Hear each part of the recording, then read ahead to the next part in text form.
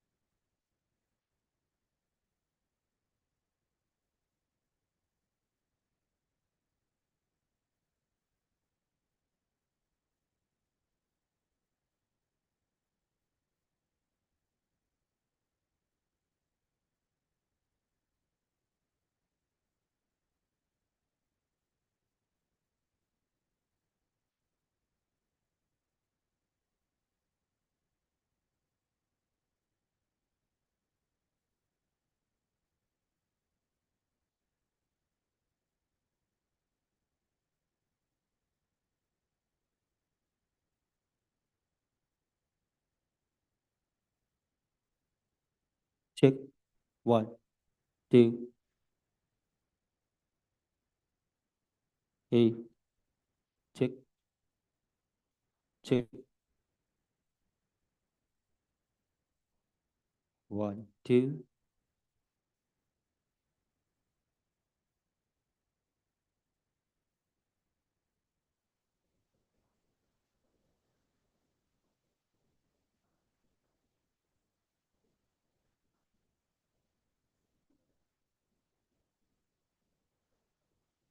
Check, check. One,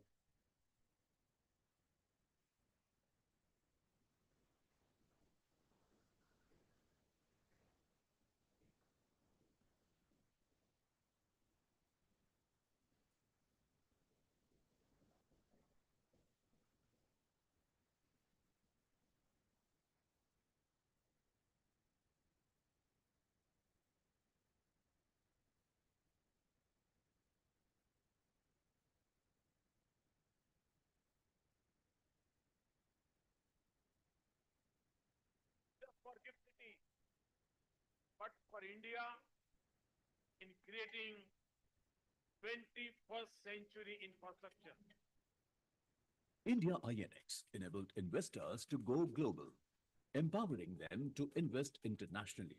The world became their playground. Established in 2020, International Financial Services Centers Authority, IFSCA.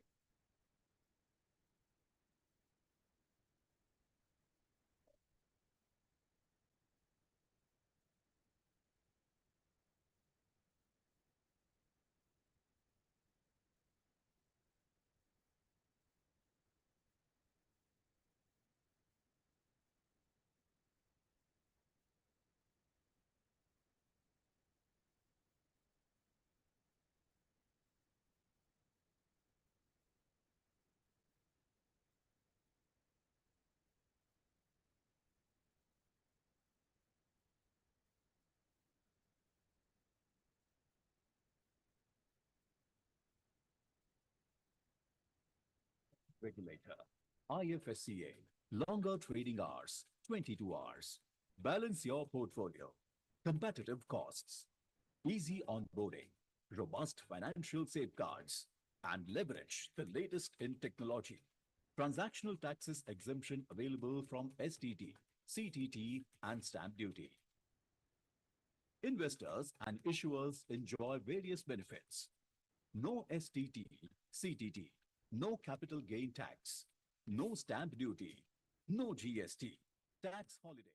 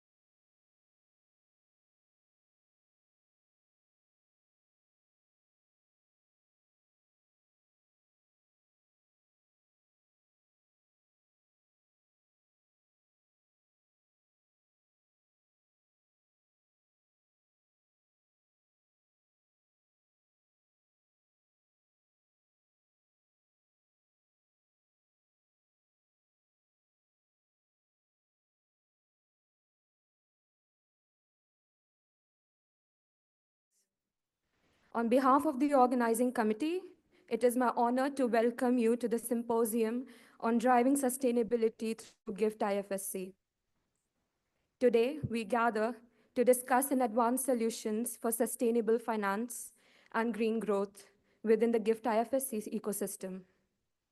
It is a privilege to have with us a gathering of distinguished leaders, experts, and professionals dedicated to advancing sustainable growth and green finance.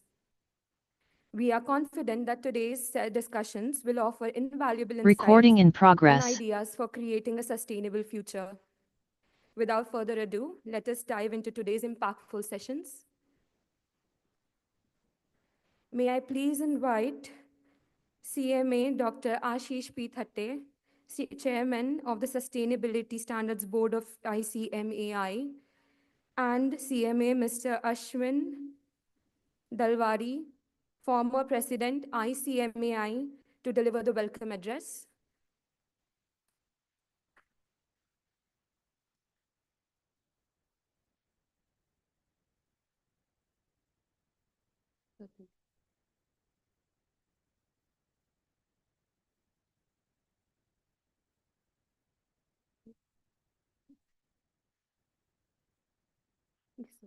Additionally, may I please invite Dr. Praveen Trivedi, Executive Director, IFSCA,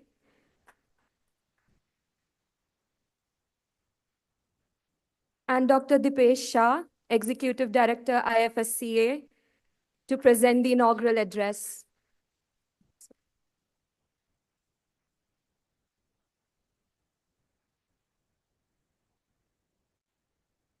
Pradeep sir, may I please invite you on the stage?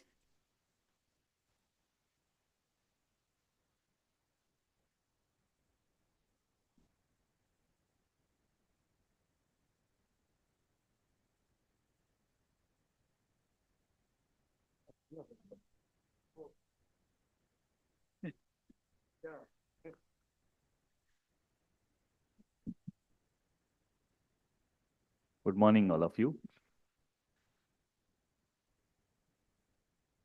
Respected Dr. Praveen Trivedi, Dr. Dipesh Shah, Mr. Pradeep Ramakrishnan from Executive Directors from IFSCA, team members of India INX, my colleagues from the council, immediate former President Ashwin Dalwadi sir, my colleague in the council Chittaranjan Chattopadhyay, my colleagues in Sustainability Standard Board A. Shekhar and Siddharth Pal, and all participants, cost accountants. I welcome you all for today's seminar on sustainability. You say that driving sustainability through GIFT IFSC. So today's seminar has been driven rather by the Sustainability Standard Board of the Institute of Cost Accountants of India. This month, this January 2025, we are celebrating as the Sustainability Month. And as a part of our Sustainability Month activities, we are having this seminar. I'm thankful to India INX and IFSCA for joining hands with the Institute of Cost Accountants of India for this seminar. Thank you so much, sir. As in terms of India INX, IFSCA, and the Institute of Cost Accountants of India, we have many commons besides India, etc. We also keep eye on various financial matters. And as our prime foundation comes from the our prime foundation comes from our mother body, that is the IFAC, that is International Financial Accountants Association. So when IFAC has driven the sustainability over a period of time, it is the institute, all accounting institute across the world are also taking various activities in sustainability. The problem with the sustainability is not just within the room, but it is even outside the room. So the whatever you are doing for the betterment of this planet, that needs to be accounted for, and that needs to be calculated and reported properly. That's the idea of sustainability. And IFAC is taking a lot of lead into the same. And as the member of IFAC, the founder member of IFAC, Institute of Cost Accountants of India is also committed to take initiatives on various sustainability related matters. Fortunately for Institute, this is my second year to get the chairmanship of the Sustainability Standard Board. And as the Standard Board, we have been working very hard for last 2 years and involved into various activities of Sustainability Standard Board. As what I told you, we have been celebrating this January 25 as a Sustainability Month. So we are not just celebrating within the room, but we are celebrating outside the room also. We had green walks, we have plantation drives. We have already done that in various places. We'll be doing that in Pune on the upcoming 26th of January as well. But we have already conducted sessions on various sustainability matters in Hyderabad, Chennai, Mumbai, New Delhi, Calcutta, Nashik, and many other places in the country. Ahmedabad is now one more addition. We are conducting seminar on the sustainability. Besides all these activities, I am very happy to inform you that Institute of Cost Accountants of India on 5th of January has issued their first sustainability set of sustainability standards. We call them as ICMAI Sustainability Standard 1 and ICMA Sustainability Standard 2, ISS1 and ISS2. They are currently at the draft stage, and the last date for giving comments on the draft is 28th of January. So I request all of you to kindly go through the Institute website and give comments on the sustainability standards issued by the Institute, the first of its kind. All across the India, none of the other institutions has issued such standards. Our standards are carved out standards from the S1 and S2 issued by IFRS, approved by IFAC. In fact, I am happy to inform you that on 30th of January, Institute of Cost Accountants of India is having symposium in New Delhi at Taj Mansingh, and Jen Banquet, the IFAC president himself, is going to inaugurate the issue our standards, that is ISS1 and ISS2. My request all of you to kindly go through those standards. I could see that there is a session on overview of global and Indian sustainability reporting frameworks, ESG KPIs by our own member A. Sekhar sir. I'm very happy to inform you that Institute of Cost Accountants of India has issued various parameters of KPIs in upcoming technological companies, whatever framework they should follow, and that technical guide is also available on the Internet Institute website. So I'm very thankful once again to India INX and IFSCA for joining our hands in promoting sustainability and various sustainability reporting formats. My request to both the institutions that we should be coming together more frequently. Since you are based at Ahmedabad, our Ahmedabad chapter is very active in Ahmedabad, Gandhinagar, Ahmedabad, both the places. So we can have few more programs and we can have few more activities in sustainability as well. I wish the success to this symposium. Thank you so much.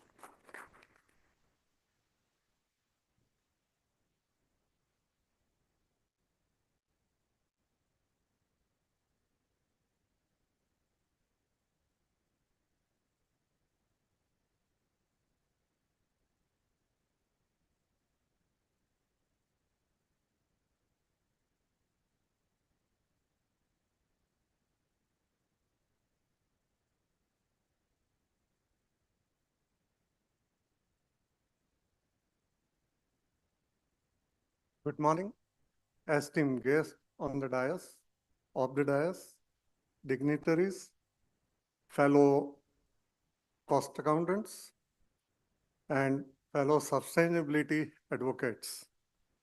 It is an honor before you to stand before you today to discuss that a topic which is a crucial as well as timely driving sustainability through GIFT IFSC, Gujarat. As we progress towards a more interconnected global economy, it is imperative that financial hubs like Gujarat International Finance, Tech City, GIFT IFSC take center stage in fostering sustainable economic growth. I take this an opportunity to welcome you at this symposium on behalf of the Institute. GIFT IFSC is the India's first only international financial service center, which has been envisioned, dreamed by our Prime Minister, Mr. Narendra Modi, as a global financial hub that integrates world-class infrastructure, advanced technology, and regulatory excellence. This visionary project is not just about the financial prowess, but it is also about creating ecosystem that aligns with the global sustainability goals. Sustainability is no longer a choice, but it is a necessity. Financial centers worldwide are actively aligning with ESG goals and principles to drive responsible investment and economic resilience. GIFT IFSC is a strategically positioned to lead India's green finance, revolution. I'm happy to share with you that CMS are closely associated with ESG principles and goals. I'll name few. MD and CEO of BSE is also a cost accountant. In Gift City, Mr. Bala Subramanya, NSE-IX is also one of our members. So we are happy that we are associating with this initiative, and it is really interesting that so we are also happy for that. So the green infrastructure gift IFSC itself is a testament of responsible sustainability progress. The city is designed with energy efficient buildings, because why we have to go through this gift IFSC? It is designed with energy efficient buildings, intelligent waste management systems, smart transportation and network, and minimize carbon footprints. The key sustainability, these are some of the key sustainability driven initiatives. The International Financial Services Centers Authority, IFSCA, is actively working to create a regulatory ecosystem that prioritize sustainability. Recent initiatives are a framework to listing green bonds on India, INX, and NSE, IFSC, incentives for institutions that adopt ESG compliance businesses, partnership with global financial institutions to bring best sustainability practices to India. As India continues to its journey towards the $5 trillion economy, GIFT IFSC is to play and will definitely play a pivotal role in integrating sustainability with economic expansion. The way forward includes developing green financial products, enhancing fintech and AI integration and global collaborations, and including local Indian collaborations like our institute. So GIFT City is not just a financial hub. It is a beacon of India's commitment to sustainable future. By embedding sustainability at its core, it has the potential to transform India's financial landscape while ensuring environmental and social responsibility.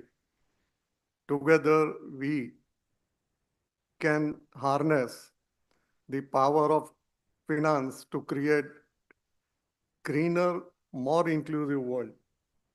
I welcome you all. Let us drive the sustainability through GIFT IFSC, making it model for responsible growth and benchmark for the global financial community. I assure you on behalf of the Institute, we are always there to be partner in all sustainability initiatives. Thank you. Thank you all.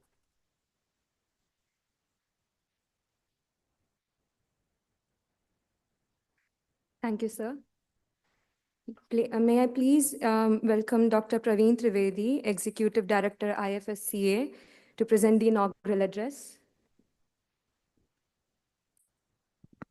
Thank you. And good morning to all the August gathering and my colleagues at the dais as well as in the audience and office bearers of ICMI. So Mr. Ashwin has just narrated how means highly qualified gathering is here, including our Bala and all. So I feel myself a little bit out of that elite class. So I will only, because I have been told to give this inaugural address. So this you will be listening throughout the day and brainstorming about this financial aspect of the sustainability and bonds and etc. And what are the opportunities in GIFT IFSC and why you should choose GIFT IFSC vis-a-vis other financial centers. So I will simply, because I have been basically the student of law and then somewhat financial also, some degree or diploma I have done in finance. So little bit I understand, but not as compared to you all. So I have been also, when I was a student and I had taken some topics on the environmental law and also then I came across this sustainability concept. So when I started reading it and I developed my interest, then I realized that this sustainability is a very important and very frequently used, sometimes very loosely used word also. Then while going through and all, I came across some Supreme Court, I think Justice Iyer has written some book, and he has connected that sustainability concept with our Vedas and ancient literature and said that it was enshrined in India's culture since the very beginning when we say Sarvanti Bhavan Sukhna, Sarve Bhavantu Niramaya, Sarve Bhadrani Pashyantu Ma Kashri Dukh Bhag Bhavet. So idea is that sustainability means development is, of course, development is important, but not at the cost of the humanity. So not only the humans, but the other creatures, including the trees, forests, and other fauna and this seas, mountains, everything has to be taken care of. Last week only I visited Bombay and I joined SEBI in 1996. And then I think 95, 96, I visited for the first time in Bombay. I could see the huge, now I am away from Bombay since about 6 years, some seldomly visiting. Now I can see the huge difference it used to be 30 years back and now it is. We used to stay in Malad and we could see very clearly that all those hills, etc. of this film city, very green. And now because of haze and because of this pollution, I was so far under the impression that Delhi is bad, but Bombay has also turned. So I was discussing with so many of my colleagues in Bombay and said, "Yaar, now no major city is livable as such." So then the option is, then the answer is, so where to go, what to do. So now this is the challenging task. So now we have all to see that you cannot and you should not stop the development to the extent possible. You have to use those technologies, utilize your funds, carve out some funds out of your X amount, something which should be strictly infused in the maintaining, at least if not developing, the ecology. So this symposium, which Pradeep will correct me if I am wrong, this symposium gives us the opportunity to address those issues also. That financing part, anyway, you will cover. So you will have to raise those debts and instruments, and that financial thing has to be deployed for those. That is why this sustainable bonds and green bonds and all we are discussing. Unless we understand the basic, any bond is bond, but why sustainable bond? So that also has to be, I think, brainstormed. And we have to understand this is not just a means to earn the money, but this is our duty to infuse some money, some of our resources in maintaining the sustainability of this ecosystem. Especially in the today's scenario when US has last week walked out of this Paris Agreement. So I was just in our internal group also, it was being discussed very persistently, and I said that why, as our Honorable Prime Minister also sometimes say, this is an opportunity to convert your problem into the opportunity. So this is the problem we are facing today, and this is an opportunity for all of us to come together and try our bit to sustain the planet, and which will be good not only for all of us, but for the whole planet and the future generation to come. So with this, I wish this symposium all the best, and I congratulate the organizers, ICMI, INX, and our capital market team, and wish you all the best. Thank you very much. Thank you, sir, for your informative words. May I please request Mr. Dr. Dipesh Shah, Executive Director, IFSCA, to come on the stage for the inaugural address.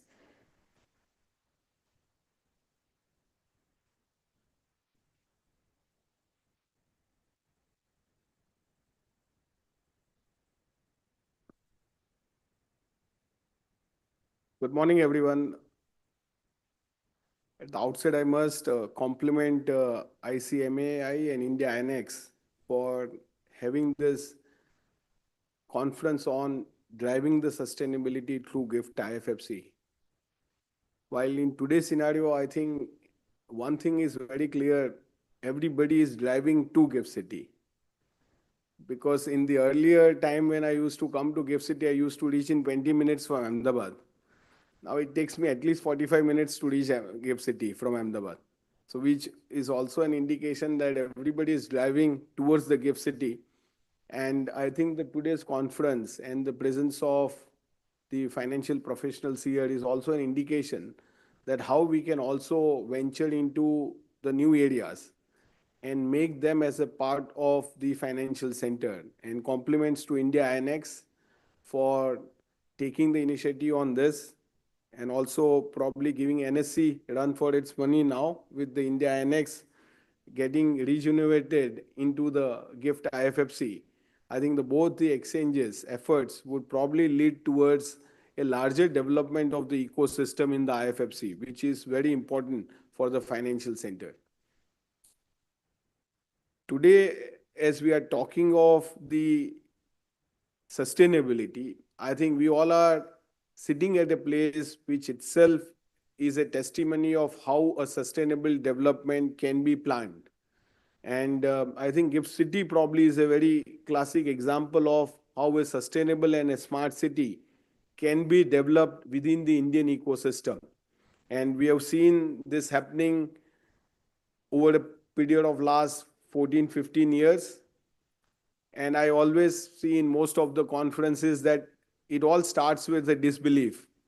And this is how India develops, that we always have a disbelief on any new proposal which comes to our table. We say this is not possible.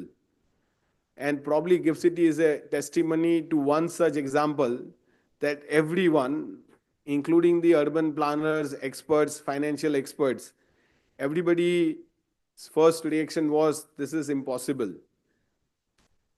And as you start taking that journey, you realize that there are so many challenges to overcome. But I think the most importantly, the Indian brains and the efforts of the right leadership at the right time really converts probably an impossible into possible is what today is a testimony of the GIFT City is. I think many of you who have been witnessing GIFT would have kept changing your perspective of GIFT over a period of time. At some point of time, you would have said,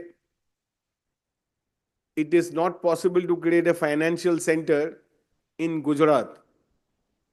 At some point of time, you would have said, it is possible to create, but it is impossible to get institutions in GIFT. And at some point of time, probably you have started debating now, while institutions are present, people are coming into GIFT City, how do we start creating now larger scale business within the GIFT City ecosystem? That means your problem statement also kept changing with your change of perspective that GIFT City is now happening and it has become a reality of India's own financial center, probably giving right answers to the problem that the India is facing.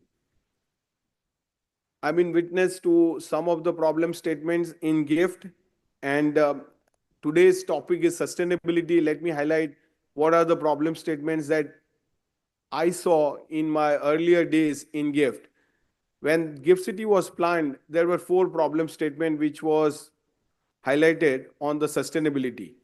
I think the problem statement 1, which even today remains one of the major challenge in India, is how do you develop high-rise buildings with energy efficiency and sustainable principles. Probably GIFT City's answer of having a district cooling system within its own city at all buildings within the entire city is a classic example of how a sustainable development is happening If you go to any building today, friends, just go on the backside of the building and you will realize it is impossible to stand there because it throws so much of heat of that building on the backside that it is impossible for you to survive even a half an hour if you are standing backside of the building. And this is probably a bigger problem statement that India has to resolve over a period of time. If we have to be a sustainable, probably the district cooling system, which is present in GIFT City, could be an answer to many of these problems that today we are talking about of sustainability. And also energy efficiency. I think this technology is 30% cheaper than using the regular air conditioning system. So that's why I think in GIFT City, you don't see in any building window or split AC. You will see a district cooling system which is at a centralized location supplying the chill, converting chill water into air and supplying to each building. I think it's a classic example of how a sustainable principle has been integrated as a part of the overall development. The second problem statement, probably everyone in this room would agree, is in the morning, I think the first ring bell in your home is nobody else but the person who is come to collect the garbage from your house. And that ring bell really actually bells in our mind that how sustainable this is. Every time you give a plastic bag and then that is thrown into something and then that gets created into an environment. I think that second principle, if you see within the GIFT City ecosystem, has now been converted into an automated waste management system. I think this principle, again, is a classic example of how we are overcoming the sustainable development through a well thought out technology, which is an automated waste management, no human intervention. At 90-kilometer-hour speed, the garbage is collected and disposed at a centralized location, which is considered when it started as a miracle. Because when we are standing in front of that, when we saw the first waste coming from a building into that, we thought this is nothing but a miracle.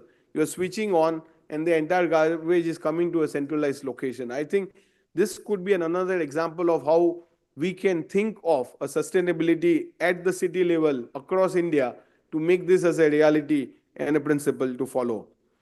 I think third, and which is the most important in which every one of us observes, is a common problem on each of the crossroad that we see is a work in progress board. That work in progress board sometimes reminds us that what happened last night, this was absolutely fine. There was no problem on the road. Suddenly next day morning, somebody is digging the road and started laying the cables. After a few days, again that has been digged for some other purpose. And this is an ongoing problem across India, across all the crossroads that we come across. And probably GIFT City answered that in a form of creating a digging free city by creating utility tunnel. And when all of you are here, I think if you are not visited, you must go and see the utility tunnel which runs the entire infrastructure underground in the city. And this is a rare phenomena that even the developed countries across the world have not created utility tunnel, as you can see, which is operating within the GIFT City ecosystem. Again, a very classic example of how sustainable city can be developed through right principles. And also the cost of laying those utility tunnels, which were initially around 75 crore per kilometer, was actually brought down to 25 crore by the Indian mines themselves. We did not needed the consultants from outside to tell us what to do on sustainable principles. That again is a good example of how Indian mines can actually work towards this principle. But the fourth and most important, according to me in this city, is water being made drinkable at the tap level.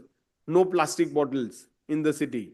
I think this again could go a long way in defining how the sustainable principle have been integrated into the GIFT City as a whole.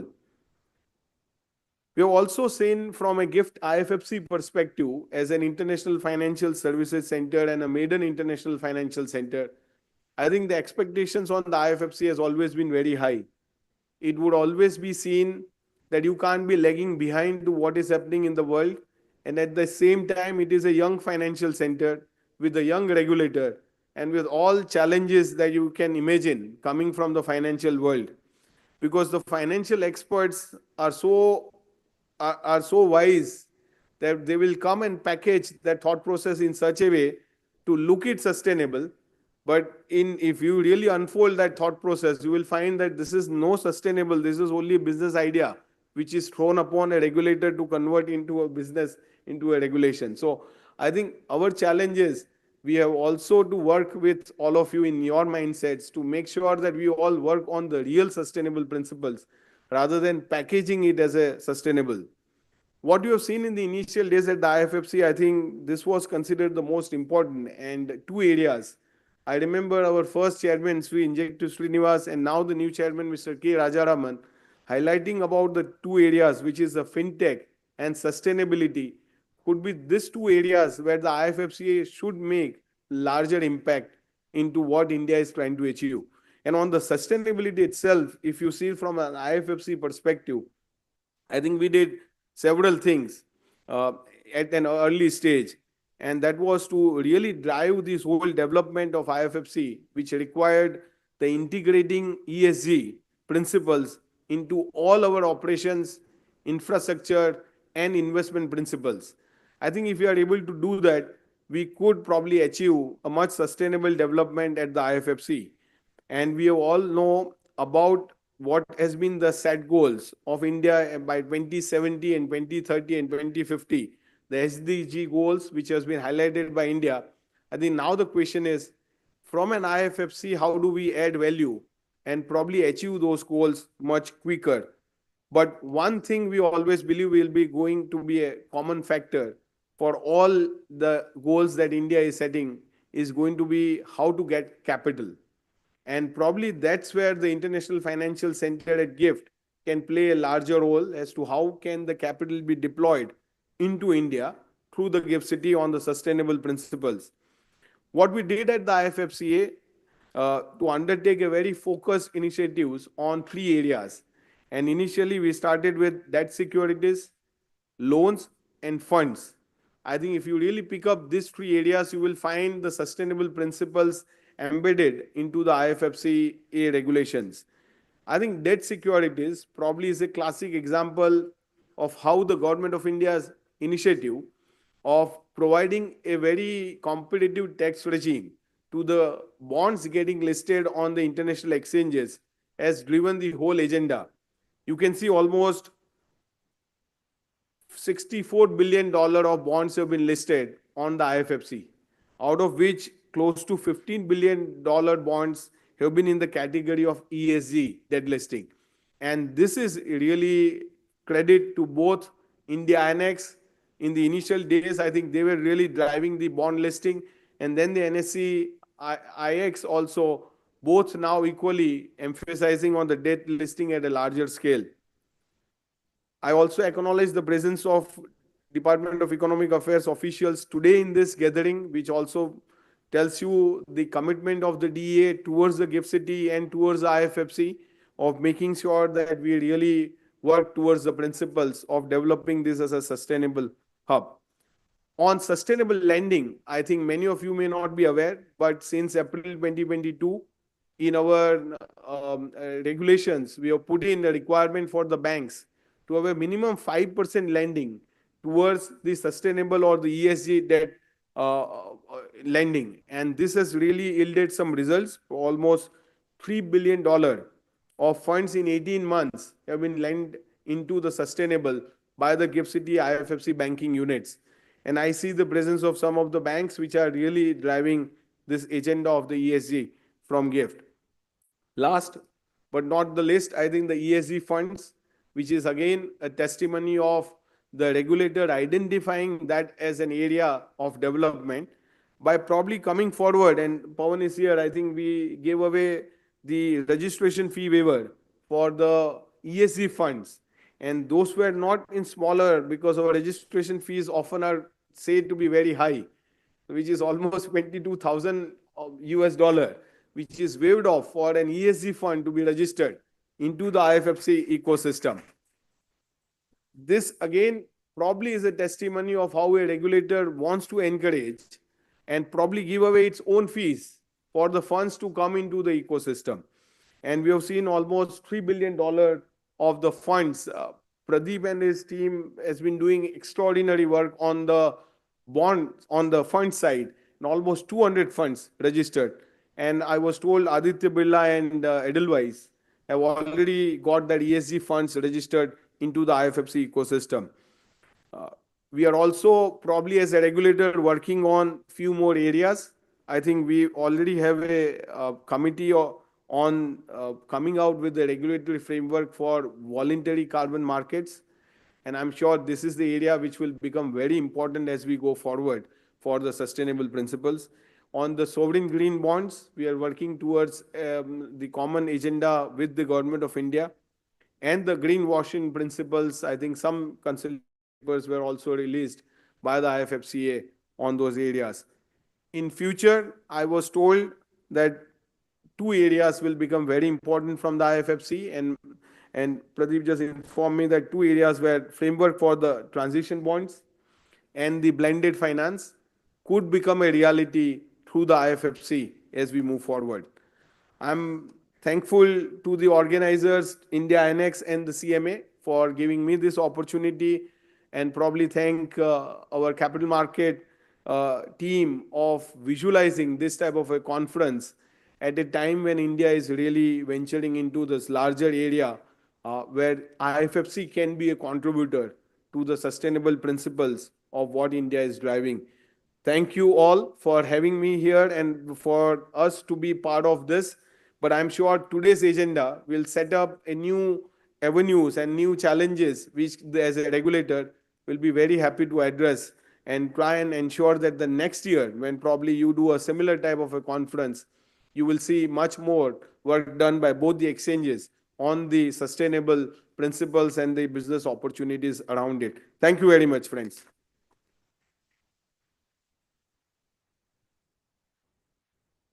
Thank you, sirs, for your encouraging words and setting the stage for the enlightening symposium. I would like to request all of our speakers to be on the stage. We would like to welcome Pradeep sir to facilitate our speakers. Pradeep sir, may we please request you to unbox the mementos and showcase the initiatives of the organizers towards the sustainable future.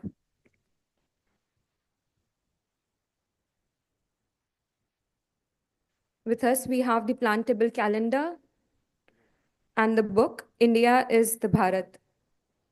That is. As we embrace the passing of time,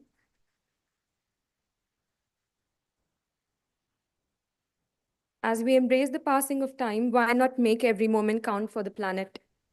This plantable calendar is more than just a tool to mark dates. It carries seeds embedded in its pages, waiting for it to bloom into vibrant plants. Each time you nurture these seeds, it's a reminder that small actions have the power to grow into something extraordinary. Let us use this calendar to plant hope and watch it blossom to life. Along with the calendar, you'll also receive the seminal work by J. Sai Deepak, India, that is Bharat. This book is a profound exploration of India's civilizational identity, history, and ethos. It serves as a gentle nudge to delve deeper into who we are as individuals and as a collective. It reminds us of the strength we draw from our past to shape the future.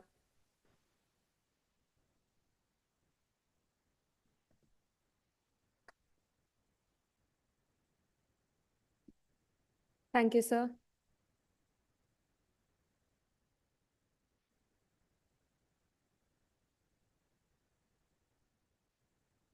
We will now take a short break for tea and coffee. Please enjoy this time and use to network. Okay. We will reconvene in 10 minutes for an engaging panel discussion, for an engaging presentation on the role of India INX on facilitating the ESG label securities. See you soon.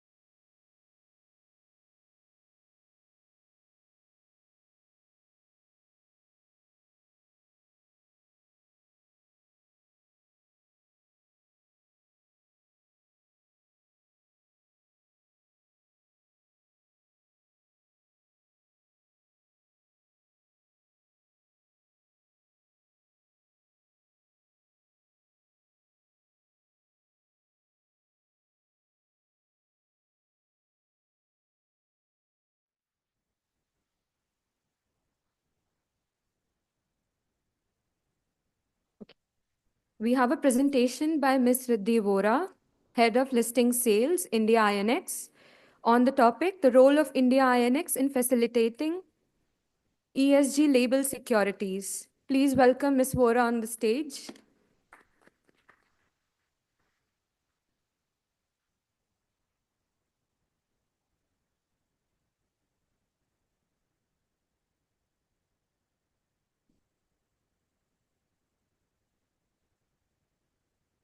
I hope I'm audible to everyone.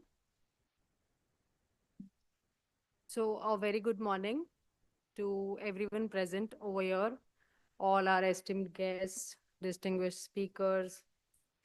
So, as part of the initiative of the organizers, the venue that we are at is supporting the sustainability initiatives of IFSCA to reduce our carbon impact for a responsible green event for all our attendees. I would like to, just a second, please. Yeah, so anybody from the audience can please tell me if they can identify this event and the reason behind it.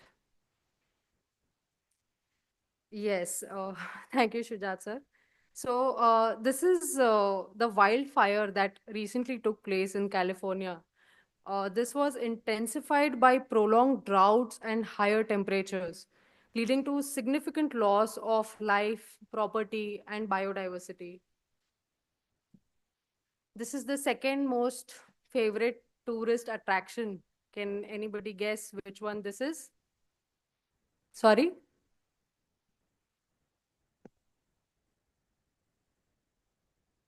Exactly. It is Jew Beach. So, as we can see, a lot of our human activities have significantly accelerated its pace and severity in the recent decades.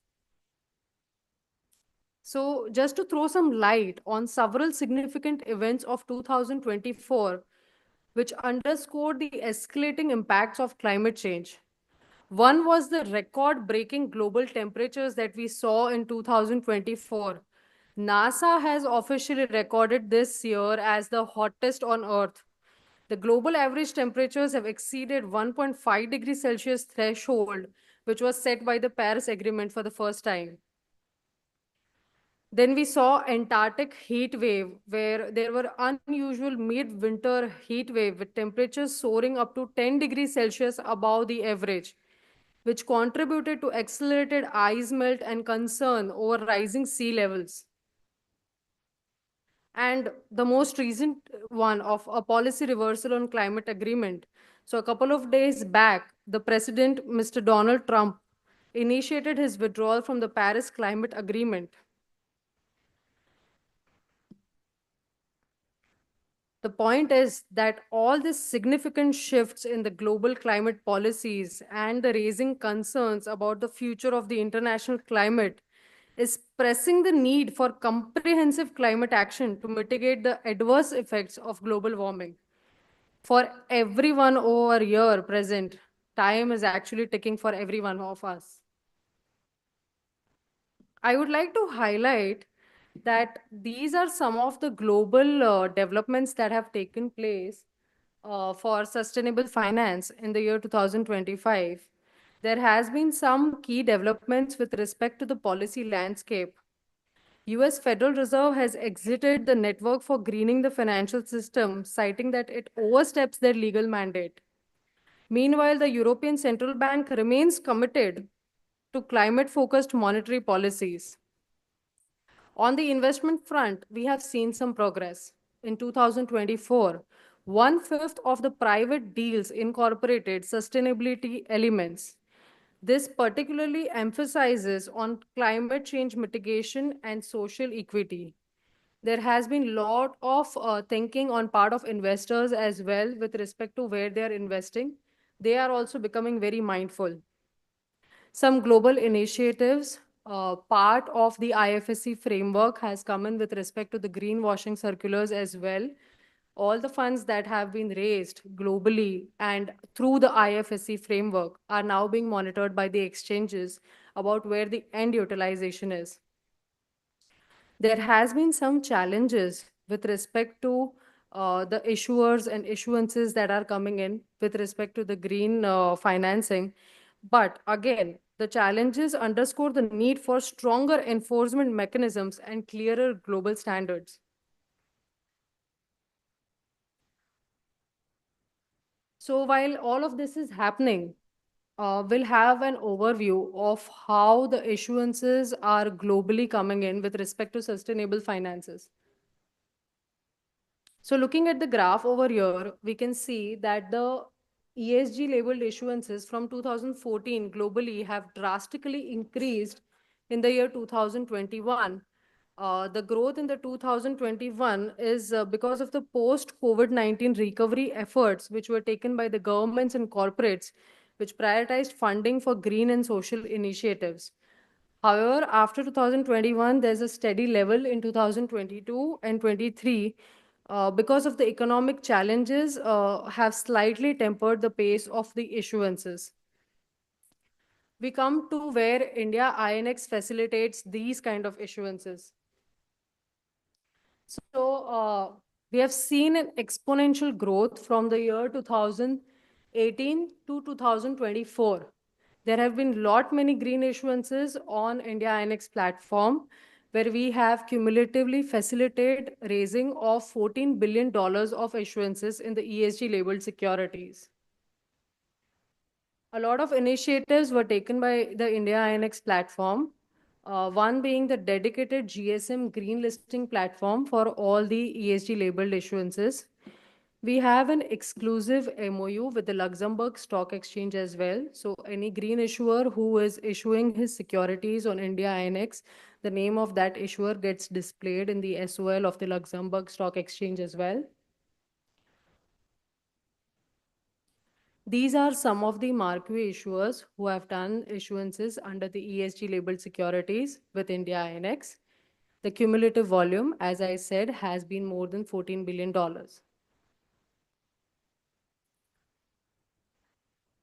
One initiative of India INX has been facilitating connectivity with respect to the sovereign green bonds that will be issued. So IFSC has introduced a scheme for trading and settlement of SGRBs at the IFSC. The framework allows participation from eligible investors, market infrastructure institutions, international banking units, and other authorized participants. Only entities adhering to the financial integrity and compliance requirements as per the FATF standards can participate in this market. In the primary market, the eligible investors can bid for these sovereign green bonds through electronic platforms provided by the stock exchanges at IFSC. The clearing corporations will act as facilitators for submitting the bids to the RBI's e-Kuber system for efficient allocation. The secondary market will provide liquidity for the sovereign green bonds, enabling trading among eligible participants. The trades will be conducted either over the counter or on the authorized platforms, ensuring seamless post-trade settlement through clearing corporations. A key feature of the scheme is the fungibility between the GIFT IFSC and the RBI ecosystem. This will enhance the market integration. There are some reporting frameworks as well, which needs to be adhered by the clearing corporations within 3 hours of trading. This is a snapshot of the products that are available currently at the India INX platform. As we all know, the listing regulations have come in August 2024, and we are awaiting a lot of issuances in the next financial year. We are already very active in the debt segment. We have over 95% market share currently in our debt issuances. These are some of the marquee names of the issuers who have listed themselves on the India INX platform. And if you have any questions, you can feel free to connect with us or take a photo of the last slide. Thank you so much.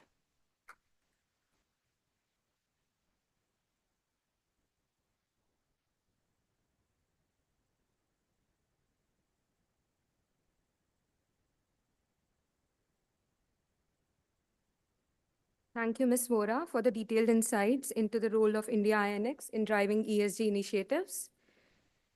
I would like to call upon stage Sekhar sir to felicitate Ms. Vora. Okay. Okay. May I have Pawan sir on stage, please?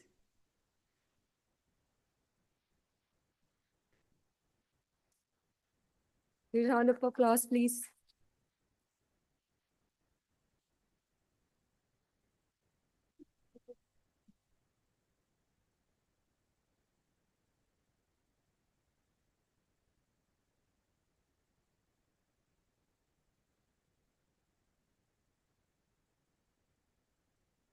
Thank you, ma'am. Thank you, sir. Okay. It is now time for our first panel discussion titled Towards Sustainable Future via Green Growth. This session will be moderated by Mr. Pradeep Ramakrishnan, Executive Director, IFSCA. Sir is an accomplished professional with 20 plus years as a regulator and 5 years in the private sector. He specializes in regulatory framework on ESG, corporate governance, listing, and fixed income markets. Sir, may I please request you on the stage?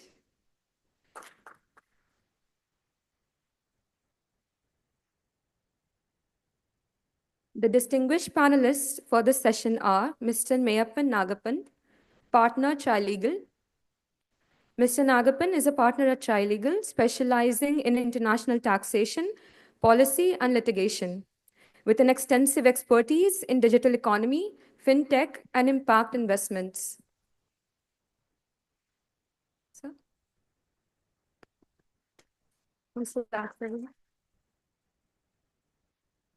Mr. Rahul Kumar, Head Ratings, Adani Portfolio. Mr. Kumar is a proficient finance professional with over 14 years of experience in credit ratings, risk management, and sustainable financing. He is currently heading the credit rating function of the Adani portfolio. He's also a CMA.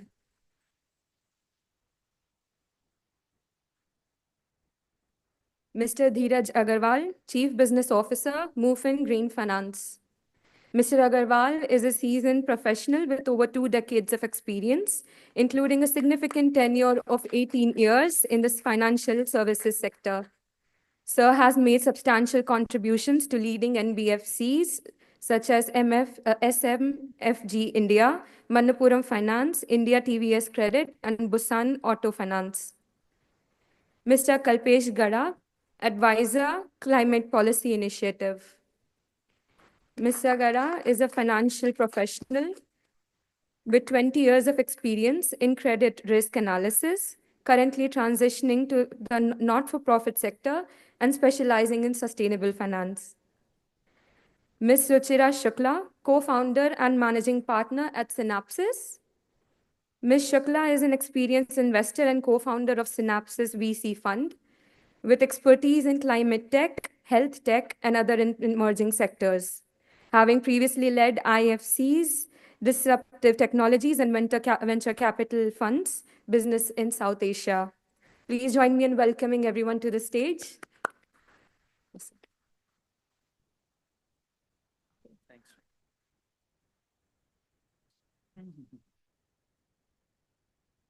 Yeah, so Ms. Ruchira is joining, right?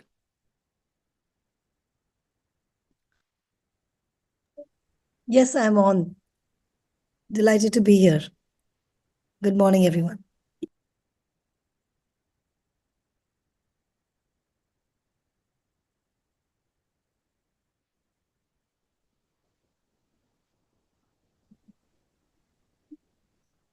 Morning, Ms. Ruchira. Are you able to hear us?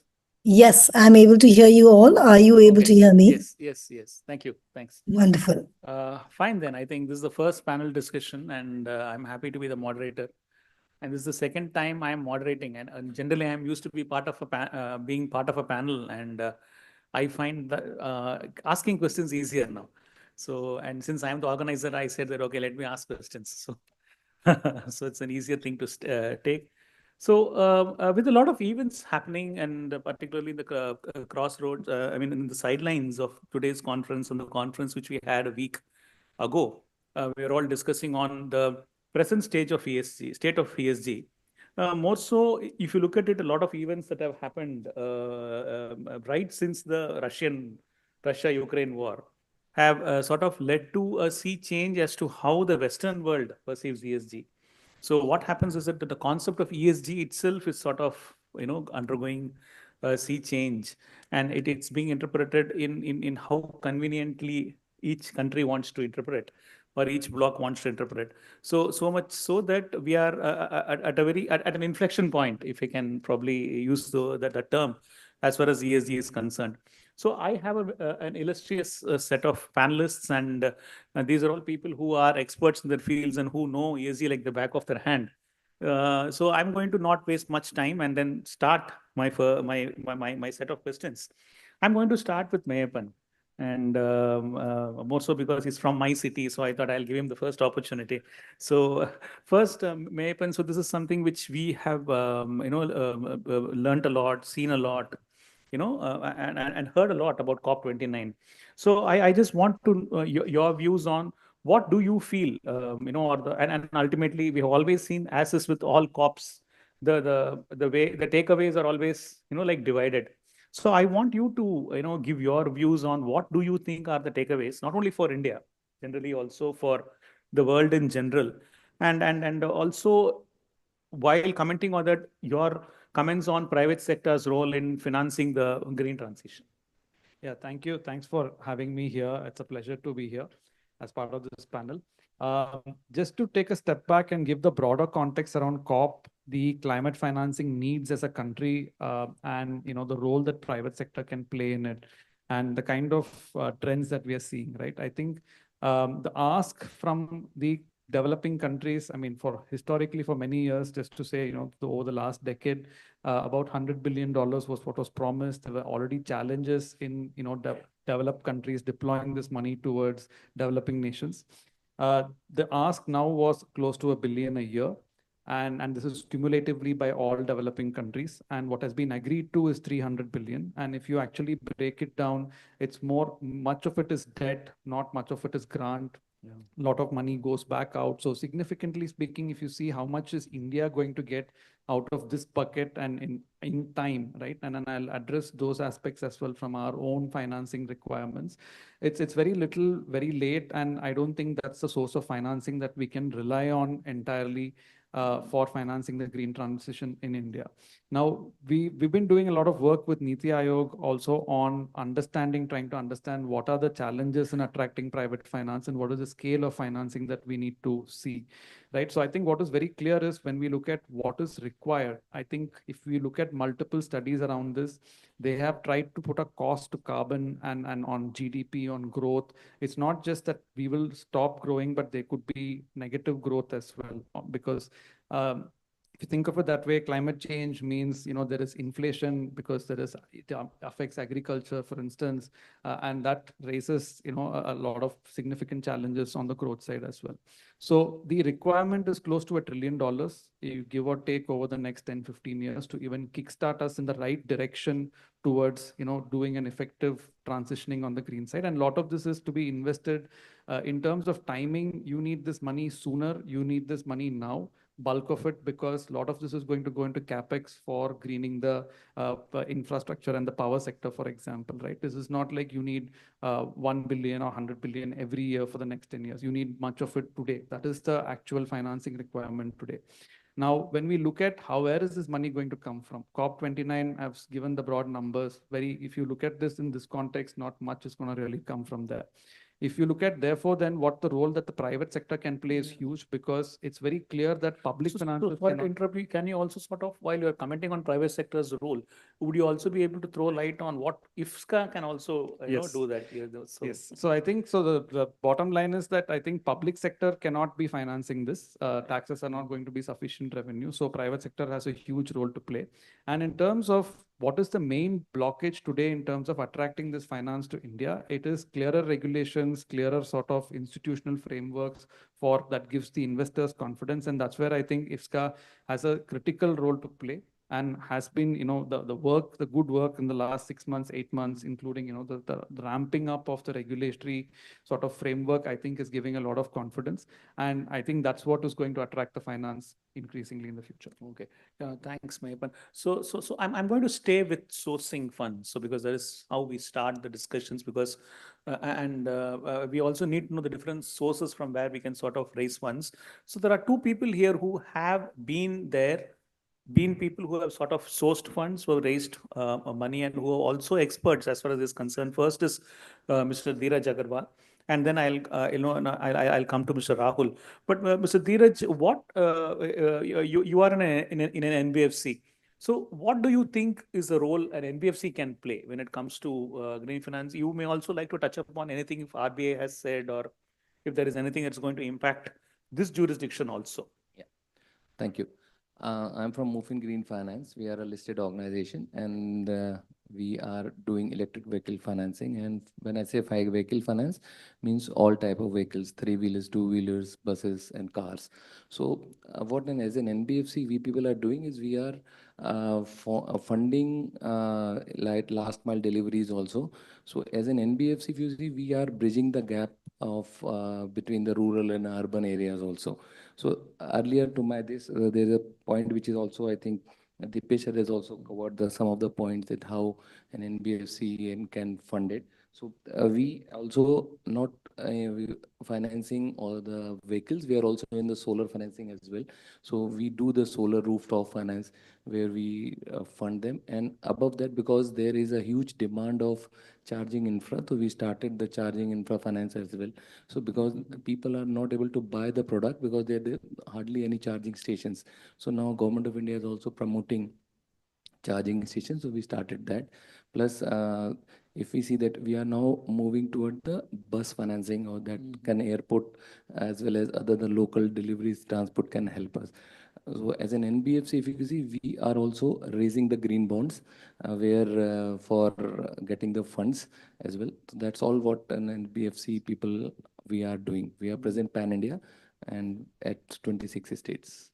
Okay. Okay, good. So now I'm going to go to Rahul, and Rahul is, he has raised finance from the IFSC exchanges. So I would want you to maybe share with the audience your experience, because I would want a few issuers to also listen to it and then tap this place also. And so you can also tell us probably, I mean, it could be something of something enlightening to us as regulators also.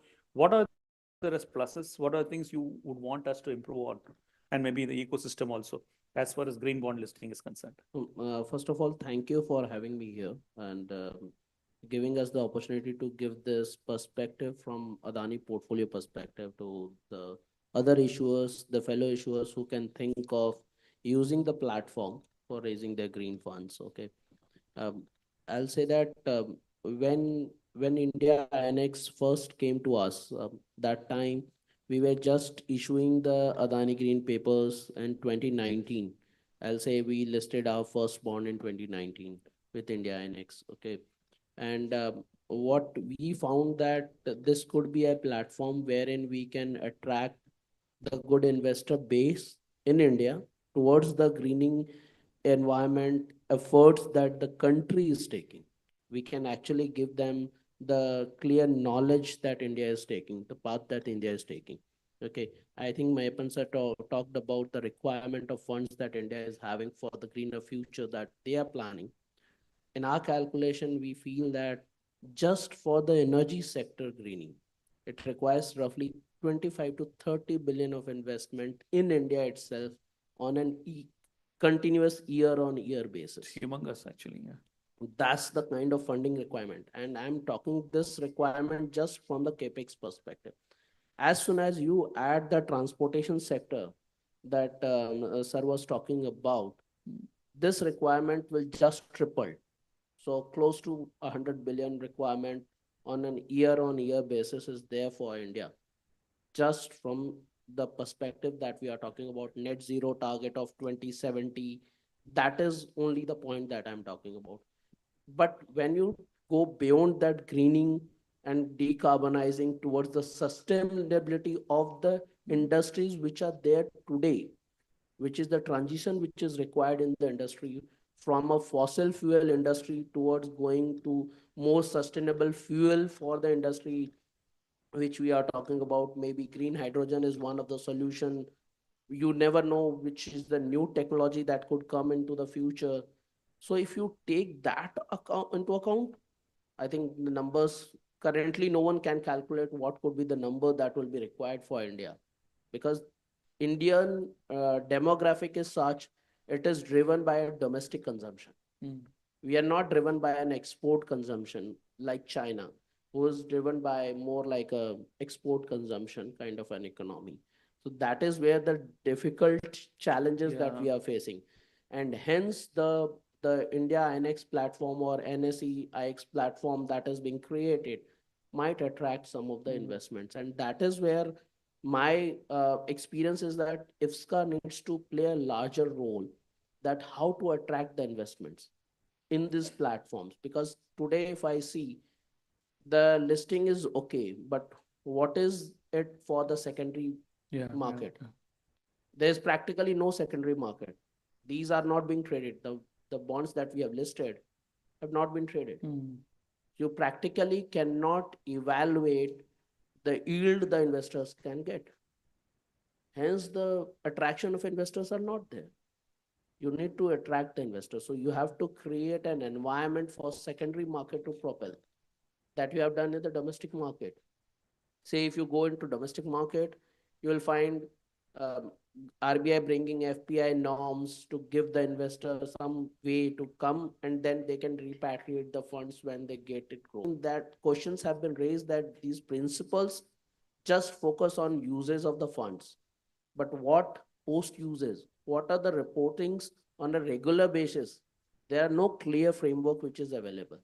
So if IFSCA comes with a clear framework which can be utilized by these platforms on their reporting mechanism on a day-to-day basis, like in BSE, NSE, SEBI has brought the BRSR kind of a framework. If there is a reporting framework which can come for the green issuances that are happening specifically, does the use of the proceeds going beyond it? Yeah. So, okay. No, this is a good point, but I would like to just add a couple of things to what Rahul has said here.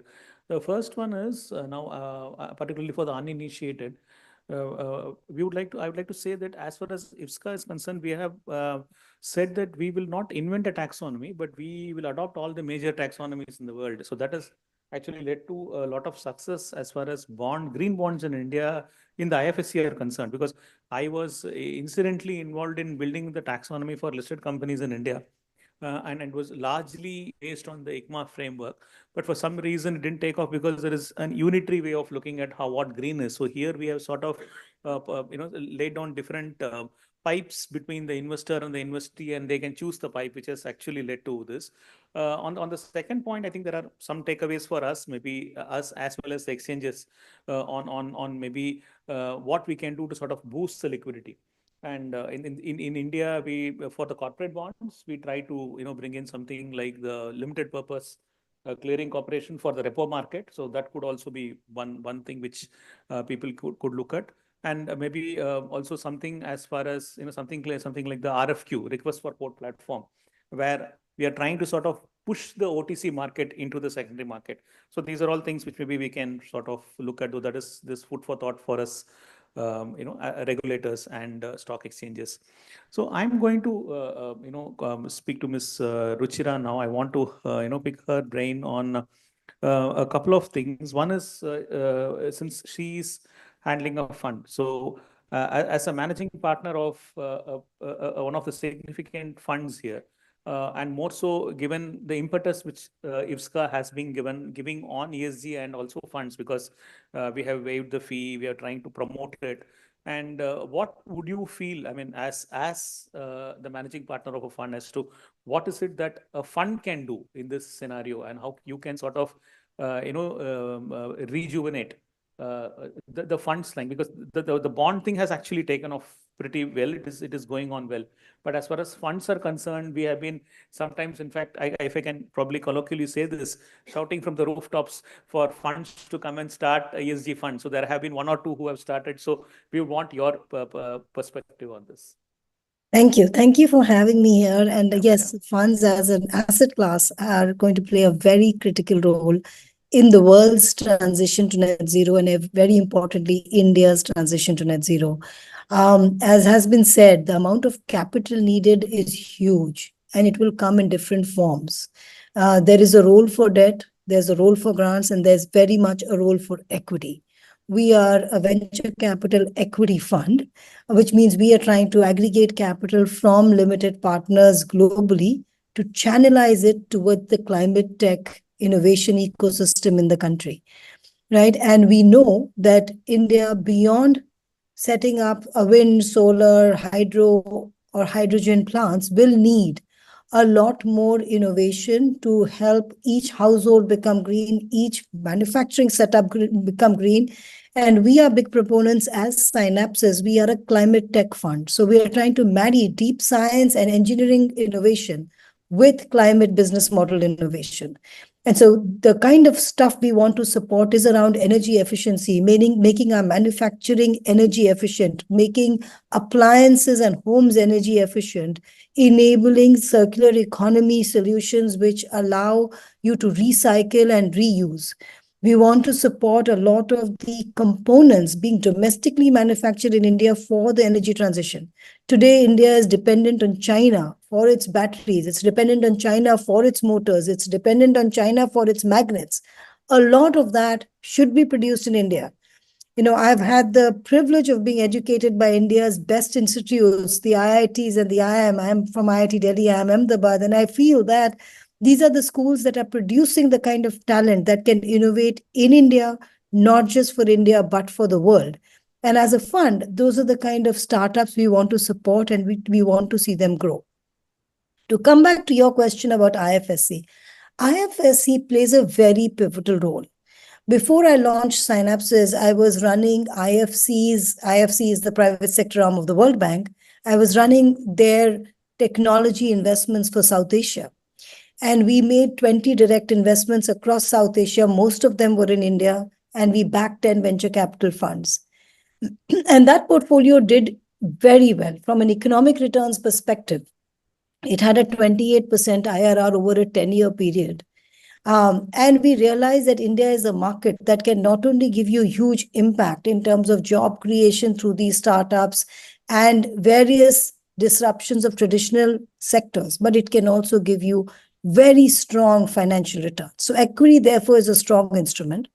But a lot of the funds that we were backing were Mauritius, had Mauritius offshore feeders, etc. And I think what IFSC is doing in creating this ability to create an offshore feeder in the IFSC regime that mimics or is better than some of the other offshore options is a huge benefit for funds like ours. Right? So I think that is the big role we see IFSC playing. Funds like ours, we are setting up an India AIF and a feeder in IFSC. We want to lead the way to see more and more funds do that. Already there has been a big surge, and I'm told, and Pradeep, you would have the latest numbers, that over 200 such funds have been set up in IFSC. The other thing I would say is in the interactions with the regulator, for these funds being set up, the processes that have to be undertaken, the filings that have to be done, I am extremely grateful for the availability of senior regulatory executives in helping us as fund managers navigate those complexities, and making the time to help us figure out how to do it in the most timely and capital efficient manner. And I think that's a big role that IFSC plays, which would make IFC a favorable jurisdiction compared to the others that people have been considering. So just one small piece of statistic there, though there are 200 funds, we have got only 2 funds that are ESG focused. So any thoughts on that? I mean, do you think, what is it? Because we have, and do you have any advice for us to sort of look at what we can do to probably increase that number? Because that's a very skewed, a statistic, 2 out of 200. So first part is more tactical, and the other one maybe is a little more positioning. The first part is awareness. So until I had spoken with you, I had not realized that there's a fee waiver for ESG. There are some advantages for ESG. So perhaps some of it is of creating a bigger awareness so that funds that are doing a reasonable effort on ESG, not that people should label themselves incorrectly, but if you are doing that, and when I spoke with you and you said, look, your entire strategy is climate, then why shouldn't you avail of this benefit? Right? So just being aware and then realizing that they actually stand to gain from labeling themselves as ESG funds and working in that direction is going to help those that are already doing ESG but don't know of these benefits. The other big bit is the recognition that climate is an imperative. Climate action is an imperative. And earlier in the day, there was a presentation by India INX which talked about the adverse climate events happening globally. And the fact that if we don't act now, we will have destroyed the planet. So the time is now to make these investments because they go in as capex and they ultimately help build business models over a decade-long period. So if India has to go to net zero by 2070, these solutions should be in place by 2035, which means the work has to begin today. So that recognition will cause more fund managers like me, where we are sitting in large organizations, to come out of those organizations and create funds. And then the second bit is for the world to see that India's funds will generate very strong returns. Because while there is the need for capital and there are conversations at COP, fundraising has not been easy, even for climate funds. Right? A lot of these global LPs take very long to make decisions. Their processes run over a year or so. In the meantime, their heads change, their people change, and you're starting the process over and over again. So it's not an easy effort. It's actually quite tedious and long for new fund managers to put a corpus of funds together. Right. So I think part of that evangelizing in collective messaging by fund managers, by governments, by regulators to the world that India is the market, please bring in the capital. It will help some of us as fund managers raise faster. Currently, the average fundraise period is over 2 years. And in that time, the fund manager is fronting all the costs from their own pockets themselves, which becomes pretty cost prohibitive because you're paying for advisors, you're paying for setup, you're paying for your people, you're paying for office space. So all of that adds up very quickly. So any help we can get, in taking that message out to the world through events like COP, but other events like this one, and also in that fundraising period, the flexibility that you have shown as the IFSC regulator would really be helpful in allowing fund managers to come into creation while keeping their cost burn at a minimum. Thank you. Thanks, Ruchira. I think the funds who are there in the audience, I think there are some takeaways for you from Ruchira on that. I'm going to come to Kalpesh now. Kalpesh is part of the climate policy initiative, and they advise governments around the world, regulators around the world, publish papers. So what do you think are the key policy gaps, which sort of hinder the growth of sustainable finance, and more so with the way the current definition of ESG, the fluid definition of ESG is, I think probably you would like to throw light on that. And as far as India is concerned, what do you think should be prioritized? What are the priorities? Sure. Thanks for that question. And first of all, thank you to IFSCA, India INX, and the entire organizing team for having me here. Always a pleasure to be a part of some such forum. So stepping back, before I get to that question about what are the policy gaps and what are possibly the action points, I think good to just step back and try and answer that question. The whole question is around what is it that can possibly be done or needs to be done to drive more green finance. So a question needs to be understood that what really drives an investor action in the first place, even if we were to keep green aside for a moment, be it a lender, be it an investor, what drives any action that they do? And if you have to put it in a very simple fashion, it is really risk-adjusted returns. There's an entire spectrum, be it NBFCs, banks, be it capital market investors, AIFs, etc. They all operate at a certain part of that spectrum. And whatever makes appropriate sense for them, that kind of a capital allocation is going to happen in the normal case, in any case. No separate discussion is needed for that. And therefore, whatever makes sense from an economic sense point of view is going to happen in any case. In the today's context, let's say something like a utility scale solar is something which makes sense on its own, and it can raise money on its own. But not every green action is going to be there on day one. And therefore, in the interim, there's going to be some kind of either a nudge or an incentive or a kind of a mandate. It goes back to that classic story of a carrot and stick. So that carrot and stick approach is going to be needed in the interim till the time things become sort of economical, viable on their own. And therefore, any kind of a policy or regulatory action, the driving principle behind that is really going to be something of that order.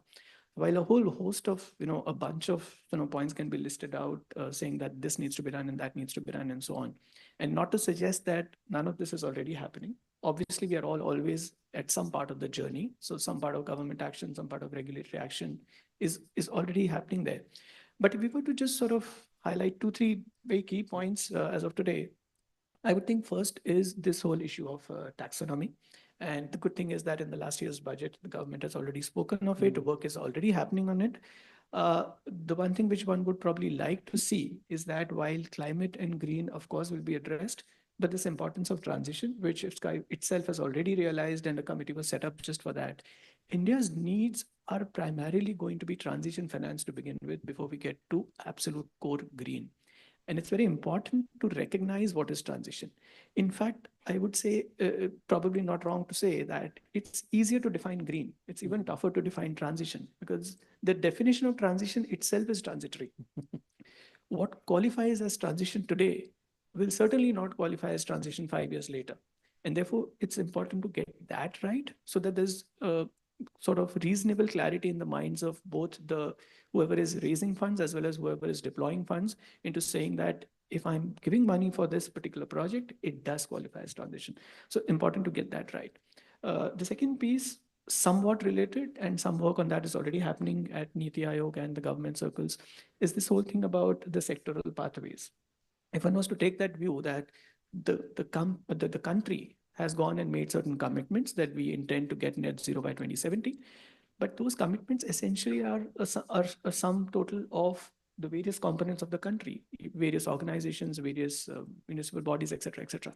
And therefore, what really is a reasonable pathway for a certain sector needs to be also commonly understood.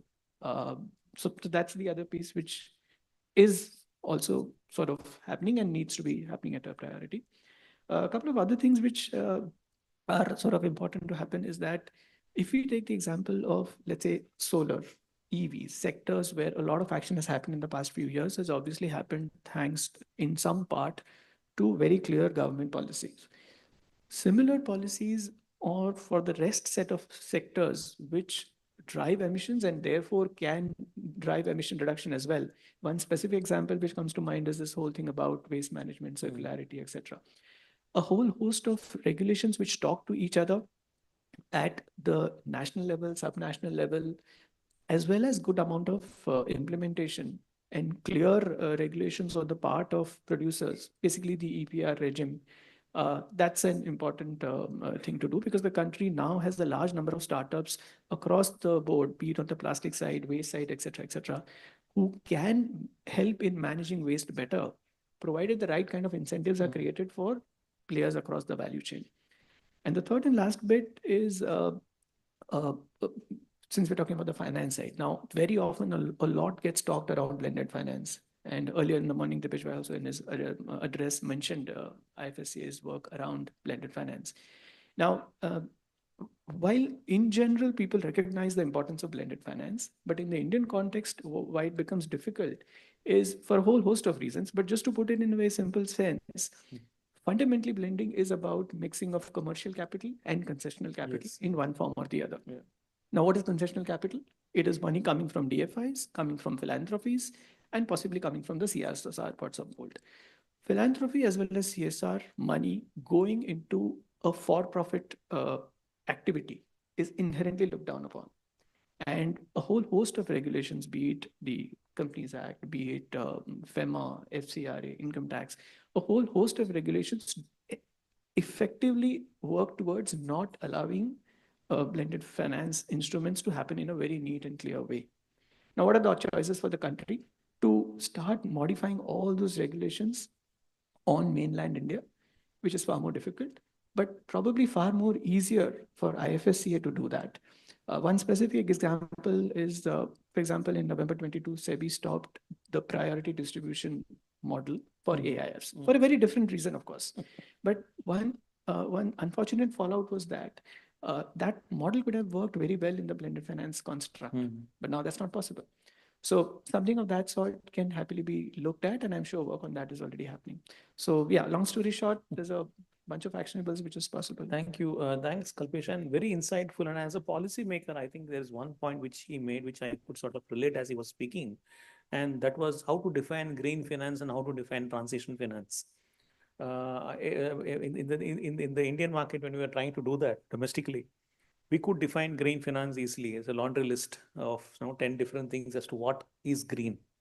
So transition was quite a difficult thing to define. So we ended up saying that anything that contributes to India's NDCs is, is transition. Any of those three objectives, is a transition. So I can probably, and I remember being part of debates with international, particularly the government organizations and regulators, where they were, sort of breaking their heads on defining transition, what exactly would be transition finance, and still internationally people have not come to an agreement on it. That's a pertinent point which I could relate as you were speaking. Thanks for that. So I'm going to come back to Mayapan again now, and I'm going to ask him, what is it that the governments around the world are doing, as far as attracting green finance, and how they are sort of de-risking the investments which focus on climate adaptation. Yeah, so just to, I think I'll be building off on some of what yeah. Kalpesh has also said on blended finance. I think that's something that has recently gotten a lot of traction with governments globally. I mean, if I had to break it into three regions, I would say, I mean, as recently now US has kind of backtracked from the climate accord, etc., which, so they are in a very different phase. A lot of the money is actually sitting in Europe. They are fairly, I mean, better on the technology side. And right now they are trying to impose CBAM and taxes to ensure that they are not facing any sort of competition on that front. But a lot of the money is there, and a lot of the money is required in the South Asian region. And what we are seeing is that governments across the region are now looking at, as Kalpesh was saying, trying to look at blended finance as one of the key instruments, and also looking at creating a more holistic framework that cuts across different laws to enable these flows. It could be through blended finance funds, where you are able to do senior, junior at the fund level, where you're able to take grant capital, where you're able to take DFI money to be able to get the unit economics to a sensible stage. Because, and to add on to what some of the other speakers said, for example, if you want to invest in green hydrogen today, it's seen as too risky. So to kind of de-risk it and to bring the cost of capital down and to make these viable and to scale sort of financing even in sectors where it is viable today, like solar, but you need not 300 billion, you need 400 billion. Then for that kind of money to come in, one of the metrics that we saw for India is also that the return expectation on equity is 17%, 18%. Whereas if a steel plant has to be transitioned, a green transition has to happen there, it's 5% return expectation on equity if it is in US. And a lot of this is because of payment risk, currency risk. There's a lot of risks that we can try and de-risk on the regulatory side, including setting clear policies, stable policies, directional policies. Of course, there's a lot of fluidity in terms of definitions, etc. But saying that as a priority that the government is backing this will give a lot of confidence, and that's what I think governments are trying to do as well. Thank you. And on the 18% return, we did get a reality check last week, didn't we?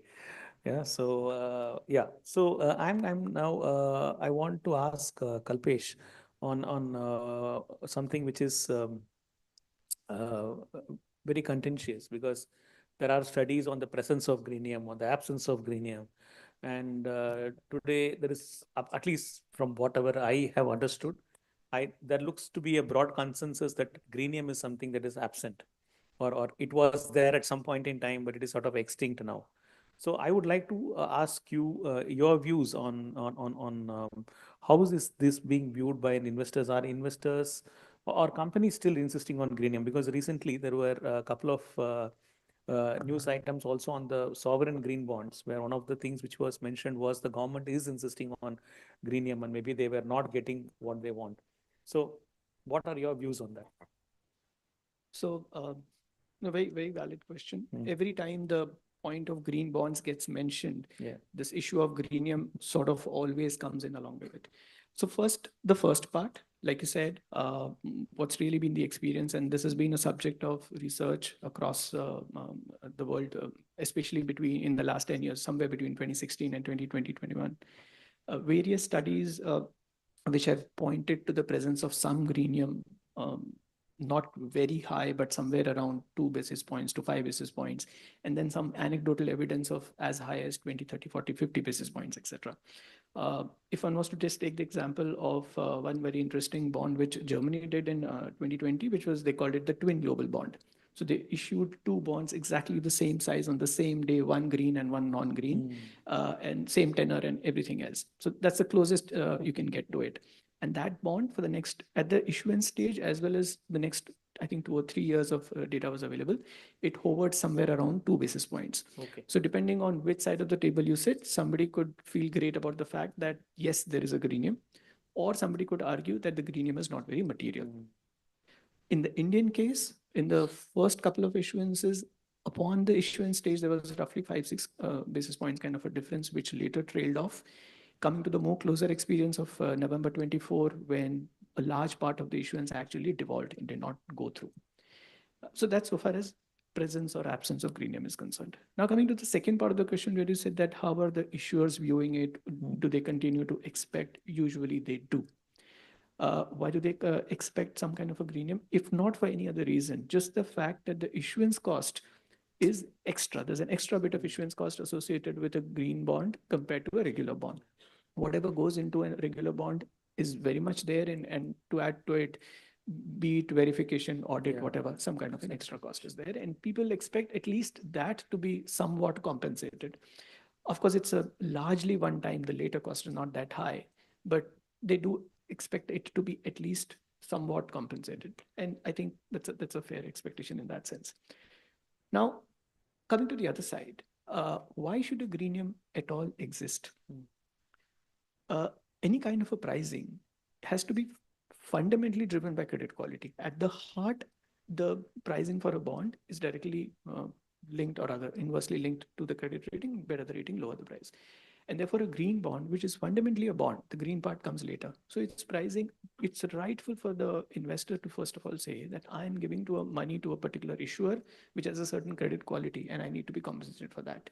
We'll talk about its greenness later. Now, why should the greenness matter? Either there should be an argument that a green bond of a issuer A is safer than all other bonds of that issuer A. There's absolutely no reason to believe that. Most of the times it is balance sheet risk. And Rahul can also throw more light on that because he does that for a living. So it is a bond nevertheless. And therefore the credit quality is not materially different. Now, the other reason for the green to be priced differently is that if there is a specific set of capital which can be deployed only in green bonds, and it is willing to sort of give, quote unquote, give up a part of the return. Globally also, much of the greenium is driven by the presence of such specific targeted capitals of pool. It's a bit like impact investors saying that because for me, it's impact first and profits later, I'm okay to live with a lesser amount of a expected return on equity or something like that. It's something equivalent of that. Now, domestically, do we have such pools of capital at all? Either not or very, very limited. So the core to my mind is the fact that unless there are pools of capital who, for whatever reasons, need to invest and would like to invest in bonds with willingness to give up part of the return, that's not going to happen. Now, possibly, how do we get there? One sort of a quick fix, not really a long-term solution, is to just use mandates even there. It's a little bit like what IFSC has said, that 5% of a banking unit has to be sustainable. So the moment some of that happens, then there's a demand which is created today. The demand for green bond and the supply for green bond is not that way matched. I'm willing to look at a green bond as a regular bond. No problem. But if you ask me to look at it as green bond, then there's a problem.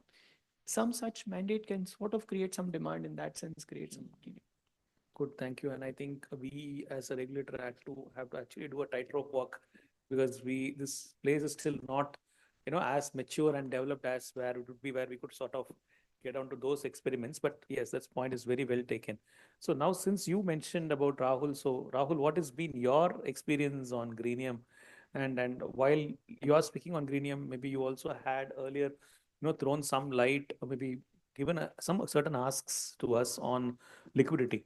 Do you also have any thoughts on those as to how we should sort of take liquidity forward? These two things. I agree with Kalpesh on the risk assessment part and the credit risk that is the base core of any investment. Okay. So we also, when we issued the first green bond in 2019, we also thought that when we'll go to the international market, get the funds from them, it could lead to a greenium. Okay. But practically, we haven't seen any greenium. There is no greenium in the market. The data says two basis points, but practically from issuer perspective, if you see that 2 basis point doesn't matter, to be very frank. Unless it is 20 basis point, 30 basis point, it will not bring that traction from the issuers on the greenium side. If you see the data point, I think between sorry, between 2017 to 2022, there were a lot of green funds. There were a lot of green investments that were happening. They had the clear mandate to only invest in papers internationally, where India, at that point in time, India was not even looking for ESG and green bonds domestically. So that was the difference which was there. And as soon as this Russia-Ukraine war came in, when the gas prices, energy prices shot up in Europe and US, you have seen these green funds moving out. The mandates have stopped. So practically, if you go into a practical sense of investment, it has to come from the risk-weighted average return. You cannot actually go and say, oh, give me the greenium because I'm giving you. As he said, it has to be a sustainable in the core of the business, like solar, which was at one point in time being looked after through various grants which were being given by Indian government. Once it becomes commercially viable on a utility scale, no one is looking for any grant on the solar development. Wind also, depreciation tax that was there has gone out. Now people have to be efficient in their own business development, in their business operations, to become sustainable on a long-term basis. And I think the point that Mayappan made was related to the equity cost of return. Okay. So what we have to do is, these assets are longer term infra assets where you need the funds to come in for longer term. You cannot have a 3-year, 5-year papers which can get into these kind of developments and then get out of it. That is not going to give you the return. You need a risk adjusted return for equity to go down for these assets, which can only happen if you have the capital which is there for longer term. And that longer term capital, which is say in the form of debt or equity, is ready to stay. If I have to give an example from my portfolio, in October 2019, we did the first 20-year green bond paper in the international market. That is also listed in India Annex. Okay. That was fully amortizing. Underlying asset was 25 years. People accepted the fact from the debt investment perspective, we are ready to invest for 20 years outside India. They are ready to invest. Why domestic players are not ready to invest? Domestic DCM, when I look into domestic DCM market, people are not ready to take any call beyond 3-year period, because we are not channelizing the funds which are there sitting in the long-term FDs into the banking system towards this kind of investments. If I have to give a number, roughly, you will, if you do the maths today, somewhere around 3 trillion to 5 trillion is sitting into long-term FDs into the banking system. We have to find a way and solution to channelize that fund towards these long-term investments, whether in the debt fund or in the equity fund. Then only the cost of capital will come down. As soon as the cost of capital will come down, your sustainability for long term will come in, your credit risk will go down, and there you'll get the investments getting attracted more and more. Okay, it's actually, there are two people inside me. One is an ESG student and one is a regulator. One part of me wants to listen to him, one part does not want. I will not say which is what, but because the points are very blunt and from someone on the road who has seen things. So thank you for such excellent points. So I'm going to go to Ruchira now, because now we have been speaking about investors and investors' interests as far as this is concerned. What are types of conversations you have, with domestic investors or large international investors also, when it comes to investing in a green project? Recently, we were also there in one of those specific green focused seminars of IVCA, where there were certain startups also which had showcased their products. In fact, on the floor there were certain people who said that we will invest into their projects. So we were actually happy to see all those. But what exactly it is? What are your views, and what generally are the conversations, and how do they turn out generally? So on one hand, on the positive side, can you hear me okay? Yeah, yes, now yes, yeah. Yeah. On one hand, on the positive side, everybody is recognizing the urgency of climate investments. And ESG, by the way, for us is broader than climate, right? Because you can have a D2C brand, which is a non-climate investment, but still have very strong ESG practices, right? So they see ESG and climate as slightly different, and we can go into those nuances. But everybody understands that climate action has to be now and has to be immediate. So I think for international large institutional investors and domestic institutional investors, the positive, the good news is that people see the need to deploy capital. The challenge often is that many investors have some apprehensions on whether funds that have been put into green projects will return a solid IRR. So where we feel that we're shouting from the top of the mountain or giving a lot of data from our past experience, from our past track record, is to show that returns exist and returns will come, and to showcase examples of innovations, of startups, of underlying investees that are tracking well. I find myself in many panels where, people compare e-commerce to climate tech and say, does climate tech have returns? And I tell them, guys, have you forgotten how much capital went into e-commerce before e-commerce turned the corner? Right. So I think sometimes it's about getting the data and educating the market on the return potential of green projects. So that's a lot of that is what we do. Particularly as fund managers, we need to showcase these startups that can go and win globally, because the other big imperative is India needs to be the answer to the world's over dependence on China when it comes to climate solutions. And the world wants that, right? So we need to show that that is possible. So if we can talk to investors and say, guys, there is the time to act is now, and there are good returns to be made. So both of those coming together, money should open up. Now, as I was saying earlier, unfortunately, the larger institutions globally have very long processes. In India, the likes of SIDBI's Fund of Fund, the SRI Fund, I must say a big thank you to those bodies. They've actually been taking a big lead in this space and anchoring funds and supporting fund managers like myself. So I think that's a big plus. But I would want more domestic pools of capital to open up. There was a mention earlier on CSR, and I've had some discussions with people. I've also been on panels making the case for CSR money to come into funds. But as was rightly pointed out, the issue is CSR money does not go into profit-seeking, profit-oriented instruments. And therefore, by definition, it's going into some grant for, social causes that somebody might believe in. But climate is a big and very urgent social action. So we would like policymakers to open up at least the CSR pool for that. And that will help domestically, plus enable more donor money to come in through FCRA into profitable and profit-oriented funds like ourselves. I think both those will help.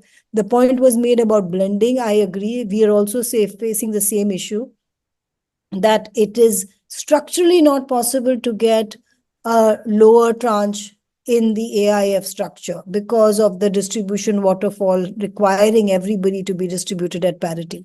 So to the extent such instruments are possible in IFSCA, it would make, I think philanthropic capital is available, but they don't want to struggle with the structuring.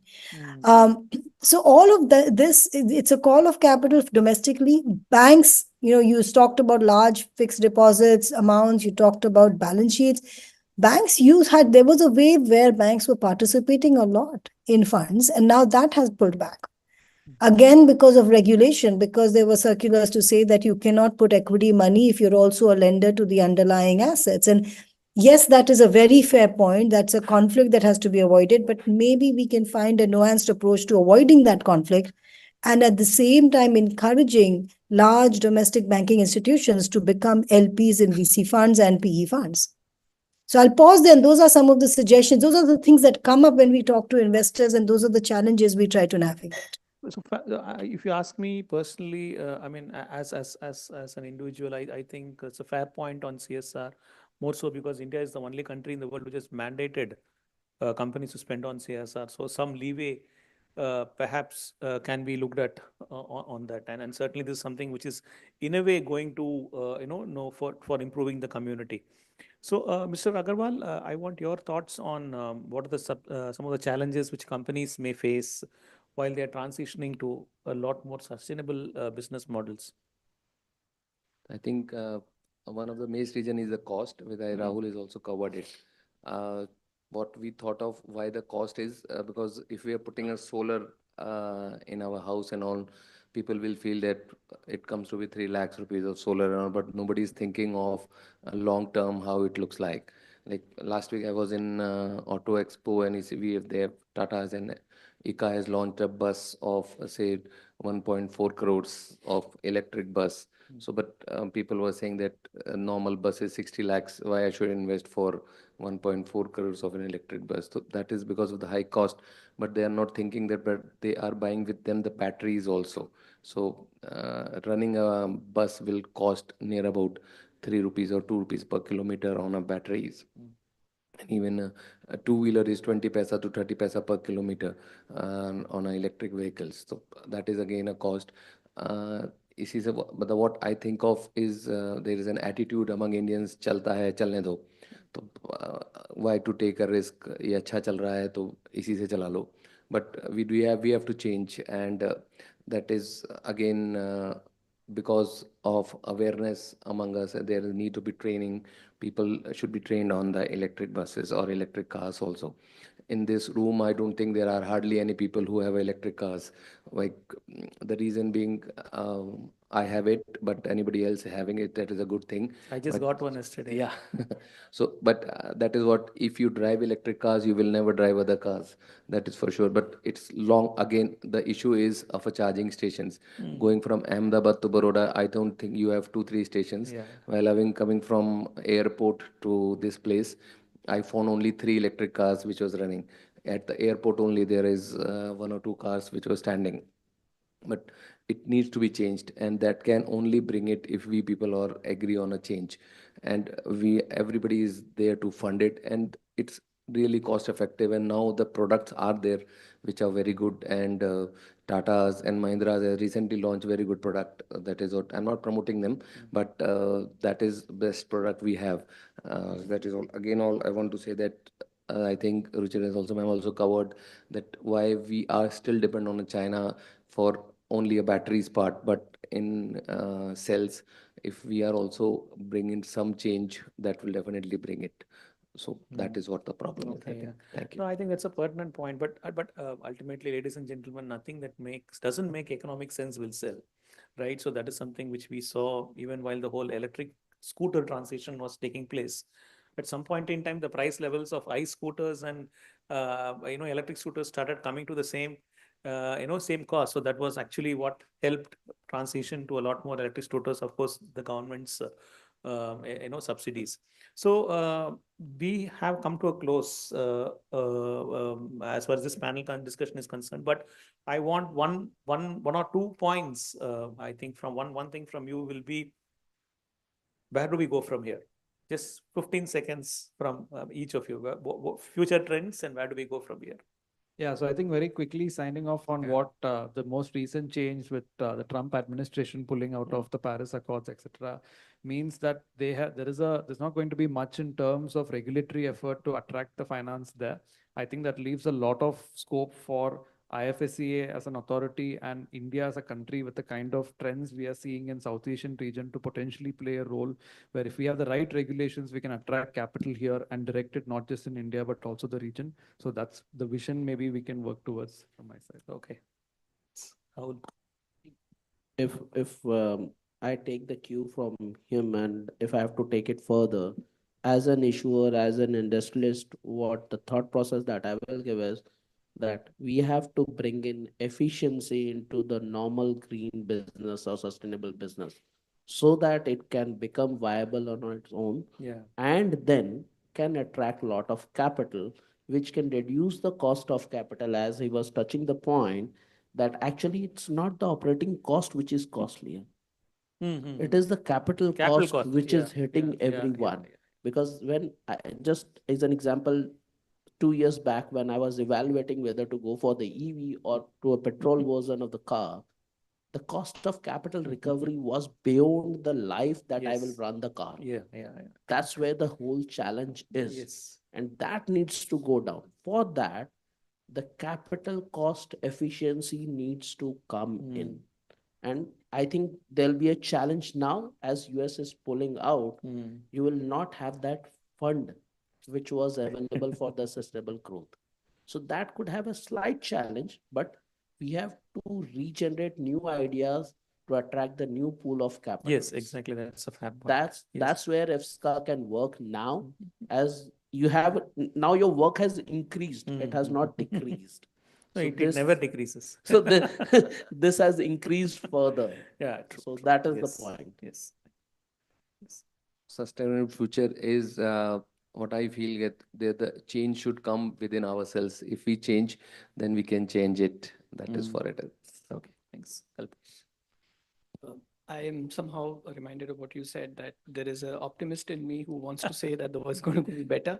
There's a pessimist sitting inside me which is going to say that we have already lost it. We are not going to be winning this war in any case. But I let the realist in me probably take those 15-30 seconds. My personal view is that while we may talk about finance and what needs to be done to increase finance, etc., that's a battle we are never going to win. The tens of trillions of dollars, depending on which estimate you look for, that are needed, that gap is, I think, perennially going to remain. The solution, if at all, will come from the innovation side. Newer technologies, solving today's problems and tomorrow's problems in newer ways, which don't need these billions and millions of trillions of dollars, etc. Some of those will sort of help us rather than the money bags, really, is what I think. Ruchira? Yes, and actually I'll build on all of those and bring out one point that I thought was very important, but we may have missed it or not dwelled enough in this discussion, is the role of corporates. We've talked about the role of banks, we've talked about the role of CSRs. At the end of the day, corporates need to go green, and corporates, large ones, can play a big role in supporting startups, in piloting their solutions, giving them feedback. It was mentioned earlier that nobody is going to buy something at a premium. It has to be competitive, but for a startup to produce a product that's competitive, they need to iterate on the product in partnership with a large customer, and corporates will be the customer for these green solutions. So I want to call on corporates to participate in piloting these solutions, but also as LPs in some of the funds that are helping support these solutions. And the other point on the more, the bigger picture and where we are headed, the way I look at it is, and I've said this before in other panels, that I see us being on a Titanic that's seeing the iceberg, right? And we can predict whether we will hit it or miss it or manage it somehow. And we won't have the perfect solution. We will have a bunch of lifeboats. We have no choice. Take those lifeboats and save the planet. We have to save the ship. So we need to get our action together. And I'm so happy to see events like this and the role that IFSCA is playing in supporting the flow of capital to these areas, because the time to act is now. And I'm reasonably optimistic that with collective efforts and collaboration, we should be able to get to a decent outcome. Thanks, Ruchira. I think as long as we have recognized that it's an iceberg, I think that's half the battle won. I think and that we have done. So hopefully we should be able to avoid it.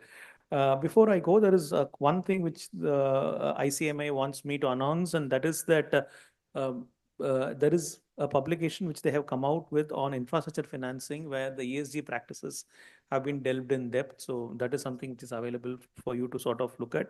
And there is also a zero emissions audit. There's a monograph that has been built by them for financing from banks. So that is also something which you can sort of look at. I think these things could be useful for you. Thanks to the panelists. Thank you so much for spending your valuable time. I think I, as a regulator, have got certain takeaways, and I'm sure, I hope that the audience has also got a lot to take home. Thank you so much for a patient listening, the audience. Thank you. Thank you. Thank you very much.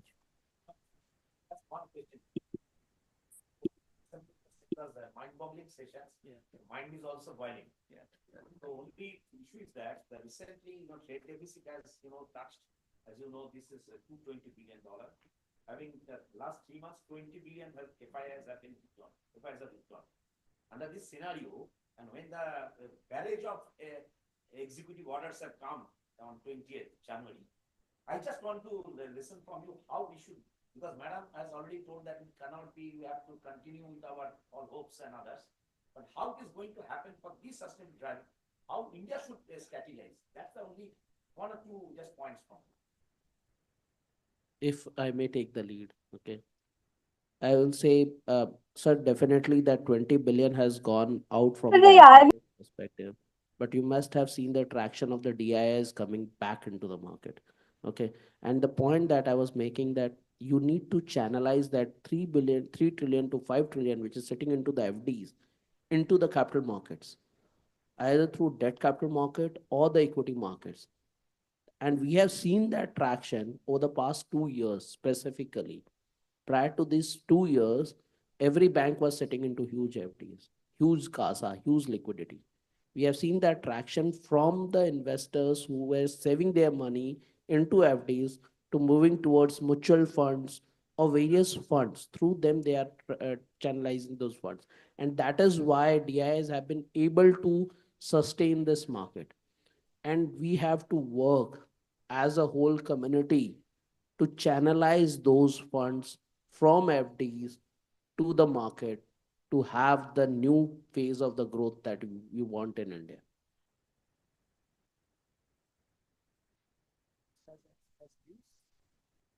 Yeah, I think, and very quickly to add to that, the other point on CSR and FCRA is that with the blending, it unlocks typically 1 to 7 times the amount of capital from the mainstream market. So there are levers that are still left in the domestic regulatory and capital system to kind of unlock those funds as well towards this. Thank you so much. So let us have a huge round of applause for the panel.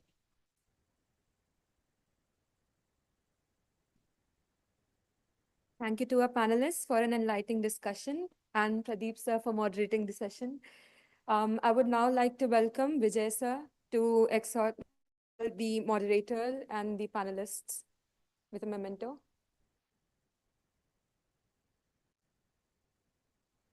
Vijay sir is the MD and CEO of India INX.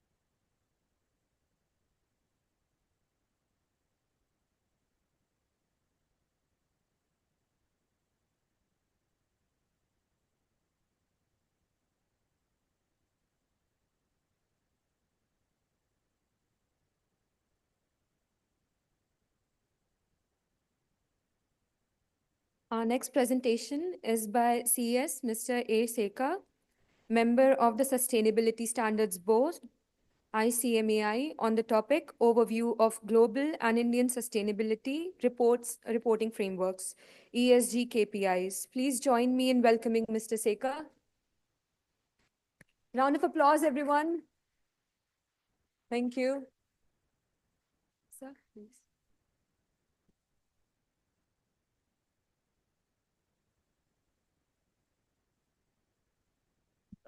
Introduction, sir? No, no, I have to be introduced? No. We'll introduce him in the panel. Okay. And this is the one. Achha, so this is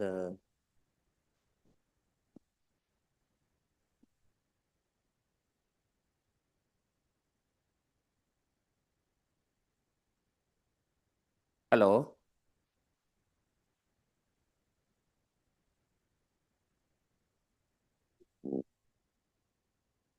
May I please request everyone to take a seat so we can start with the next presentation, please?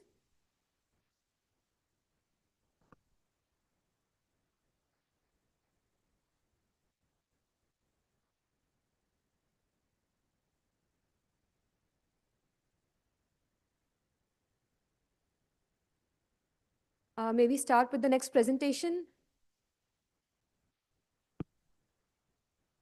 Can I get my laptop here? I can see, no, from here.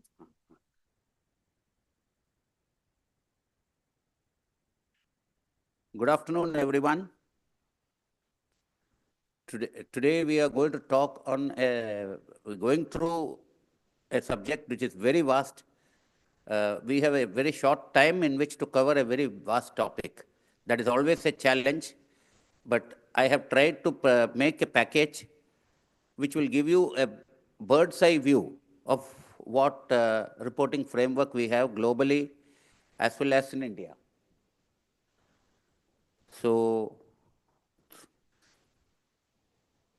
no. It is not one. No.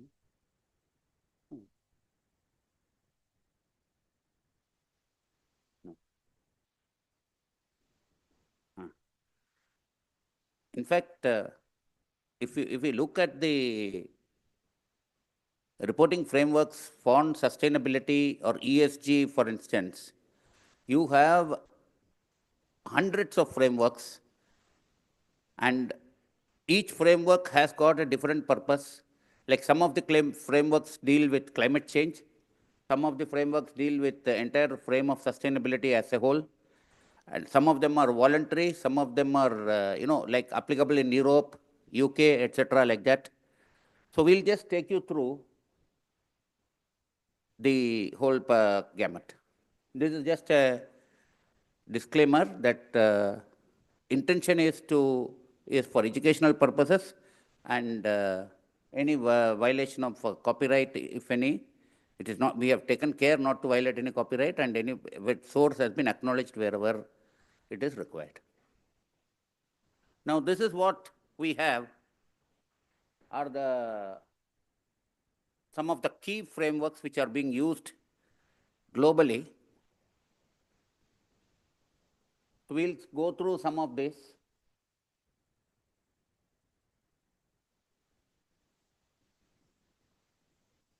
First, we take up GRI because that is the most used framework, if you can say.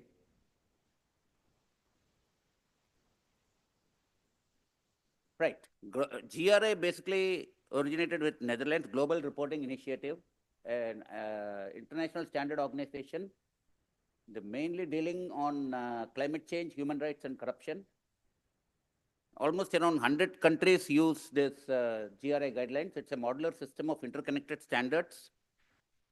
And organizations which are using it, they can publicly report the impacts of their activities. And why GRI has got this acceptance is because it's a global language for communicating these impacts.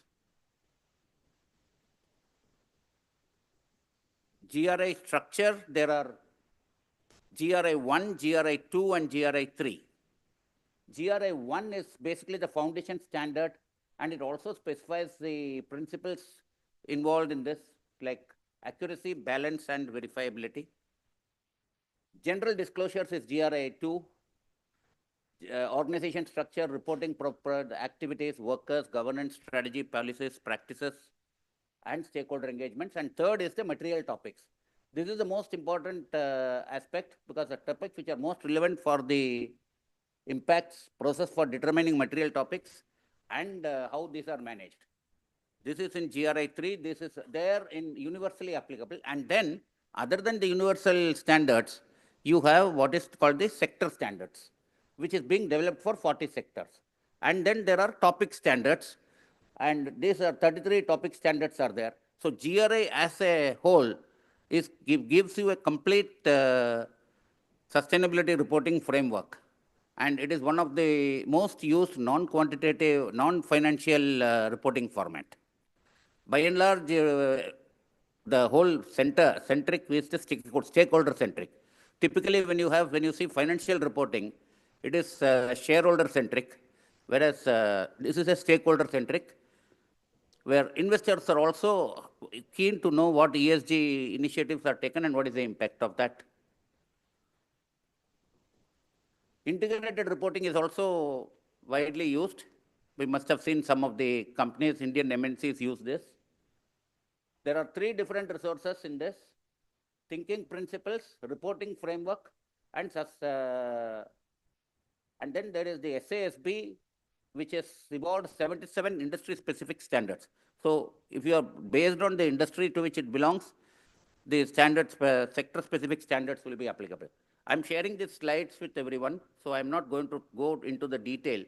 Some special points only I will be touching upon.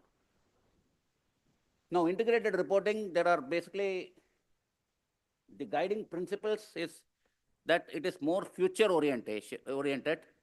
Typical financial reporting is historical, whereas here there is a strategic focus and there is a future orientation. And there is a connectivity of information and stakeholder emphasis as compared to shareholder emphasis in financial reporting. Here you have giving a stakeholder relationship. Materiality is very important. Typically in this reporting, the impact materiality is also playing a part. Normally what you have is financial materiality, most of us are familiar with. But here what happens is there is an impact materiality. So the double materiality concept comes in. And this materiality is addressed in the integrated reporting. Conciseness, of course, reliability and completeness, and consistency and comparability. So these are some of the guiding principles in the preparation of the integrated report. Then what is it that is covered here? There is organizational overview, governance, business model, risk and opportunities, strategy and resource allocation, performance, outlook, and basis of preparation and presentation. So these are the content elements, the 9 points are there on which you have the integrated reporting. This carbon disclosure project, this is mainly on the climate change part. It's a non-profit organization founded in 2000. Coverage is 18,700 plus organizations. Basically, it has got 3 pillars. It addresses the environment pillar of sustainability, climate change, forests, and water security. And this is aligned with science-based targets and the TCFD, Task Force on Climate-Related Finance Disclosures. Now, this is very important. Science-based targets is a defined pathway for companies to reduce greenhouse gas emissions. Science-based because it is in line with what the latest climate science deems necessary to be within the Paris Agreement. And the goal actually is to keep it to the global warming to 1.5 degrees centigrade above pre-industrial levels. And there is a 5-step progress. First, there is a commitment. And then you start working on the emission reduction, which is the development stage. And then you submit, you give your target to the SBTi office for official validation, announce your target and inform the stakeholders. And then finally, you disclose company-wide emissions and track the progress on an annual basis. So this is a specialized format for disclosure of initiatives towards climate change.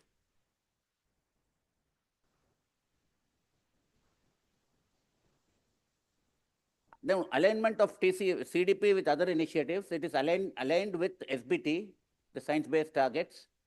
And there are two separate targets, 5 to 15 years, and long term is 15 plus. Medium term is 5 to 15.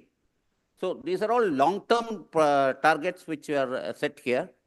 And how you are progressing towards the long-term targets, that is what is the emphasis on CDP. And it is also aligned with TCFDs. And because of this, they have got the largest database on the environmental part.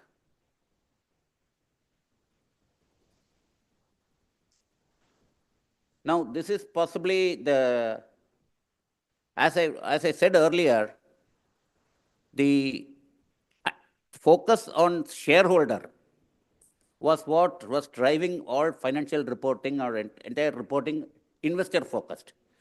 Now, the moment you expand that shareholder to stakeholder, the emphasis, the orientation, and the approach changes. So here we have a stakeholder emphasis, which was missing in the financial reporting. That is also sought to be partly addressed, though it is investor-centric. But investor is also interested now in how does it impact the other stakeholder. So that is an effort on S1 and S2. So IFRS, ISSB is actually under the foundation of IFRS. Wide consultations on this. And the first two international sustainability disclosure standards, S1, IFRS S1 and IFRS S2. Basically, it brings together the Climate Disclosure Standards Board and the Value Reporting Foundation, earlier what we saw. These two are getting consolidated in IFRS S1 and S2. Now, what are these S1 and S2? We will see. The general standards is IFRS S1. It concentrates on sustainability-related risks and opportunities. But S1 doesn't deal with climate change. There is separate IFRS S2 for the purpose of climate change. But what did S1 say? Material information about sustainability-related risks and opportunities. This is what it gives. It requires industry-specific disclosures with reference to, which we saw industry-based standards, 77 sectors and industries. So for each of these industry, the specific disclosure applicable to that will be required in S1, and requires company to identify sustainability-related risks and opportunities other than those in S2 climate part, which there is a separate standard. And enables investors to understand connection between sustainability-related risks and opportunities and sustainability-related financial disclosures and financial statements. So financial statements give certain disclosures. In addition to that, the risks and opportunities are also disclosed, and this is a mechanism by which these two can be correlated. And this is gap agnostic, which means if a company is following UK, for instance, is following a UK gap, or company in Germany following some other gap, European gap or something, they can also use this.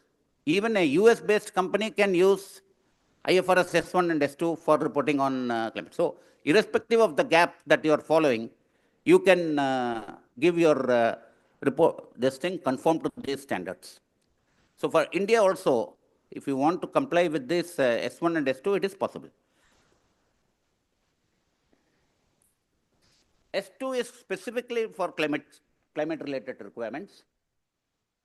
So disclosures between physical and transitional risk distinction, and plans on how you are going to respond to climate-related risks and opportunities, how these targets are set, and what is required to meet the required law, applicable law regulation, any scenario analysis which you have conducted, and climate-related metrics and disclosures dealing with GHG emissions. As you are aware, there are scope 1, scope 2, scope 3. Going into that will be a very long exercise and discussion. So for the time being, you just know that scope 1 it is directly connected with the organization. Scope 2 comes from purchase of services or etc. And scope 3 is indirect. briefly to remember that, but the study on scope 1, scope 2, and scope 3 itself is a very vast subject. Industry-based metrics relevant to the company and company-specific metrics considered by the board or management when measuring progress towards the set targets. So, other than the industry-specific, some companies cannot be strictly classified into a particular sector. So, in such cases, the company's board or management will have set their own metrics.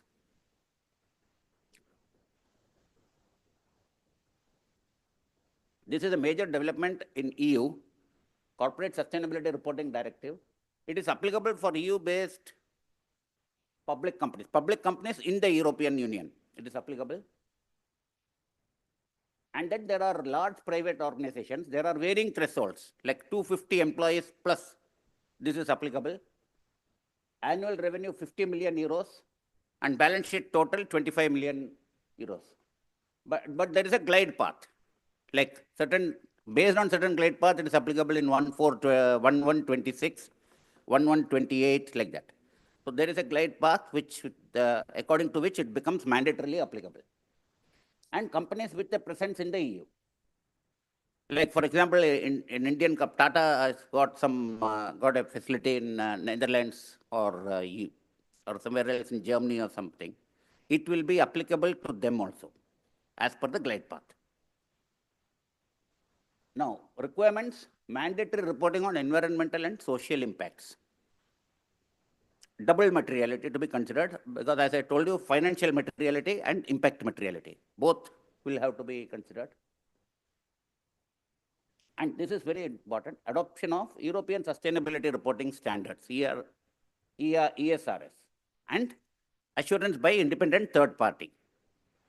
So there they are calling about assurance. Whereas when we come to the Indian reporting framework, in the first instance, SEBI said that it should be reasonable assurance, glide path based on market cap.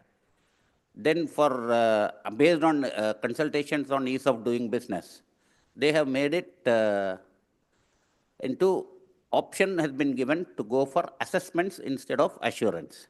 So I think this, from a stakeholder perspective, is a watering down of the requirement. Now, how it is going to be taken shape, I am not very sure. But I think that going forward, the trend would be to lead to assurance. Because if we see limited assurance, and assurance also, you have limited assurance and reasonable assurance. Reasonable assurance is a higher level of assurance, and I consider assessment to be lower level than even the limited assurance. So let's see what happens in India. But as far as if the company is already having connection in EU, then 2025 onwards, as per the glide path, assurance is mandatory there.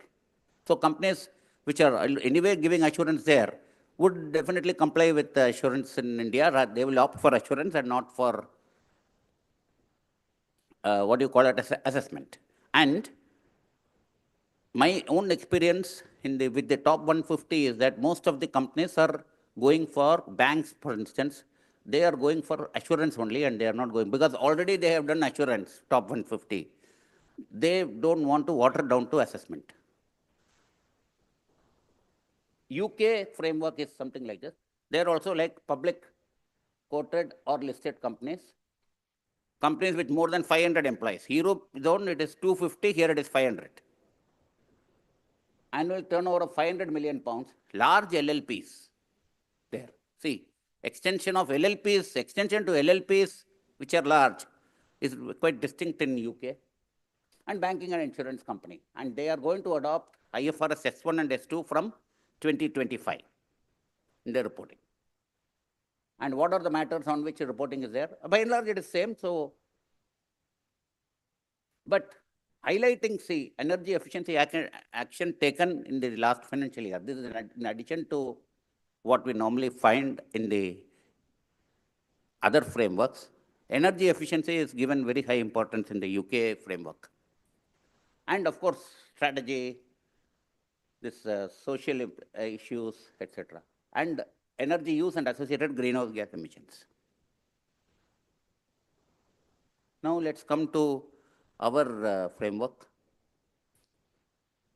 Now, India's reporting framework, if you see, there are environmental legislation. Environmental legislation, you have Air, Water, and Environment Protection Act, that's there. And there are waste management rules, hard waste, battery waste, e-waste, etc.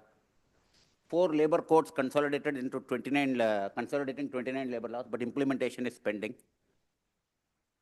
The danger, what is happening generally with many of these initiatives is, we say well planned is half done. But what we don't realize is half planned is not well done. So the emphasis should be on implementation, and that is where a lot of effort is required. Then we have this DPDP, Digital Personal Data Protection, 2023. Even as far as much as 22 years have gone, we are still waiting for the regulations. Some draft regulations, I believe, has been circulated, and this is going to change a lot of things here. CSR, corporate governance provisions. This is PMLA, Prevention of Money Laundering Act, Prevention of Corruption Act, Companies Act 2013, regulations framed by SEBI and RBI. And in Companies Act 2013, if you might be aware, Section 166 casts a distinct duty on the directors in order to take the steps for protection of environment. So potentially, in case there is violation of environmental laws, or there is a certain action of the director, he has not discharged his responsibility for protection of environment, under Companies Act, that director can be prosecuted. These provisions have not been used so far under the Section 166, but it is there in the statute book. And of course, we have the BRSR, SEBI, top 1,000 listed entities, this framework is applicable. Now, BRSR, this is the background. From 1st April 2022, it is mandatory for the top 1,000 listed entities by market capitalization, and they are evaluated against the 9 principles, National Guidelines on Responsible Business Conduct. So, in reporting, you have essential indicators and leadership indicators. Essential indicators is mandatorily required to be reported, and leadership indicators is voluntary. So, going through the reports itself, you could judge which of the entities are showing leadership, demonstrating leadership indicators by voluntarily disclosing when the law doesn't require you to mandatorily require. Format is having quantitative and standardized disclosures on ESG parameters. Comparability across, irrespective of sector, same format is used. So you will say, in a particular case, not applicable, if it is not applicable, service. For instance, if you take bank, insurance, or some service companies, quite a few of the requirements are not applicable to them. And listed entities which are already preparing their reports based on the global standards which we had discussed, they can give a cross-reference in the BRSR report, saying that in this particular page, this is given. Now, I found this interesting. If you want to read a self-contained document, every time you have to keep referring to some other framework in page number so and so, particularly those who are following global. I am not very sure whether this is investor friendly or stakeholder friendly. A simple self-contained format possibly would be better appreciated as compared to, saying cross-referencing, etc.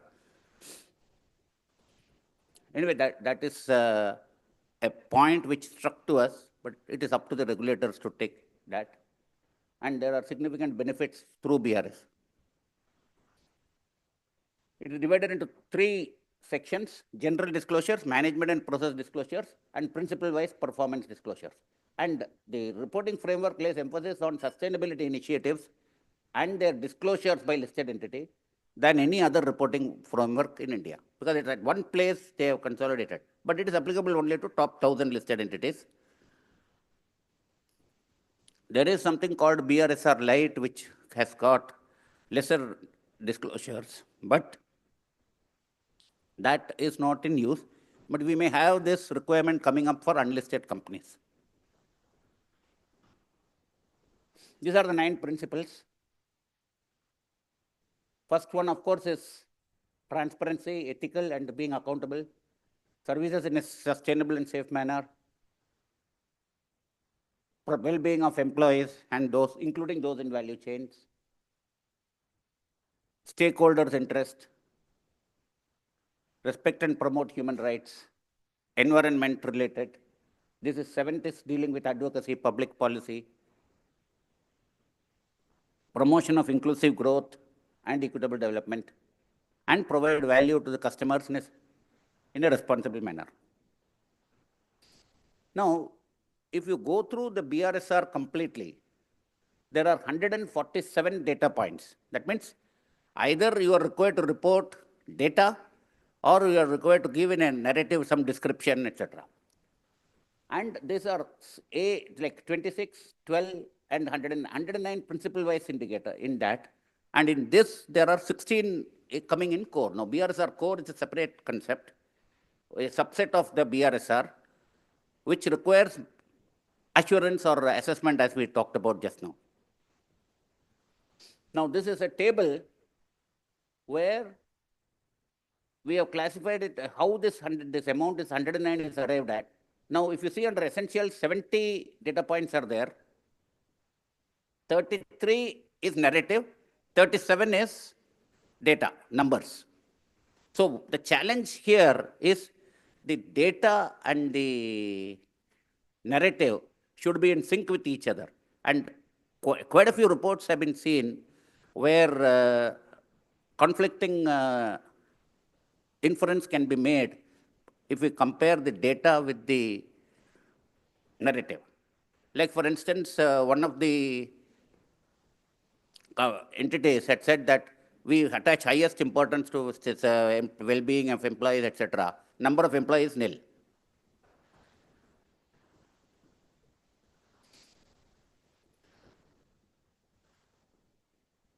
ESG KPIs, key performance indicators. So, there are just some quotes. But you should also not suffer from information overload. So that is what is called as DRIP. DRIP means data rich, information poor.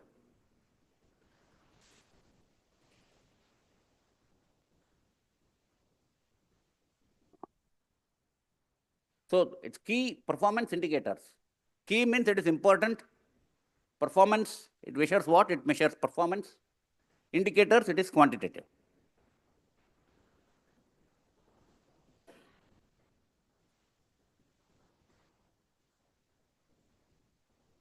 Now I have just coined this qualities of good and effective KPIs, SMART goals and RAMA KPIs. RAMA is people remember easily. And SMART also you remember, because we talk of smart cities, so we talk of SMART KPIs. Now SMART means smart, measurable, attainable, relevant, time bound. So the KPIs have to be effective. These are the important qualities. RAMA, realistic, aligned to objective, measurable. I highlighted the measurement, and actionable. After getting the reporting on key performance, you should be able to take corrective action if it's not as per the plan and as per the target. So this is about a captain.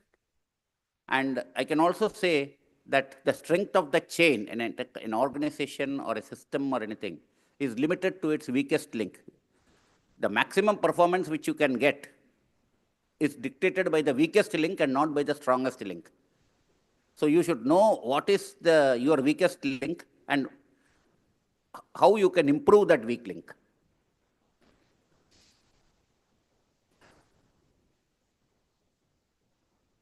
ESG indicators, some into the GHG, greenhouse gas, water footprint, And here all these KPIs, whatever are there, that has to be built into the management reporting system followed by an entity. If the purpose of getting data is just to do compliance, it does not help anybody.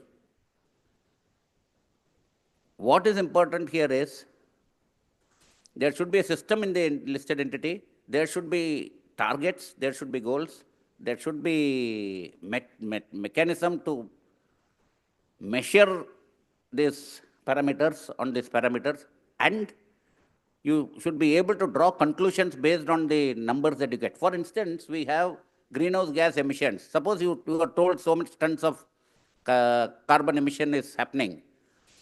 What next? If you have reported your job is over, if we think, then we are nowhere. What is important here is it, what is the goal you have set for yourself, and what is it the actual? If the actual is higher, then what steps we can take to reduce it? So unless this is part of the strategic planning process, you will not achieve sustainability. So always it is said, strategy and governance are two sides of the same coin. We used to talk about this from an investor perspective. But now from a stakeholder perspective, it becomes a peninsula. So peninsula in the sense sustainability also gets added. So strategy, governance and sustainability, the three put together are so well connected. So instead of a two-dimensional approach, we are supposed to have what is called a three-dimensional, 3D approach. And that is what is the emphasis, should be the emphasis of the ESG KPIs. So this is my presentation. I try to make it brief in 20-25 minutes. This is the best that I could offer. But in case there are any questions, I will be happy to answer.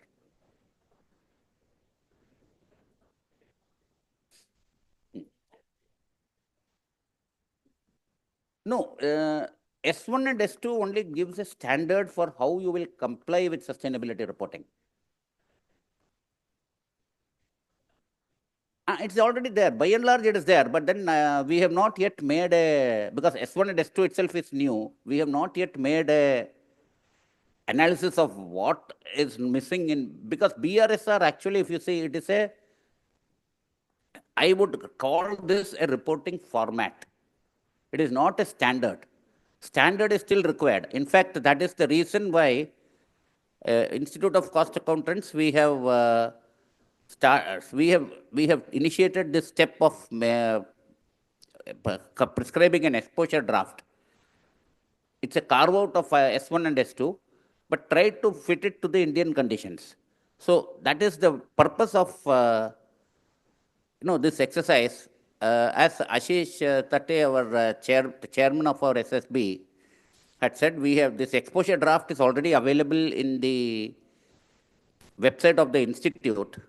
So if any one of you can you have your comments, we would appreciate those comments so that we could incorporate the relevant points in the standard which we will be coming out. So any other questions?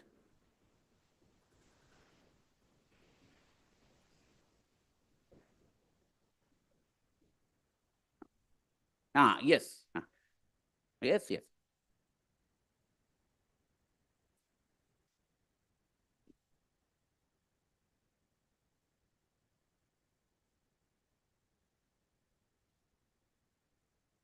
Sekhar sir is also my colleague in ICMI SSB actually.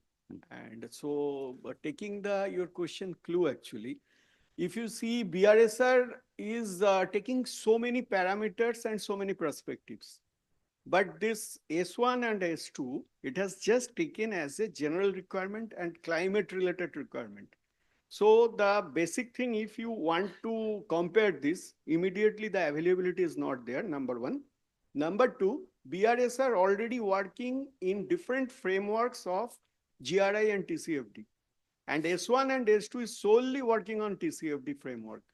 So in BRSR, you will find it's a little lighter mode because lot many data points were there earlier, but now it is liquidated little bit due to industry concern. But this S2 which is coming, here the coverage is much more actually. So the Indian organizations who are planning for S1 and S2, it requires a time for them to prepare for another 1.5 years. It will not come so easily. Thank you. And S1 as such, what Siddharth had said, BRSR actually covers environment, social, as well as governance. S1 is a general requirement. So S1 is possibly how far it is applicable. That's what I told you. Is we need to see, compare and whereas BRSR is a format for reporting. BRSR does not prescribe any standard. So the SEBI's circular has given guidance on how to fill the form. It is not a standard. So today we don't have a standard, and that's the gap which we are trying to address. So we would appreciate your help from assistance from all quarters to come out with a world-class standard. Thank you.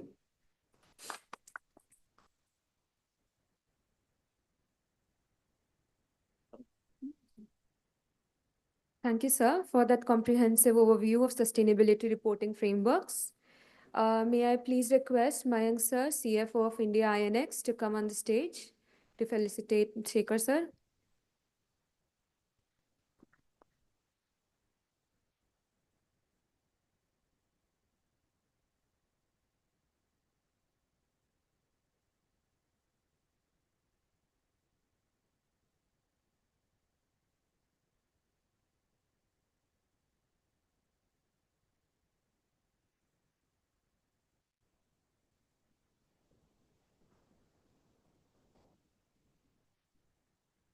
Ladies and gentlemen, we will now break for lunch.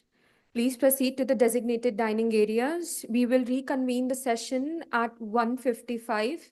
We kindly request you to please assemble back in the room by 1:55 so we can proceed with the next presentation by Mr. Sandeep Shah. Enjoy your meal.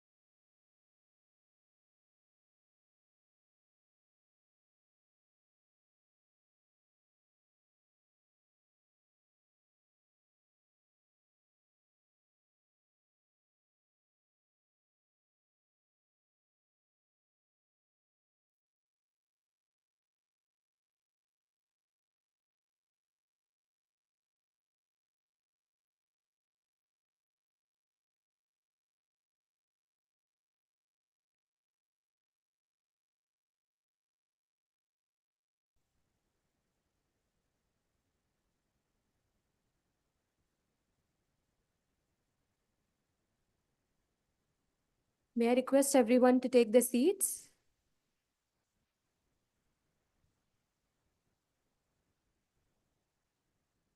Welcome back, everyone. I trust you had an enjoyable lunch and a fruitful networking session.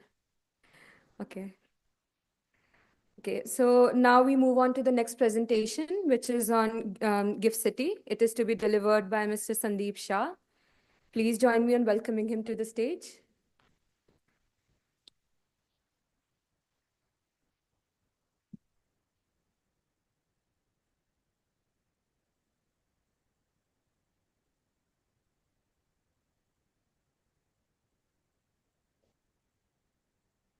Thank you very much. I think presentation immediately after lunch, one of the toughest task. I'll ensure that you will be able to maintain attention here in terms of what I'm going to speak. Uh, Probably it's a right topic at right place because the location that we are right now is also largely focused on sustainability aspects. And that's where basically in my discussion today, I'll keep it in two parts. First, I'll cover the sustainability aspect in the city. In terms of as a gift city, what are the areas that we are ensuring to ensure that there is a sustainability in each of the parameters that we are working on. And the second part, I'll largely cover on financial center as a how do we ensure that Gift City becomes the right hub for the sustainable finance. And I understand that there has been various initiatives undertaken in terms of regulatory as well as some of the other aspects. But I'll capture some of the thoughts at a very large level in terms of what are the key parameters that we should keep in mind when we are talking of sustainable finance in Gift City. Uh, Probably gift many of the people sitting in the room today, and they are all familiar with what we are doing at Gift City today. But for the larger objective, I think it's a very unique opportunity where we are creating a greenfield smart city. Now today in India, I think after say Chandigarh or a couple of other cities, post independence we have not created new city. And this is one of a very unique example where we are actually creating a city from the scratch. And when we were creating that from the scratch, we ensured that there are, we provide something which world has not seen in the past. And while you may see that there are so many roadblocks in the city today, so many construction activities going on, but eventually, if you deep dive into some of the facilities which are coming up, I think it will give you a broader sense in terms of what we are trying to create, as a financial center or a financial city in GIFT, basically. So it's a greenfield city, very much focused on creating the commercial, residential, and social facilities. And I'll cover more in details in terms of what kind of developments which are coming up. There are 22 operational buildings in the city, and more than 47 buildings are under construction and under planning. And those buildings will be ready in next 3 to 4 years. The area, basically, the way we have planned, and I'm sure the numbers have been highlighted in the morning, more than 700 offices, 25,000 people are already working in the city today. And if you ask me today, there are more than from the green aspects of the city, I think we are ensuring that the large and more area is covered as a part of the green. And the more than 65,000 of trees have already been planted, and there are so many larger plans to ensure that the green area is covered in a big way. So currently, if you look at the current master plan, our plan is to kind of ensure that 34% of the total area is covered under the green category.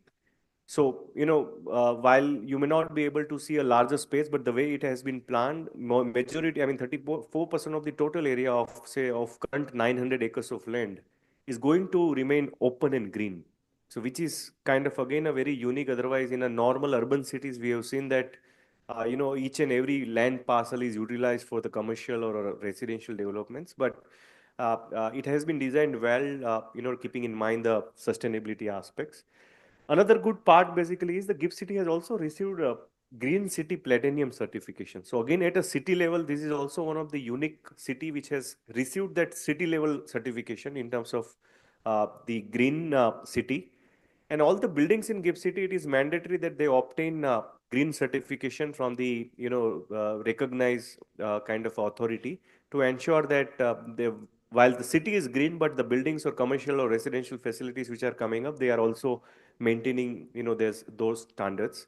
And we have seen that in last 5 years, more than 400% of 400% increase in the green building certification, in the Gujarat state. So I think there has been a continuous efforts in terms of ensuring that more and more developers kind of, become part of this journey. I think today, if you ask me, around 70 acres of landscape area is basically, we are trying to see that it is captured under the green aspects. And that's where we also created small forest area. I think I remember 3 to 4 years back, National Stock Exchange had also kind of committed some X number of trees as a forest areas. Many of other companies had also committed to create, like, contribute in terms of creating the small forest jurisdictions in the city. So I think, there is also an opportunity to, like, as an organization, if you think that you want to contribute more from a green aspects, we can actually identify a small parcel where some green facilities can be created basically by all of you.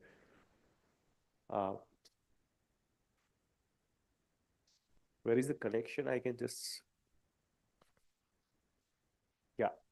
So the city is basically covered in, commercial, residential, and social facilities. And idea is to provide walk-to-work concept. So many of you know that more than 700 residential apartments are already developed, and more than 4,000 apartments are under construction right now. There is also a kind of a affordable housing facilities which is already built with 350 plus apartments, and where many of the residential, I mean, the families are already living there. The club, this hotel facility, multi-speciality hospital is coming up. So I think more from a social aspect perspective, many of these facilities are becoming integral part of it. I think what we are trying to develop is more like a livable city, because many times we have seen that the financial centers, while the business activities are happening at one location, but the people and work employees actually travel a lot from one location to another location. And that's where we ensure that when we are creating a city, it should be a livable city where you can work, play, and live in the same location. And that's how the entire master plan has been designed. And we are actually ensuring there is access to the right kind of facilities, the infrastructure is well designed, and as well as in terms of resilience, in terms of the governance structure, climate aspects, it has been captured very well in the overall development of the city. Not sure if you have observed, but we have also published two books in terms of trees in GIFT City and birds in GIFT City. We'll be happy to share those contents. But there are 60 different types of birds you can actually see in the city, and those have been captured by one of our employees in terms of in the cities in the different locations. So if it's in a winter is the right time to move around. So if you move around, I think you'll be able to find a very different sets of species of the birds basically in the city today. Some of the examples of the buildings which have received that categorization in terms of a green city. So Brigade Tower has received a silver category. The hotel where we are right now has achieved gold category in terms of the green certification. So I think this is continuous and integral part of overall development in terms of creating that sustainability aspects. In terms of when we were also observing in terms of the in the SDG goals, Sustainable Development Goals, and we realized that we've actually taken actions on the 9 of the SDG goals, and those have been highlighted on the screen in terms of how we are ensuring that GIFT City is also focusing on the sustainable development goals that India needs to achieve, and that's where the focus has also been to achieve some of the aspects. I think few more slides in terms of giving you the perspective what else is going to come in GIFT City, because many of the occupants they work here, many a times they are also living here, but they always ask, where do we play, right? So there are certain facilities which is coming up, and you will see that something on ground. So we are creating a central park in the heart of the city where some of the social amenities will come up. Metro connectivity is already up and live. I'm sure many of you are using those facilities. And we are running electric buses from the metro station to the, entire GIFT City, so that when you get down from the metro, the buses would be available at the same time to reach to the right destination. I'm just showing some of the 3D drawings that have already been approved, and eventually these facilities will come up. So this is the phase 2 photograph of a central park, which is going to come up closer to the business club, where we are creating this entire green area basically, and along with some of the social amenities. Again, closer to the club, I mean the central park, these are some of the facilities which will come up. Riverfront work is also going on. So if you can, in one of the buildings from the SEZ area, if you go on the top, you will find some work is going on the Sabarmati riverside area. And the phase 1 of the riverfront will come up in next, in 8 to 12 months basically. And there are larger plans in terms of creating a much better facilities, which is available today on the Sabarmati riverfront in Ahmedabad. So the plans for GIFT City is much higher in terms of creating those areas surrounding, riverfront. Again, some natural kind of a walkway. We are also going to create cycling zone, running track basically in the central park. Now coming to the core topic of today's discussion, basically on, while we discuss in terms of what has happened actually on ground when we are talking of sustainable city. And these are some of the areas, and I'm sure in the morning you got a brief of some of the infrastructure facilities which are ensuring that, the infrastructure is also aligned in such a way that this provides a right kind of, sustainability angle. And the district cooling plant or automated waste collection system, those are designed in such a way that it actually reduces energy cost in significant way. But when we look at the finance part of, because GIFT City is a very dot in the ocean when we are talking of sustainability for our country. And some of the numbers says that we will need $1 trillion by 2030, basically, in terms of achieving, the goals that we have kind of desired. And net zero, I'm sure many would have spoken that our ambition is to become a net zero emission by 2070. And I think if we are aiming such high kind of a, aim, then there needs to be a plan. And I personally feel that being part of the GIFT City ecosystem for more than a decade, I think there is a huge potential that GIFT City can contribute to achieve that kind of a target. And when we realize that this is coming from the Climate Policy Initiative document, which says that in 2021, India had kind of financed close to $57 billion for the sustainable financing. And probably the opportunity is huge, where we actually need $1 trillion, funding basically by 2030 basically to achieve some of the desired kind of a target. And climate finance landscape, if you look at today in India, who can provide the right kind of finance? Because if we completely depend on the commercial banks, it will not work.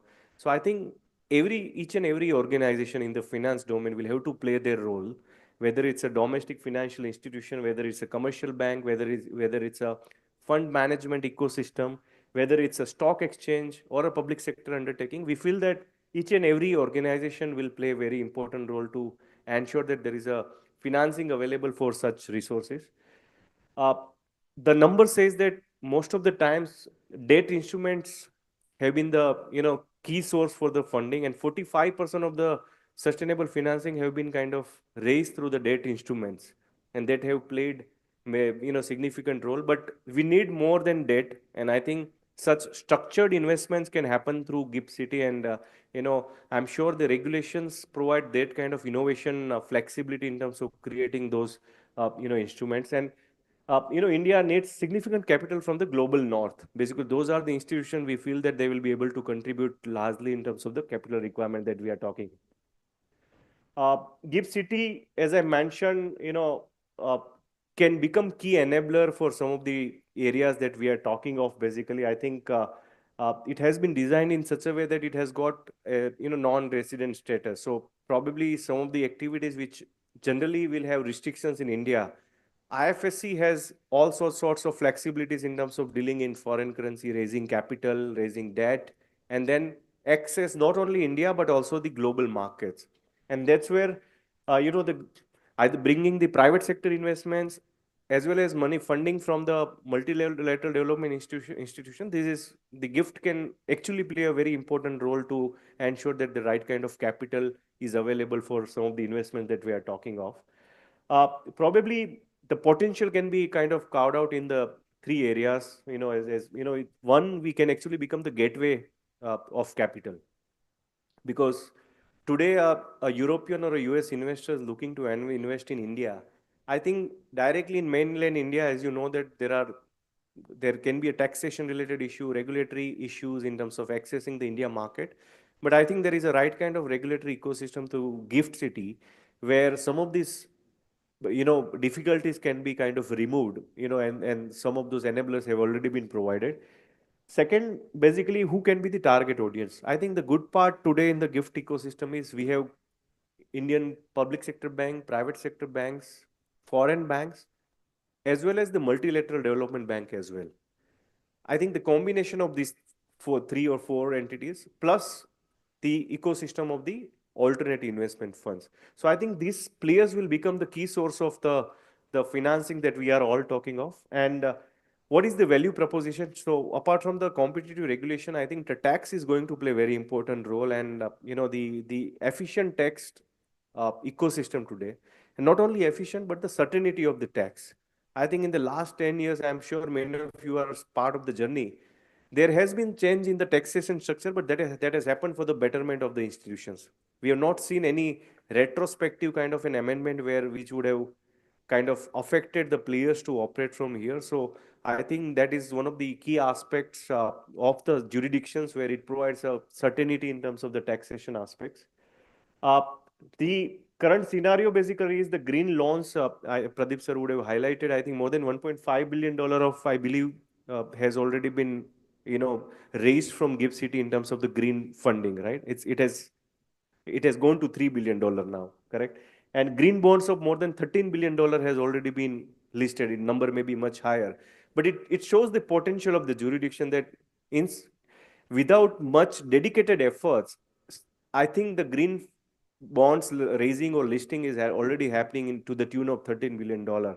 I think with a very dedicated efforts, and the events like this would actually help in terms of creating that roadmap and pathway in terms of how do we ensure that Gift City becomes the hub for the sustainable financing.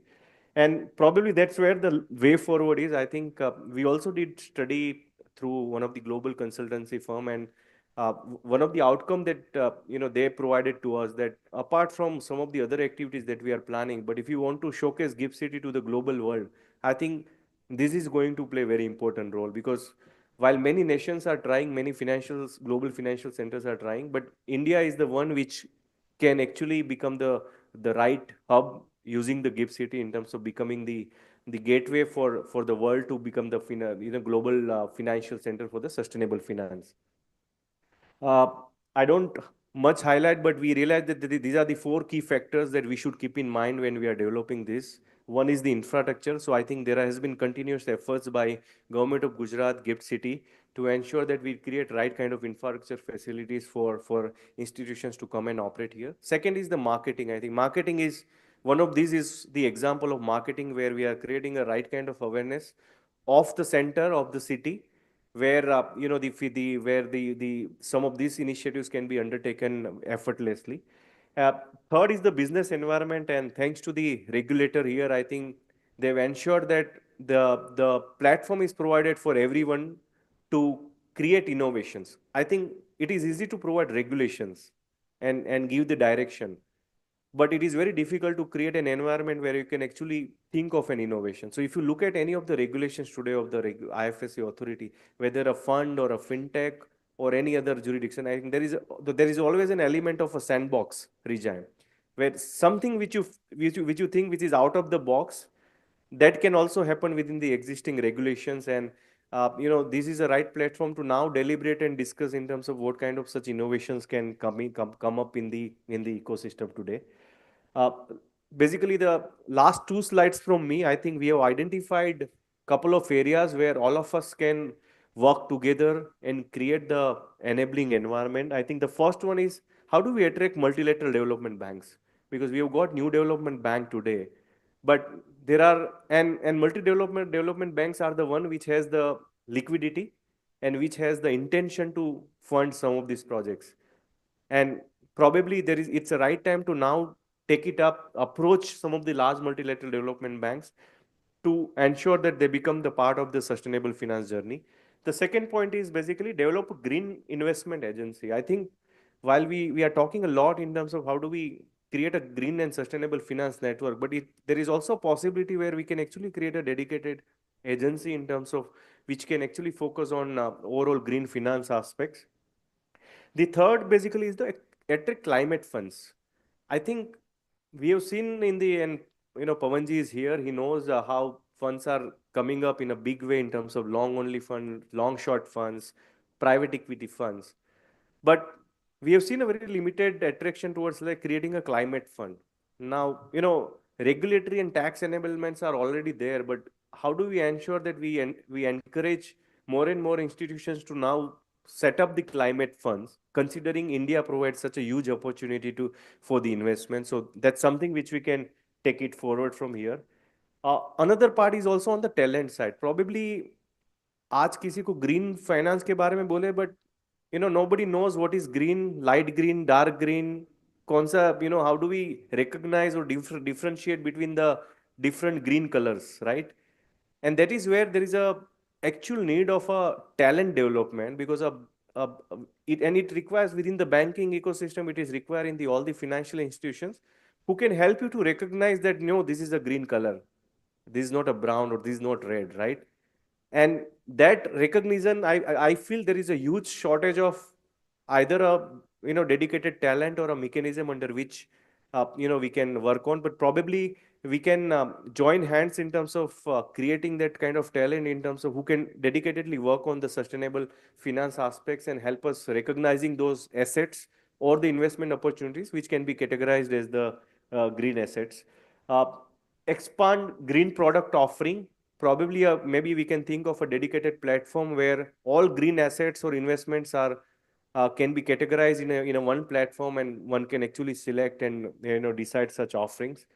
Uh, Probably there has been various discussion about carbon credit exchange or a carbon credit market, but probably there is still a lack of clarity in India as well as globally in terms of how do we trade, whether it's a legal instrument, can it attract tax? So it requires again a very specialized kind of efforts to ensure that the carbon credit market also gets right kind of directions in terms of trading, exchanging between the two parties. Uh, some of the other aspects in terms of capacity building, thought leadership, I would consider this forum as a thought leadership where we can exchange some of the ideas in terms of recognizing some of these products. Withholding tax today doesn't differentiate between a normal bond and a green bond. So can we think of some incentives basically, which actually differentiate a green bond and a normal bond, where some priority or some benefits, if it can be provided at least for the green bonds, that we are looking at.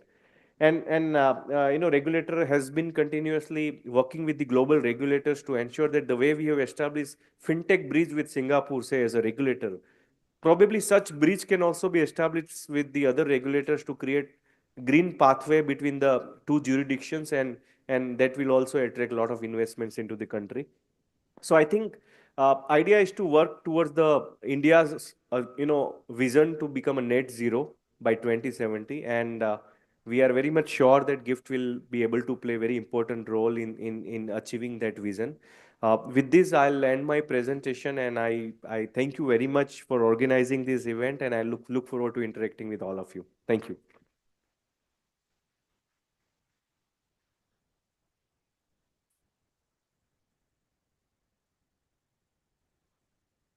Thank you, sir, for your insightful presentation and for illuminating promising avenues within GIFT City.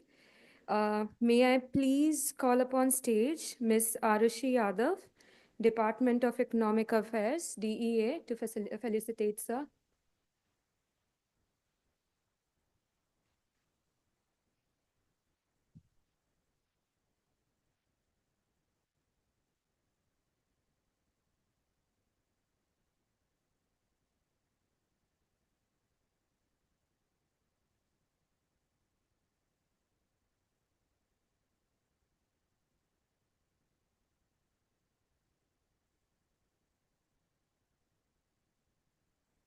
We now move to our second panel discussion titled Economics of Sustainability.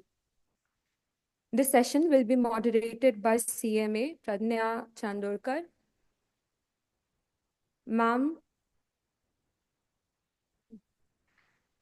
is a practicing cost accountant with focus on providing comprehensive financial and operational solutions. Her services include pricing strategy, budgeting, financial analysis, and corporate training. She is well versed in industry best practices and regulatory requirements. She was a part of global convention held at London on sustainability for Institute of Directors. I would like to invite on the stage. I would like to invite on the stage the panelists, Mr. Deepak Prajapati, Chief Rating Officer, CareEdge ESG Ratings Limited. Mr. Prajapati is the Regional Head of Care Ratings in Ahmedabad, bringing over 25 years of expertise in analyzing corporates across diverse sectors like infrastructure, pharmaceuticals, and real estate. He has played a pivotal role in growing Care Ratings portfolio and establishing a strong presence in the market. Mr. Vivek Srivastava, Axis Bank IBU. Mr. Srivastava is the Chief Executive of GIFT City IBU at Axis Bank, bringing over 20 years of expertise in treasury and foreign exchange. He has a proven track record of success in managing and growing treasury operations across various international locations. Mr. Shujat bin Ali, Global General Counsel and Chief Compliance Officer, Sustainability Limited. Sir is a highly accomplished legal professional with over 23 years of experience. He currently leads as the Global General Counsel and Chief Compliance Officer for Sustainability Limited, a KKR portfolio company. In this role, he oversees legal and compliance functions for India, Middle East, and Southeast Asian regions. Mr. A. Shekhar, member SSB ICMAI.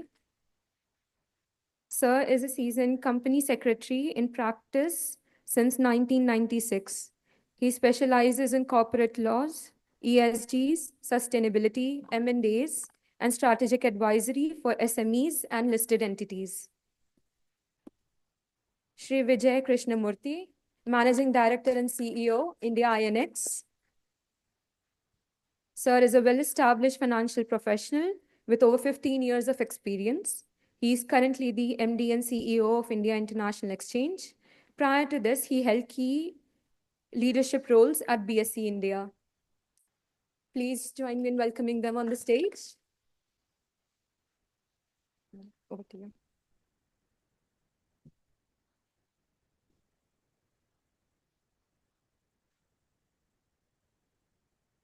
Good afternoon, ladies and gentlemen. It's my absolute privilege to welcome you all to this enlightening panel discussion. Today, we have gathered to explore the topic of profound importance that is driving sustainability. As you know that the role of industry, stakeholders, and every one of us is very important in shaping and reshaping this green future. May I request all of you to give standing ovation to our panelists for today with a big round of applause.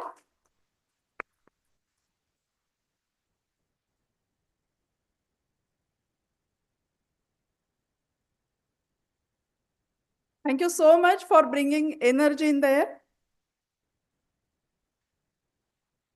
We are really fortunate to have with us all this distinguished panel and experts representing various domains of their expertise. As we navigate through an era and since morning for this wonderful session, we have entered into a very environmental challenging era and evolving regulations and a dynamic global economy. The concept of sustainability is no longer a choice, but it's an imperative. Businesses, financial institutions, rating agencies, policymakers, authorities, all play a critical role in fostering the sustainable growth. So taking ahead this panel discussion, Instead of spending even a minute or a second, we will move to our panelists for understanding their insights on this topic. So may I have a first question to Managing Director of India INX, Mr. Vijay ji, regarding what role does the sustainable finance play in the evolution of GIFT IFSC as a global financial hub? Thank you, Pragna ji. Good afternoon to one and all. So sustainable finance right now, is very important as been what we've been seeing since morning. Presentation by Riddhi, which is, really showing the kind of impact, we are having by really not respecting the environment and the catastrophic effect of each one of them. Also very important line which was mentioned by Dr. Deepesha in the morning, that when we begin with, we think it is just impossible. Everything is impossible. When we come out with an idea, when we start with something, we say it's impossible to do it. But I think so, as it's an old axiom, within that itself, it shades that I am possible, right? So everything is possible. There is nothing that is impossible in today's world. Having said that, how important is sustainable finance going to be, pivotal for development of GIFT? I think so. There is a vision with which, our regulator is also seen, which is making IFSC the global hub for sustainable finance, which is green, sustainable, social, and sustainable linked bonds. And this needs to be the hub where the globe comes and or the global participants come and raise finance for such activities. And I think so we have begun well. So as it says, well begin is half done. Because today we have raised more than 14 billion USD, and we've been in exponential growth since 2018, where IFSC has been in jurisdiction, and especially in for the sustainable overall, we have about 64 billion plus issuances on debt, but 14 billion plus is for ESG with 18 issuers coming in. Right now, what are some of the key aspects that we should really look at? We've got a lot of projects, as also mentioned by Sandeep Shah ji in his presentation just a few minutes back. The kind of work that is being done, the kind of things which is being done to make the city a green city, an environmental friendly city. So can this, really lead to attracting global investments into such ESG projects? So that is something that, is a food for thought for all of us, because we know globally how important, especially in the European zone, the ESG has got relevance. So I think so, that is one area where, we really need to see, assess, analyze, and see how we can get these, global investments in the ESG compliant projects. Second thing is the mantra has always been, innovation. What could you really innovate to get these fundings? What you could innovate to, really make this place, the global hub. So I think so it is a responsibility of each one of us who are part of this entire ecosystem at GIFT and GIFT IFSC, to ensure to come up with something new and something different, which will really be very, very attractive, for investments and, the funds to be raised here. So one of the very clear things why funds are getting raised here is, of course, the cost effectiveness and the tax incentives which are there, right? And also in the morning, as pointed out, by one of the EDs, I guess Dr. Praveen Trivedi pointed out that, or Deepesha ji pointed out that the fee for ESG, the regulatory fee for ESG has been waived out for a period of time. So these are some of the monetary or cash or tax incentives which is there. Now, what more could be done? Is something is a food for thought for each one of us to evaluate and to really come up with. I think so. We've seen a lot of energy kind of bonds for renewables that is getting raised in the domestic market. So can that be channelized and routed through IFSC for those kind of bonds to be raised, which is a very important topic which has been there. Again, as Kalpesh ji was on the panel, on the climate, what are the various climate goals that we have, and our aim to really achieve a net zero by 2070, and what are those things that could be really done? Whether how do we mobilize capital in IFSC for infrastructure, for renewable energy, and for clean technology projects. No, that is going to be really very important, because it just comes to my mind just now. This week I was in Delhi, all right, and whenever there is winter which really strikes, we really start speaking about the AQI, right? The AQI index going up. It is, the city becomes unlivable, unbreathable. There is a lot of pressure on the lungs. So why? That's a question, and I think so today, Ruchira ma'am also in her thing really pointed out that it's very important to identify the iceberg, and Pradeep ji really mentioned that we have seen the iceberg, so half the work is done. So really speaking, we have done a lot of those things, and now it's really upon us. How are we going to really turn it around in the best possible way? And I really always strongly believe that we can achieve outcomes. Okay, by working hard, by working smart, we can achieve outcomes. But the key to everything is a timeline, right? We cannot have a 25-50 year plan saying that hum ye karenge, humko ye karna hai. I guess what we need to achieve is also with a particular timeline and time being in focus. That's another aspect. Uh, a couple of other points that I just wanted to leave a thought where we could really do it is driving financial inclusions and social impact, which is very imperative. How so already the regulator is doing a lot of work in this area, right?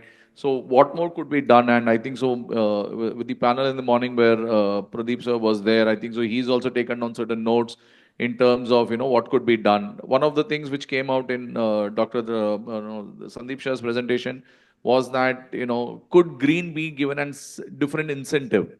Like there is a 9% withholding tax for debt. Could green be done away with a withholding tax for people coming out with green bonds? Can that be done away with, so that that creates an incentive for really somebody to come out with and raise that kind of capital? So some of these things, maybe a few things where there may be a few doors that needs to be knocked at and seen. But if it could be done, there could be The collaborative approach will lead the everything. Absolutely. That's what it is, and that's the last point, ma'am, that I wanted to mention, which is fostering collaboration and partnerships, right? How we could really do that, as a country, as India, with all the stakeholders in picture, how we could really collaborate and really partnership. And just to conclude, I just wanted to say that sustainable finance is very integral to the country and to GIFT IFSC's aspiration to be a global financial hub. It only strengthens our reputation as a progressive financial center and as a progressive financial center, but it also enables it to contribute meaningfully to global sustainability efforts, thereby securing long-term economic and environmental resilience. So with this, I pause. Thank you. There are a lot more roles for others to play. In case of rating, care age rating, I would like to ask one question to Deepak ji, that what role do rating agencies play in incentivizing the business to prioritize the sustainability? How they can prioritize the sustainability? And what exact role the credit rating agencies do? Do we have any concrete plan in down the line in coming years? So first thing is that as a part of our rating process, and ESG has also become one of the important factor we analyze for the company. Earlier also we used to do this thing, but that was not in a structured way, because like environment, social risk, that is a part of the business risk, and maybe governance was always a part of the rating when we analyze the credit rating. But now we also look at the ESG as one of kind of a very in a structured way that what is the ESG aspect. Secondly, as a care ratings and other rating agencies also, when SEBI came out with regulations for the ESG rating provider, they have ventured into the ESG rating space.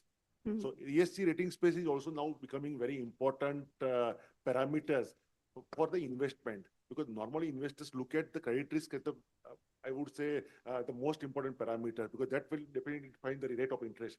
But apart from that, many of the investors who are focusing on the particular funds, like impact fund or maybe global investors like many of European funds, they look at the ESG aspects. So there also some kind of a tagging there, like social bond, green bonds, sustainability bond, or sustainability linked bond. Those bonds and the rating, that is also very important. So you are addressing all those. We are also global addressing it. Yes, yes. We are also. Apart from SEBI. Yes, yes. And even we have recently set up our subsidiary at Gift City, that is Garage Global IFSC Limited, that is into providing the rating for the global issuance in the dollar denominated issuance. So there we give the rating, and Pradeep sir is aware about that and our initiative, and we are the first one to, I think, take this initiative. And we have also rated many issuance in Gift City for the global issuance, and that is also into the sustainability space. So our role is definitely going, and that is going to be more important in the days to come. Right.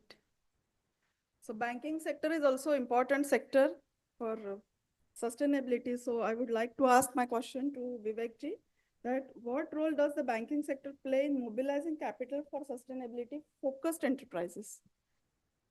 So thanks, good afternoon, and thanks for inviting me to represent the banking ecosystem in the Gift City. So banking sector in any developed financial center plays a very key and pivotal role in the whole overall financial framework. So any project looking to take off or any business looking to prosper has to have that banking support, and we are very well aware of that. And banks can finance these projects through few products. One is the foreign currency term loan. The other one, again, a corporate loan in the form of working capital finance. Then funding eligible projects through trade finance route. And lastly, there's one more way to finance such projects through a sustainable bond by underwriting or subscribing to such an issuance. So we feel that these are the certain, what we can say, the routine kind of products through which banks can come in and contribute towards development of this sector. So role of professional is also equally important. So I would like to ask next question to CMA as well as CS Sekhar sir, that how do you expect the cost and management accounting framework to evolve and include the sustainability metrics? Basically, I would like to answer this question in a different approach. The theme of the panel discussion is economics of sustainability. Is that right? So now we have many professionals here. We have chartered accountants, we have company secretaries, we have when we talk about cost and management accountants, they are more closely connected with economics than any other professional, because they are part of the operations of any entity. A chartered accountant typically is concerned with financing, the deployment when it comes to, and monitoring the deployment is the function of a cost and management accountant.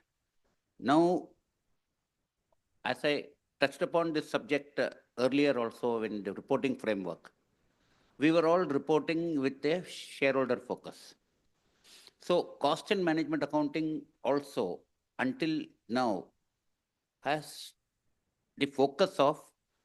been having the focus of shareholder, and also broken down level wise at all levels in hierarchy. Board of directors, senior management, at all levels they were reporting. And those were internal reporting. So the frameworks of cost and management accounting until now has been shareholder focused. Just as financial reporting, there are certain changes through IFRS S1, S2, etc. cost and management accounting also has to catch up. As yet, it is a potential area. It has not yet been explored. And that's why I have highlighted the ESG KPIs in my presentation today. Now, when you go to that ESG KPIs, there are a couple of KPIs which are very important. Energy intensity, water intensity, greenhouse gas. Now, when you measure this, if you just say that so many joules or so many gigajoules of electricity consumed, doesn't convey anything. But when you relate it to physical output, what BRSR asks you in terms of turnover, in terms of purchasing power parity, and in terms of physical output. Now, I'm not sure, I have not analyzed how many companies are reporting in terms of physical output. But that becomes an area for CMA to monitor. Because if you notice any areas for improvement or correction, that role has to be played by a cost and management accountant. And that is typical in manufacturing, it is understood. But I think the profession needs to develop and play its role in the services sector also. The institute, in fact, has taken steps to respond. We have a sustainability standards board, which is set up with this objective. Even on the financial reporting part, financial reporting, IFRS, S1 and S2, we have circulated an exposure draft called ISS 1 and ISS 2. So this actually is a prime initiative by Institute of Cost Accountants of India, wherein we have tried to adopt an approach of adopting or carve out of IFRS S1 and S2. We need to speed up on that. And basically the cost and management accounting frameworks have to evolve much faster than at any time before. So clearly there is an opportunity, but the demands and expectations are very high. I mean, I would like to stop with this. Yeah, thank you, sir. Everything that needs to be measured and monitored is a need of time.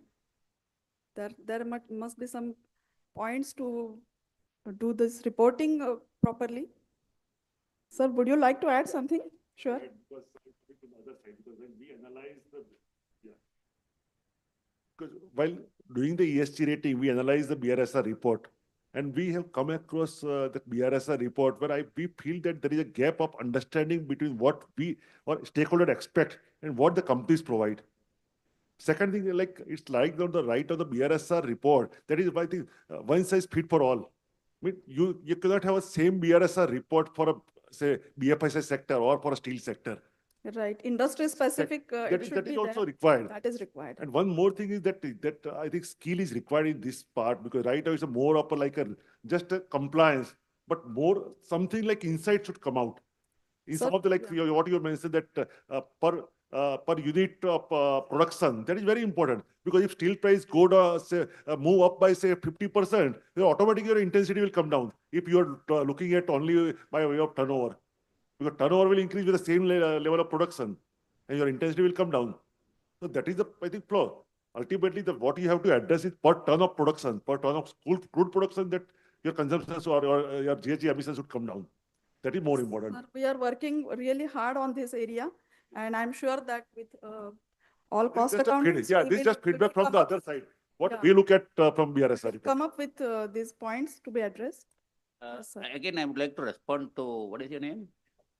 To Deepak's point, the sustainability reporting is a format as typically companies have adopted. There are 5 layers, you can say, different levels.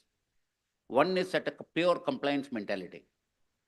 क्या देना चाहिए, कितना देना चाहिए, पूछा है क्या उसमें? If they ask, we will give. From more of a compliance point of view. Yes.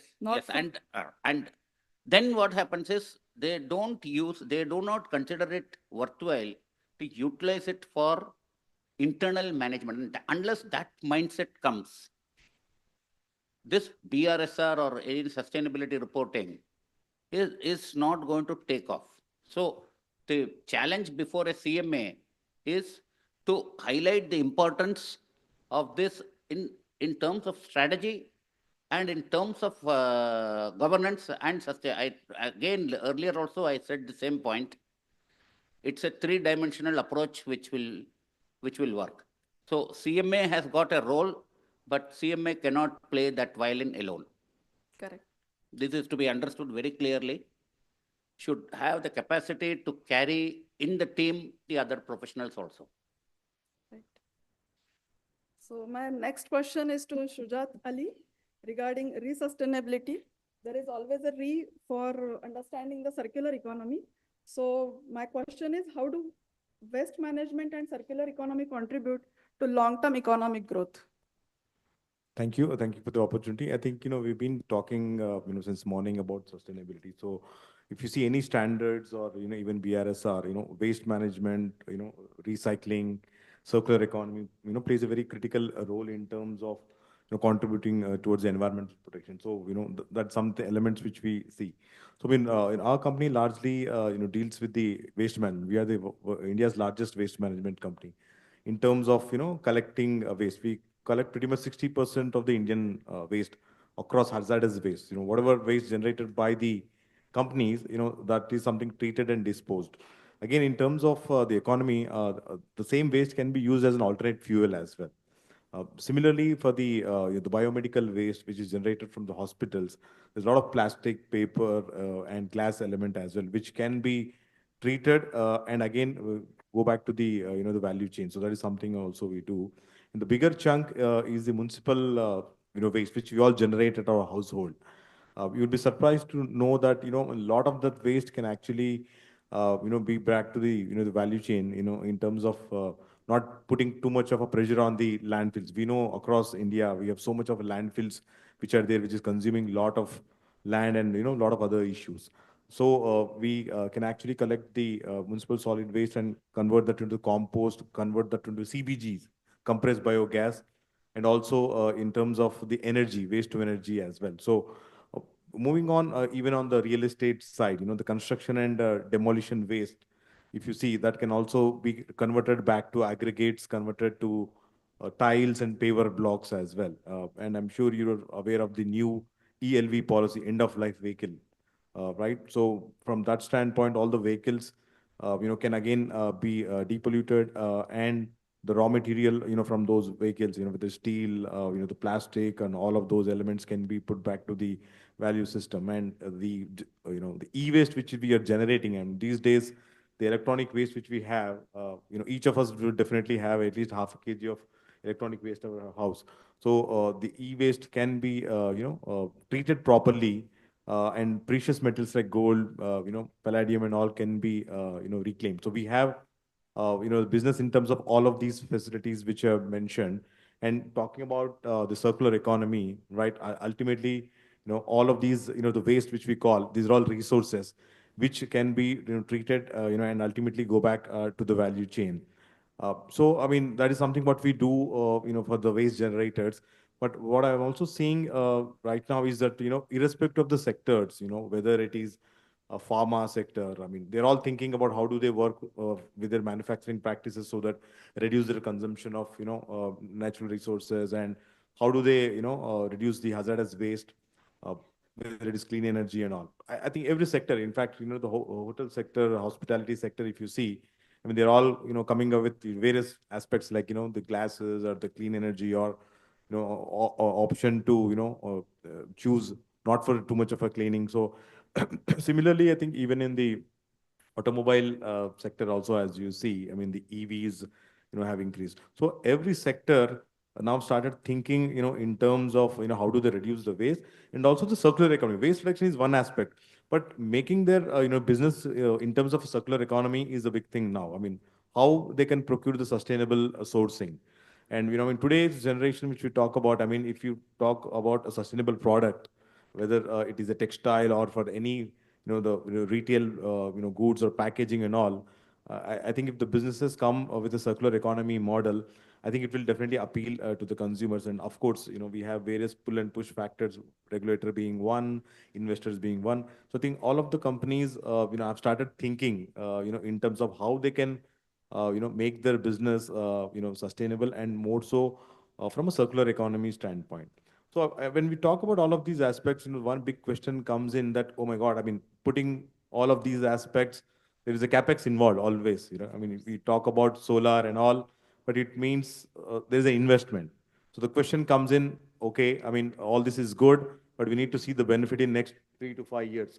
So I think that is an important, area which all the sectors, debate in the boardrooms and talk about, okay, this is a great project, but how do we get the financing and all? And I think from that standpoint, I think some of the discussions what we had here, in fact, I'm also taking back some, takeaways as to, how, we can, try to leverage some of these aspects in financing, these kind of, the projects. So, and I think ultimately, what we see that even the example what I gave, so our company is 30 years old, this is all waste management, but today we employ 20,000 employees across India. And in municipal solid waste, some of the pickers, what you see, I think they can be back in the organized sector. So all of these, focus will definitely help the companies in reducing costs at somewhere or the other, and the economies of large scale will definitely be seen. But at the same time, the employment generation and new technology use, and ultimately helping achieve their ESG goals also is possible. Yeah. Thank you, sir. So there is a common question to all of you, and I am expecting to talk in 30 seconds that the best possible you can give the answer. That what needs to be done to close the gap for attaining 2030 SDG? The question is common, but every one of you can contribute not more than 30 seconds because we are already running short of time. So maybe I think clear-cut taxonomy for the ESG projects, if that comes from the regulator, maybe RBI. Clear-cut taxonomy means. So maybe what kind of projects? Projects. Which you can consider as a green project. Say yes, I think it was mentioned that like waste management. So if this is the kind of considered of a part of the, I think priority sector for the bank, or maybe whatever some green tag is to be given. So all these projects, maybe right now the focus is mainly on the environment, energy projects, renewable energy projects. But there are so many other projects where we can really work upon to achieve the goal, I think that net zero goal, like steel sector, cement sector, so many other sectors which are right now, you can't do much of a things, but still there is a scope. Right. So if these kind of projects are identified and the taxonomy for those can be defined in a structured way. Because right now there is no clarity about what kind of project to be financed. So that's the reason most of the fund is going for the renewable projects. Right. Sir, can you add up? Yeah. So incentives and positive nudges is definitely one of the, I mean, we heard that. Also, we heard that compliance is one thing, but to, go beyond the normal routine business, everybody has to, come to the fore. That's how we will achieve our targets on the 2030, 50, and of course the Viksit Bharat 2047. So businesses, banks, framework, regulators, of course, are very progressive. So over here, we have this, for the banks, we have a target of 5% incremental funding incremental funding of that 5% has to be in ESG related. So bottom line is that 5% should be. No, that is a local bottom line of this bridging the gap of SDG. So all the banks out here are quite aligned to that, is what I wish to say. And then of course incentives to the stakeholders, players in the market. That's another one. I would just like to add that our bank on its own have taken upon ourselves a target of 30,000 crores of investment into ESG compliant framework at the bank level. And within the bank level, whether that project will be done at the onshore level or at the overseas center, on a case basis, there is an ESG framework policy in place at the bank level, which is available on the website.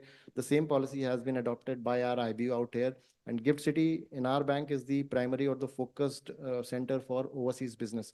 So any business or any project related to sustainable financing, if it is done out of an overseas center, it will be done out of Gift City. So that's the commitment from a bank side.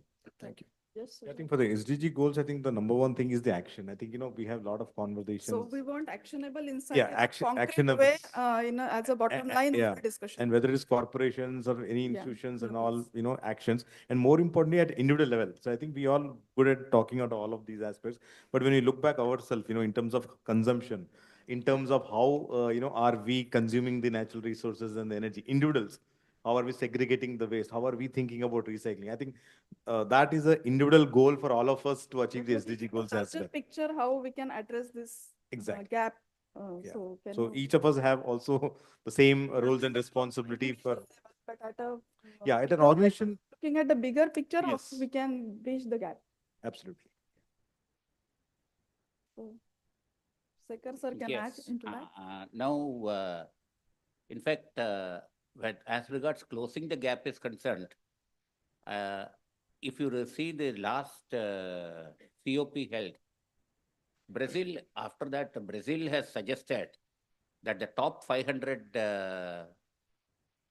companies, wealthy companies, business houses should be taxed 2%, taxed 2%, super rich.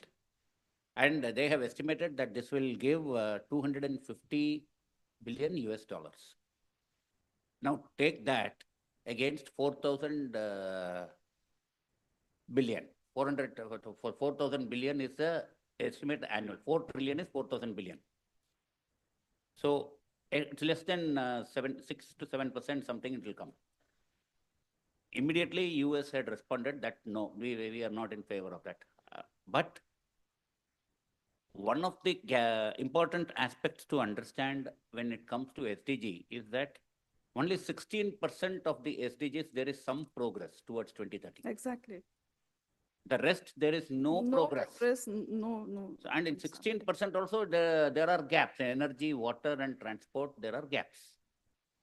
So 2030 SDG, which now we have around 5 years, 6 years, we are not at all anywhere close to achieving the goals. And with the US now having pulled the plug on out of Paris, it's difficult.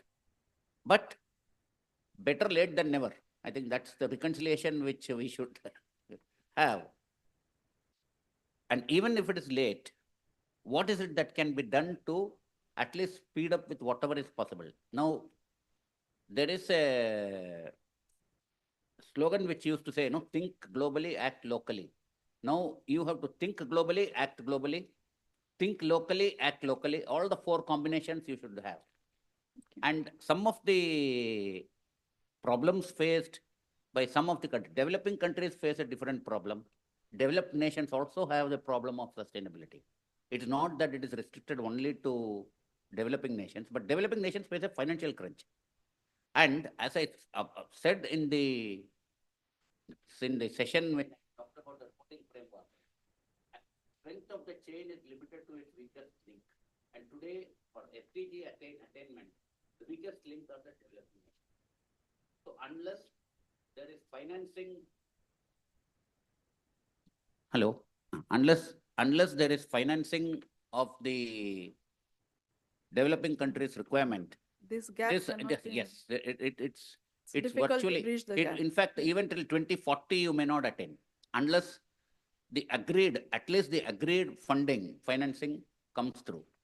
Okay. It's very difficult. There should be a sincere commitment to SDG and not just casual approach to SDG. That is the simple. From compliance point of view, it should not be. And individually, at India's level, there are certain things which can be done. Circular economy, as you had highlighted, is something which can be done. Today, if you see, only 9% of the economy is really circular. By and large, it is linear economy. Correct. So you should extend the life of the products, but in doing so, you should not do burden shifting. It shouldn't become a burden in the next cycle. Right. So this care has to be taken. So and there are many other measures, but I think we are short of time. So I will not. So I will give this forum open to all our audience participants. So if they have any question, just last 1 or 2 questions we can take, because we are already running short of time. So if possible, you can raise the question by raising your hands. To our expert panelist, if you want to just, yes, sure.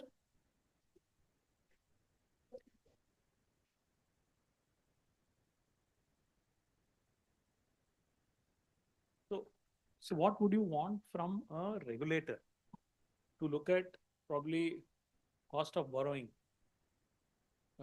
Because that is something which is very fundamental to any borrowing, any raising of money. Fundamental thing is, the economics of it. So from a regulator, what do you expect? Of course, you have all experience, explained the general points which perhaps could be done. From a regulator, specific point to be from addressed. a regulator, and maybe perhaps even more granular from a gift city perspective. For IFSCA, what would you recommend? See, I can respond, Pradnya. One thing which could be considered is, where typically as CMA professionals use a technique called life cycle costing. Now, as he has pointed out, the payback period for the investments in sustainable projects is longer. There is a longer time frame. Sustainability is a long-term matter.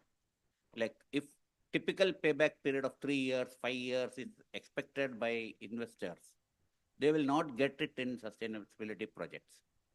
So there is a long-term commitment, just like an infrastructure project, there is a long-term commitment, 10 years, 15 years sometimes will have to be given. So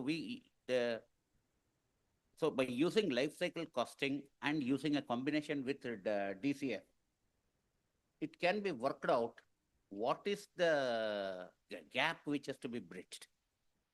And that in turn could be it need not be a subsidy. It could be a kind of an assistance, like sales tax offers a deferment scheme or something like that can be done. And typically, if you see, I'll give you a very simple example. Windmill, if you take it, in the first 3 years, you will not get back your money. But the windmill gives return. Life is 20 years, sometimes even 25 years. After the 10 years, you get back your money, typically. But after the 10th year, it is going to give you money for the entire life of the project. So that is what is addressed in life cycle costing. So that approach can be adopted in framing a scheme. Okay. So last question. Sir, first introduce about yourself and then. Yeah, I'm Praveen Kamath. I'm General Manager Capital Markets. I'm under Pradeep Ramakrishnan. He's my Executive Director. My knowledge about ESG is pretty elementary. So I'll ask an elementary question. See, up till 1990, the United States and Soviet Union used to consume around 75% of the world's resources, okay, during the Cold War. And a developing country like India was a dump yard for waste from a lot of developed countries. For example, I'm from Goa. Okay, I remember in the 1990s, foreign newspapers used to be which was sold as scrap, used to come for recycling to India. Lots of other waste used to come to India for recycling. So these countries polluted the world and tried to dump their waste on developing economies and go about doing their business. India and China then embarked on thermal energy, for meeting their energy needs. Whereas a developed country like France, post World War II, relied on nuclear energy.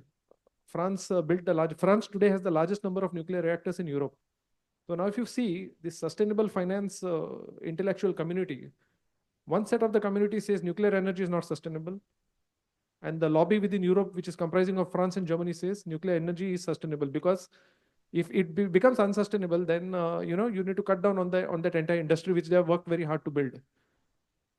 Do you believe that now that the United States is not adhering to the sustainable finance goals and they have made it very clear that, look, our economy is primary and the rest of the world can go for a walk. So do you believe that India should also adhere to whatever goals that are imposed by the UN on us, or we should follow our own path for becoming a developed nation? I think simple answer is that we should follow our own path, because what I think US is having their own path, France is having their own path. But at least that should be converged with our goal with what we have for 2070. So, sir, thanks for this question, sir. Very important one in the current scenario, and the next 4 years, we know how it's going to be like, especially in the markets and all. So, I also agree in the sense that as our commitment to the civilization, to the future, we have to think about that also, not about the very present. Fine, we can think about, okay, US is doing, why shouldn't we?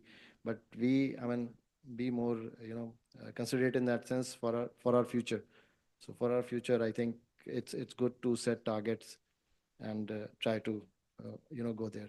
And maybe may I also add to an answer to sir's question earlier. So sir, I think the investment in bonds, I think today is not part of that 5% which I referred to. So that, of course, that has its own issues. For example, somebody investing into that 1 week before the end of financial year and getting through that number. But some parameters around that, at least a 6 months, at least a 1 year. Of course, it can't be HTM because of the mark to market implications on that. Although it will be complying to, I mean, one question may be raised as this will be compliance, not actually, seriously looking at addressing the issue. But I think if the market becomes more deep because of this, the price volatility comes and some incentives coming out of investment into green bonds comes, market will develop itself and we'll all try to move in that direction of achieving that goal. Thank you, sir. Thank you all. It was really a thought-provoking discussion. I want to extend my heartfelt gratitude to our esteemed panelists for sharing their insights, experience, and as well as actionable ideas. Thank you very much.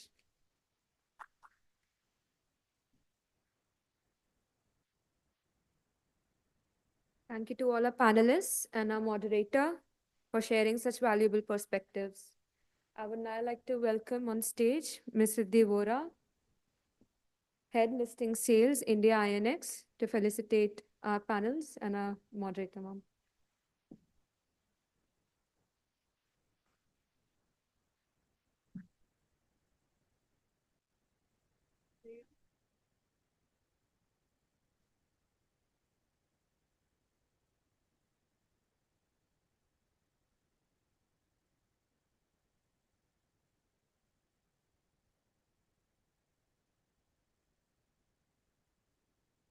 Can we please have a round of applause, everyone?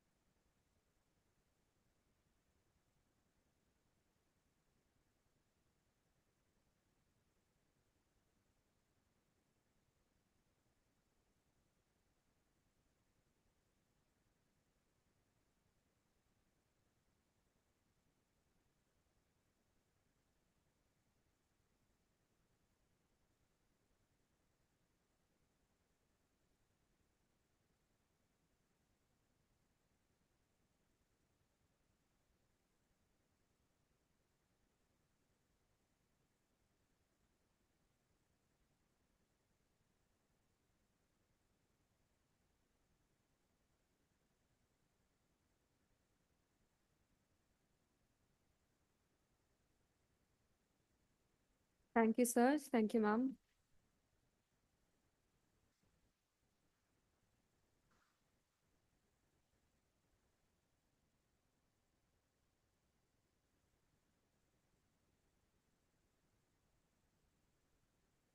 Next, we have a presentation by Mr. Anshuman Singh and Farzan Madon, Aditya Birla Sun Life AMC Limited. The topic for the presentation is the perspective of a fund. Please welcome on stage Mr. Singh and Mr. Madon. A huge round of applause, everyone.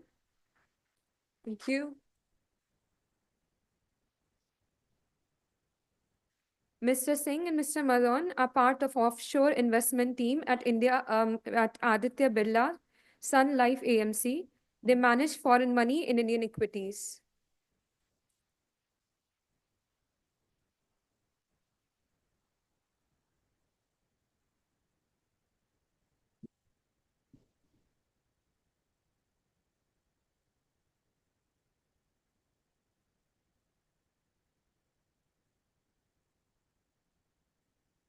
Good afternoon, everyone, and thank you for providing us the opportunity to present our fund.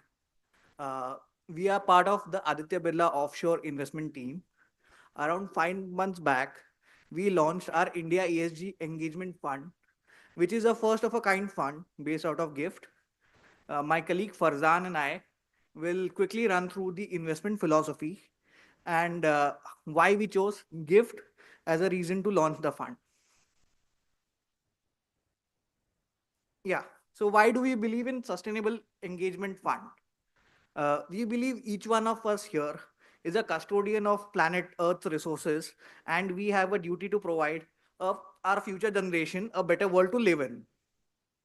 Over the past decade, we have seen that people are increasingly spending more and more on better living conditions. And as the affluence in the population increases, there will be an increase in demand for clean air, clean water, and healthier environment to live in. We believe our India ESG Engagement Fund is very well placed to tap on this trend. Through our India ESG Engagement Fund, we invest in growth companies which are focused on environment, climate, and people. The fund has been live for past 5 months, and we have already invested in 20 such listed companies. Our fund focuses on generating long-term capital gains for our investors by investing in companies that are fundamentally strong, have an ethical management at helm, and are ESG compliant businesses. So while typically ESG funds globally have been investing in companies like banks and IT, but our fund is a unique fund. 70% of the investments that we make are in environment related companies. We broadly categorize these into 5 core sectors. First, alternate energy. Number 2, waste management. Number 3, recycling. Number 4, air and water technology companies. And number 5, EV ecosystem. So broadly, 70% of our fund is invested in stocks which fall under these categories. The balance 30% we invest in a category which we call as impact stocks. This primarily comprises of affordable healthcare, affordable housing finance, and microfinance companies. So this fund is pure ESG in nature and unique and different from the existing ESG funds available in the global market. Thirdly, like I mentioned, our India ESG Engagement Fund is a very concentrated portfolio fund. At any given point in time, the maximum number of companies we are invested will be 25. We have a bias towards small and mid-cap companies in India, and we have an extensive framework for selecting the companies. We have a 5-pillar framework. Number 1 is the quality of the management. Our extreme focus is to work with the management who are highly ethical in nature, and we have an extremely rigorous process through which we do their background checks and have a thorough interaction before investing in each of our company. Number 2 is competitive advantage. Each and every company under our fund has a unique business advantage in their specific industry. Not only these are fundamentally strong businesses, but these are businesses which have a very strong barriers to entry. Number 3 is attractive valuations. Since we are a long only fund, valuations is very important for us to create value for our investors. Most of the companies we invest, there are hardly no institutional investor. Fourth, what we call is the information gap with the market. Typically, the companies that we invest in hardly has no institutional investment or very low institutional investment. So we act as a first mover advantage to enter these companies and to make the first buck when the stock gets discovered. And lastly, since it's an engagement fund, we typically assess the management and only invest in companies that are willing to engage in a friendly manner, and we can help them to make more ESG compliant businesses. I'll hand over to my colleague Farzan, who will explain how we do the engagement process and why we chose GIFT as a preference destination for launching the fund. Over to you. There is no such fund in India.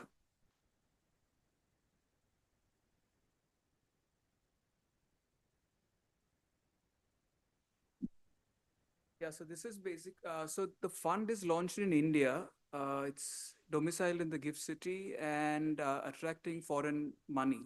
So I'll come to the target audience later. Scorecard and everything, like every analyst would do, we have the scorecard where we check the financial parameters, DCF, we can run it back of his hand. What distinguishes us is we collaborate with companies. Both of us have had experience in investment banking. Our CIO, Sarath, who was earlier erstwhile with Capital International. So we try to collaborate in terms of getting funding for companies which are small, who require funding, probably advise them on mergers and acquisitions, etc. So these are some of the companies that we have invested or we are looking at. One of them is Manorama. I don't know if you all have heard of. It collects basically seeds from forest, waste to wealth, collects the seeds with the help of tribal women, gives them employment, and that is converted into cocoa butter substitute. So since cocoa prices have shot up by 3-4 times because of a severe drought and trees being dead, 25% of the trees in Africa being dead, that is a clear substitute game for the next 4 or 5 years. So besides waste to wealth, also impacts social life. That's one company. LT Foods, basic rice processing company, getting into a value-added product of ready-to-eat, ready-to-heat products, where we believe the multiples could increase. In terms of ESG, besides providing employment and farmer sustainability, the company is directly engaging with farmers to have a direct sowing technology, which saves 30 to 35% on water. Then we have Gravita and Ganesha Ecospheres, which are recyclers. Gravita, of course, into lead recycling and other ancillary products of recycling. Ganesha is into PET bottle recycling, where 75% of the bottles of Coke, PepsiCo, Bisleri and the water bottles come back to them, they recycle it, and it's used. With the norms of recycling coming this year in June, hopefully these can be good businesses for them. And then we have Praj, which is one of the best component manufacturer, which converts ethanol, which produces ethanol plants and biofuel plants. There was another company, I won't name the company, but was polluting a lot. So they would directly make a triazole, a chemical, dump it into the soil. Some years back, they were bought over by a 100-year-old group, which immediately said, we can't do this, quite ethical. And they said, how can we reduce that? So they started thinking on it and recycle that product. Now today, instead of dumping it and paying a fine, this company is getting money out of those recycled products. So those are the kind of companies that we hope to partner with and invest. And like Anshuman mentioned, that we'll be investing in only 20 or 25 great companies where we see which will have an impact on society and the environment, and also where we believe the financials are going to grow at more than 20-25%. So what is our target audience is, like you mentioned, we have launched a fund 5 months back. With God's grace, despite the markets down 14%, the MSCI index, our fund is still in positive, net of fees in US dollar terms. Ongoing marketing roadshows are there. That's where our CIO is currently. The only stumbling block that we are facing is certain funds do not have a single country mandate. So they don't want to invest only into India, and that is something that we are facing. But quite a positive response from Europe and US. Of course, during the post the elections, some jitters about ESG investments, but ultimately, I think, like it, hate it, we'll need ESG investments across the globe. What has been our experience with GIFT? So, like we mentioned, that Birla already has close to $2.5 billion of investments prior to GIFT, and that was in our existing Mauritius and Singapore offices. So, of course, that was quite lucrative for us, and so let's go with them. Ultimately, when we identified GIFT and we had a talk with them, that is when we realized that, okay, this entity, this setup can give us something much more. And really that has helped us. The attitude over here is, how can I help, rather than the erstwhile of, come on, stand back in line, or this is Singapore, everything will be automated, we'll do it. If it happens, it happens. Over here, Pawanji and the team, thank you so much. You all have been accommodative to us. When we said that we'll be launching an absolute return fund, the condition was that we need to benchmark with an index. Some index has to be there. We said there's no index, and they said, okay, fine. There's no bureaucracy, no red tapeism. Let's do it. So they mended their ways. Are there really hoodwinking things? I don't think. My friend over here, Sudhir, says that we have a long list of questionnaires that we have to fill at the year end, but that's minus the bureaucracy and red tapeism. So that's all I have to say. And of course, the fee waiver. So thank you so much for that. So thank you for all the official. We will, hopefully, yes. Hopefully, yes. And there has been quite an interest. So let's hope that we can even launch some domestic funds over here from GIFT. So thank you so much. And thank you for all the help that you all have extended. Thank you so much.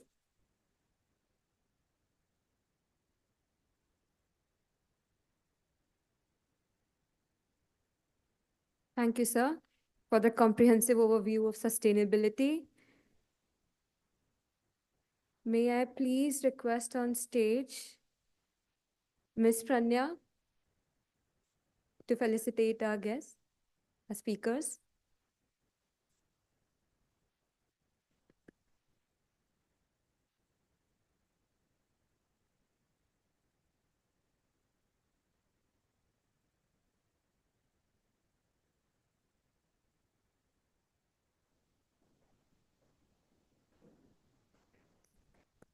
A round of applause, everyone, please.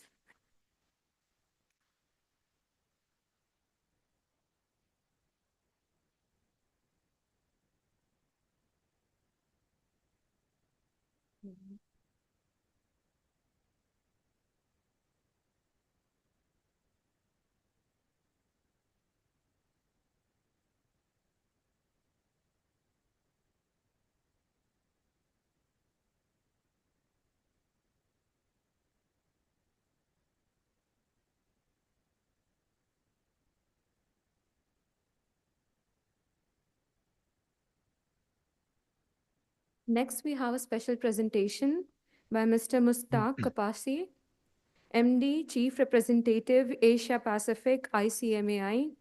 He will represent on the key ESG developments in the Asia Pacific region.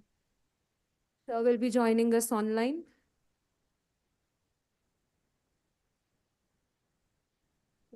Sir, Hello. are you able to hear us? I can hear you. Yes. Can you hear me? Yeah, we can hear you as well. Okay, wonderful. Over to you, Wonderful. sir. Well, thank you very much. Good afternoon, everybody, and greetings from Hong Kong, where I am based. I'm very honored to be here virtually to speak with you about ESG developments in Asia Pacific, and I will be focusing on the transition finance guidance that is offered by ICMA. So before I get into the actual presentation on transition finance, I'd just like to introduce ICMA a little bit for you today. So ICMA is the International Capital Market Association. We are a trade association, similar to a FIMDA, for example, comprised of over 600 institutional members around the world involved in the international bond markets. So we have been around for about 60 years almost, and I have managed the Asia Pacific office for about 10 years. Now, soon after I joined, there was a new development, a strange new product in fixed income markets called green bonds. And nobody had really heard about this. Nobody really knew where it would go. But as we all know, the green bond market has now grown into a vast sustainable finance market with a number of different products that are sometimes hard to keep track of. But ICMA and myself, we've been very honored to be at the forefront of developments in this market. And what does ICMA do? What is the role that we play? Well, as a trade association, what we do is we set best practice standards for different kinds of products in the bond market. So in particular, you may have heard of the green bond principles, the social bond principles, the sustainability linked bond principles, maybe even the transition finance handbook that have been developed by ICMA. So in the few minutes that we have, I believe I have about 15 minutes for my presentation, I will give you a brief overview of these so that you have an idea of the kinds of global principles that are out there for sustainable finance. So again, I will turn off my face and I will go to the share my screen now.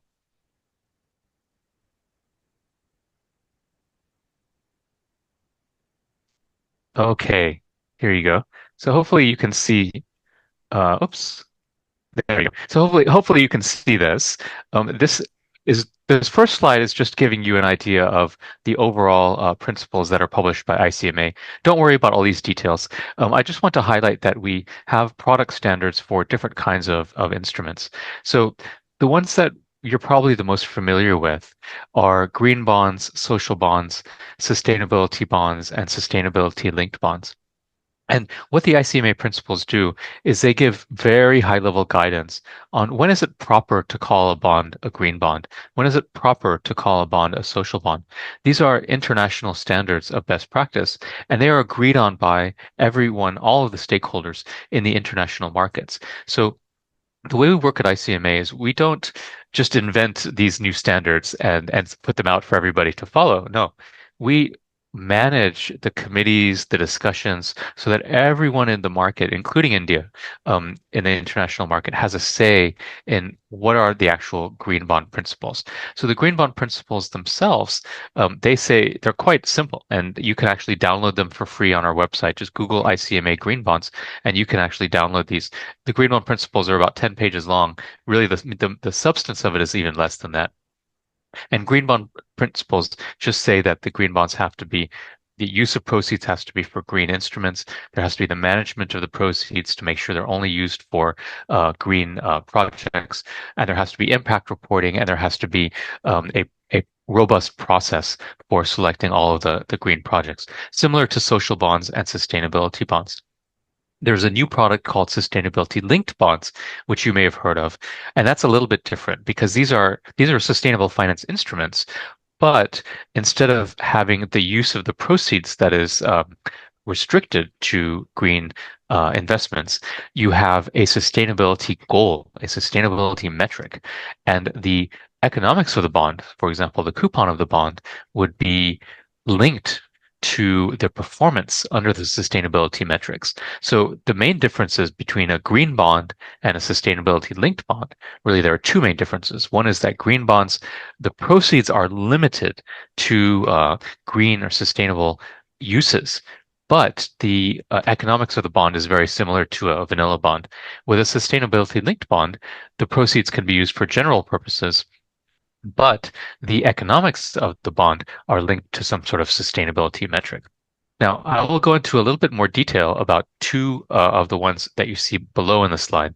One is the climate transition finance guidance that ICMA gives, and this is really what ICMA contributes to the transition finance market. And then I will say a few words about green enabling projects as well, which is a very new concept that ICMA has introduced just last year in 2024. Okay, so before we move on, I just want to share with you that this is the timeline of the different principles that have been published by ICMA. And again, I highly encourage you, very highly encourage you actually, to download these and to read them for yourself. It really will not take, for the Green Bond Principles or the Climate Transition Finance Handbook, I think you can probably read them in about 10 or 20 minutes. And it will give you a very strong idea of how the market thinks about what is a credible green bond, what is a valid green bond. Almost 98% of all the green bonds in the international market follow the ICMA green bond principles. So if you are familiar with these principles, then you will understand what is differentiating a green bond from a bond that is not green. Okay. I just want to double check if you can tell me if there's any problem with the screen. I can hear. So if I don't hear any difficulties, then I will just move on. Okay, great, because I can just see my full screen. Wonderful. So again, all of these are freely available from the ICMA website. And also, those of you in the audience, I'm here to answer any questions that you may have after this presentation. Sorry, Mr. Mustaq, can we Yes, sir. request you to just probably put it in the presentation mode, or maybe if you can full screen? It should be full screen now, no? You don't see the full screen? No. Okay, because I see the full screen. So let me try to, that's very strange. You can just click on the slideshow button. Slideshow. Okay, let me try that. So how is that? Is that better? It's I fine. just put it. Okay, good. Okay, so I just put it on my full screen. So thank you for noting that. So this must be easier to see for you now. Okay, so the main focus just for the next few minutes here will be to talk about how ICMA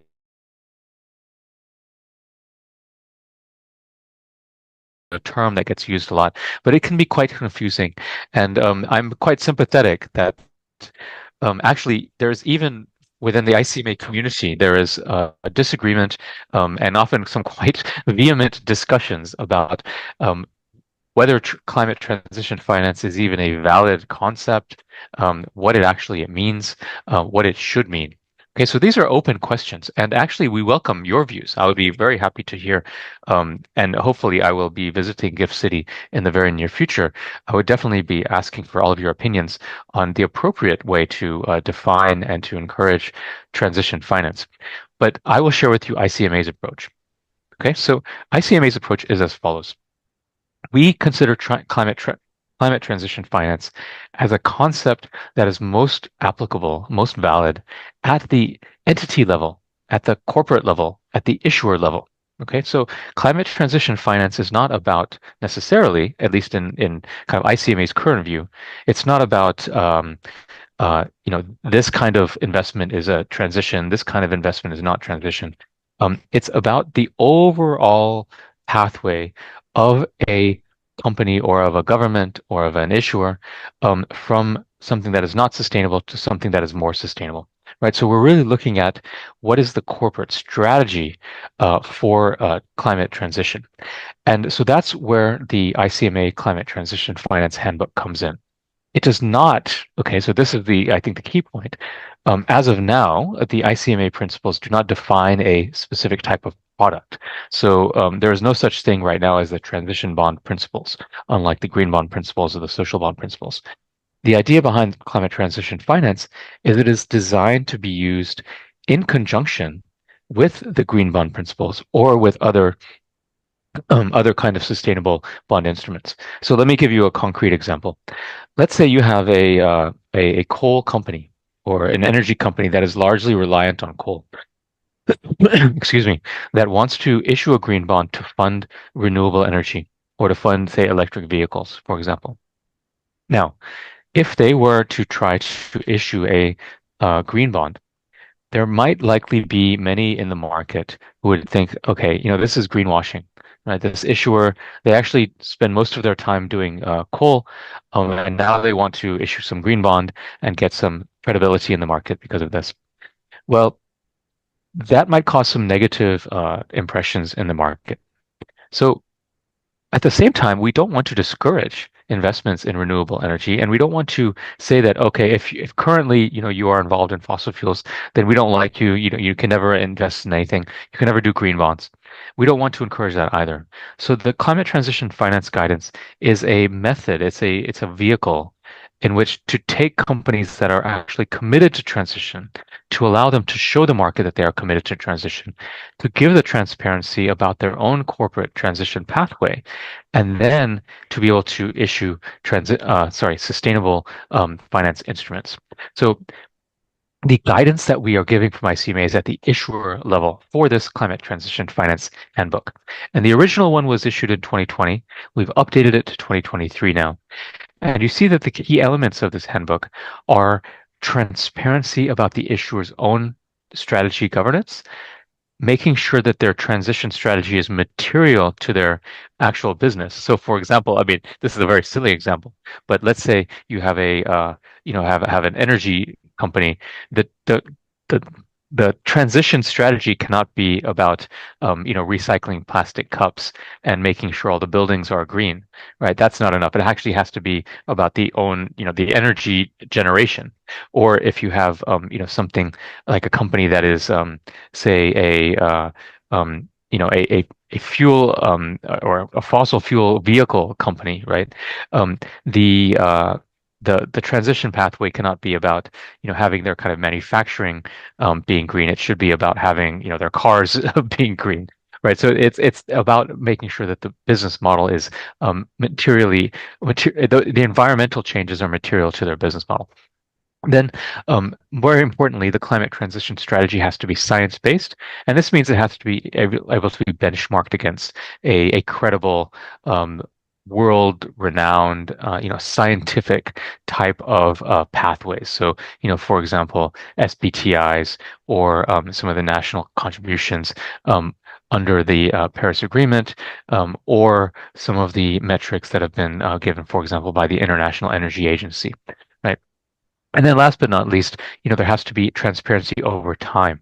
And a very important part of this transparency is actually transparency on the CapEx and OpEx to implement the transition strategy. Okay. Again, you can read this in more detail. I won't go through all the details of this slide. This next slide. Okay, now I will talk about the green enabling products guidance. So this is slightly different. Okay, this is a kind of a different concept. So we have to kind of take a little bit of a change in our mental focus here. So the green enabling projects, this is related to the existing green bonds. So you have a green bond, and the way green bonds work is if you're the issuer of a green bond, when your proceeds come in, you have to actually deploy them for projects that are in specific categories, right? So you can invest in green energy, you can invest in biodiversity, you can invest in reforestation, you can invest in clean water, all of these kinds of categories that are part of the green bond principles. And the categories that are part of the green bond principles are sort of inherently green, like they're obviously environmentally friendly.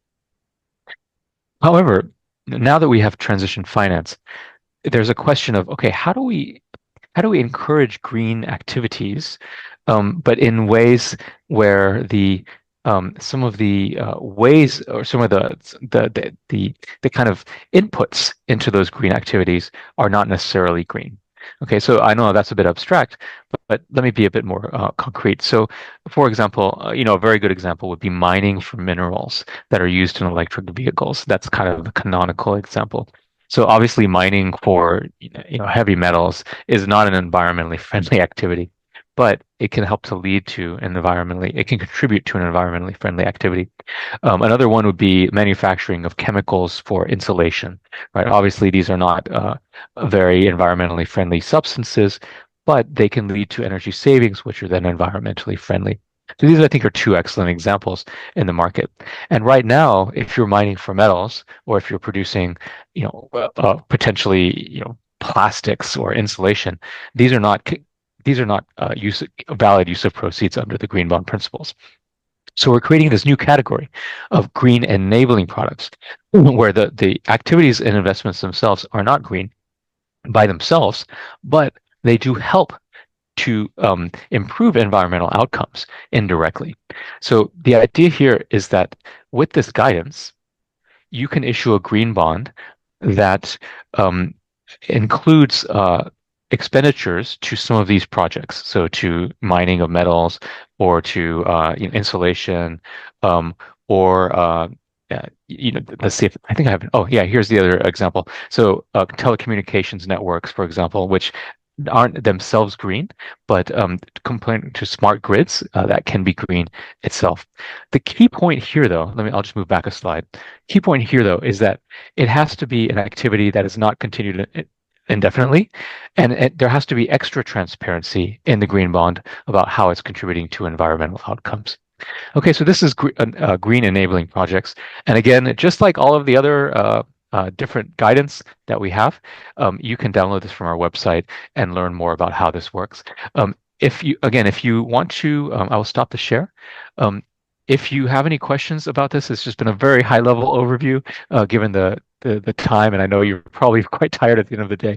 If you have any questions or would like to discuss this in more detail, I would be delighted to speak with you, especially if you have potential or live transactions where these might be relevant. So thank you again very much for your time. It's really good to see you all in the room. I'm sorry I can't be here with you today, but I hope to meet you in person in due course. Have a good day. Thank you. Mushtaq, hi, Pradeep here from IFSC. Pradeep, very nice to see you. Thank you. So there's one question that I have, and more Sure. so that is something which, in the light of what is happening in America, the new transition and the whole anti-ESG movement. Yes. What are your thoughts on how is it going? Where is ESG heading over the next few years? Oh, wow, that's a big question. But I do have some thoughts about this. So please let me preface this by saying these are purely my personal thoughts. So I have a big disclaimer. This is not necessarily ICMA's view, but these are my personal thoughts. You can probably tell that although my parents are Gujarati, I'm American myself, so I'm kind of in between. But I did live most of my life in the United States.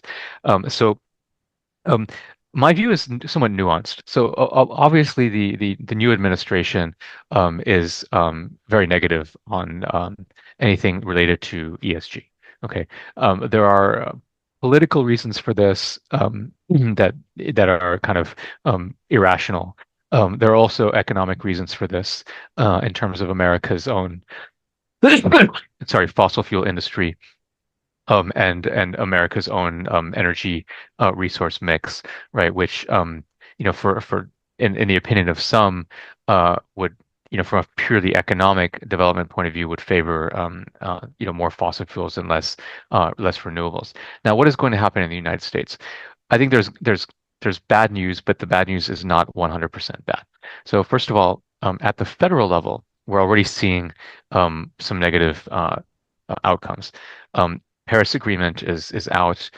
International cooperation will be out. So any of the ESG kind of initiatives that require governmental cooperation globally under the Kyoto Protocol or Paris Agreement, those will be harmed significantly. Okay. However, many of the international initiatives do not require necessarily government approval or cooperation, right? So even let's take the ICMA principles. ICMA principles and the development of these guidelines that we do, we're not affected by the United States government, right? If the United States government doesn't like it, we can still do it, and the market can still go ahead. Now, there's an indirect effect where if there's a negative signaling, of course, or if the market doesn't think that the government cares, then they'll be less enthusiastic about ESG. And there's a correlation, of course, to the people that voted for the new American administration and the sentiment of business, in the United States. So that's clearly a correlation, which goes to show that American corporate culture and American business is less concerned about the environment than certainly than it was 4 years ago, and maybe less than it should be. However, but at an international organizational level, I'm still somewhat optimistic, and in some sense, the kinds of things that I'm talking about today are actually become mainstream, and that's why there's so much pushback. The other thing to keep in mind is that from the perspective of government, it's not just the federal level. So there's also the state level and the local level. And in many states in the United States, the environmental policies are quite strong and quite influential. So I don't think that, for example, California is going to move back on any of its environmental regulations. Those are still quite important and quite influential for the rest of the country, but also the rest of the world. Then I think another slight silver lining on this is that certainly from the investor point of view, again, many, if not most of the global and US investors, although from a kind of political signaling point of view, they're trying to move away from ESG kind of as a label. In my opinion, almost all of them have incorporated sustainability metrics, sustainability risk considerations into their investment philosophy and portfolio. And also, when you look at the younger generation, most of whom didn't vote for the current administration, the younger generation, the ones who are now investing, may not have all the money, but they will later on. They're much more concerned about the environment. So I see from the overall investor perspective, and from the demographic perspective, I think there's still very much a sense that sustainability is important to the market and that it will remain. All that being said, clearly, overall federal government in the United States and international cooperation and US corporate culture has taken a negative turn with respect to sustainable finance. I think that's fine. I think sometimes maybe even the institutional investors movement may push it. So that's a possibility. Yeah, well, I think one thing that's interesting is that it's also one interesting shift I see is that it's going from a kind of and I think it's part of the backlash is that it's seen as sort of a moral issue, right? And American oil people and the current people in running the United States as of 2 days ago, they don't want to be told, they don't want to be lectured to about the environment, right? So there's a bit of this kind of backlash. People want their big trucks. People want to do what they want to do. And so I think that has caused some of the backlash, and that's sort of why it's kind of coming back. Having said that, the sustainability considerations are now being kind of baked into a lot. What's happening now is a lot of the investors, they're not getting into ESG or sustainability because it's the right thing to do or because it's moral or because it looks good. They're doing it because of risk, right? I mean, they're doing it because of asset value risk in the long term. So now it's gone from being kind of a something that makes you look good or makes you look virtuous to something that is just good business, right? Looking at flood risk, look at California wildfires, for example. That's just one example that's kind of prominent in the media. But these kind of climate risks have real credit implications. They have real cost implications. And so now it's becoming much more mainstream to have to consider environmental factors and to consider those companies that have positive environmental ratings and even positive social governance ratings as actually better investments. And so even some of the investors that have kind of shied away from calling themselves ESG, who aren't using that kind of rhetoric anymore, have very quietly continued to take a very to embedding ESG metrics and considerations within their analysis, even though they're not advertising it anymore because it might make them look bad in American politics.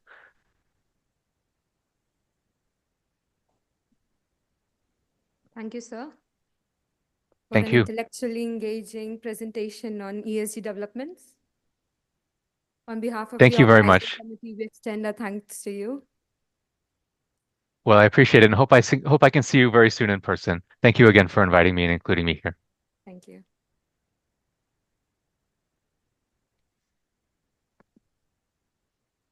As we draw this event to a close, I now invite Mr. Abhineet Panwar from IFSCA to deliver the vote of thanks.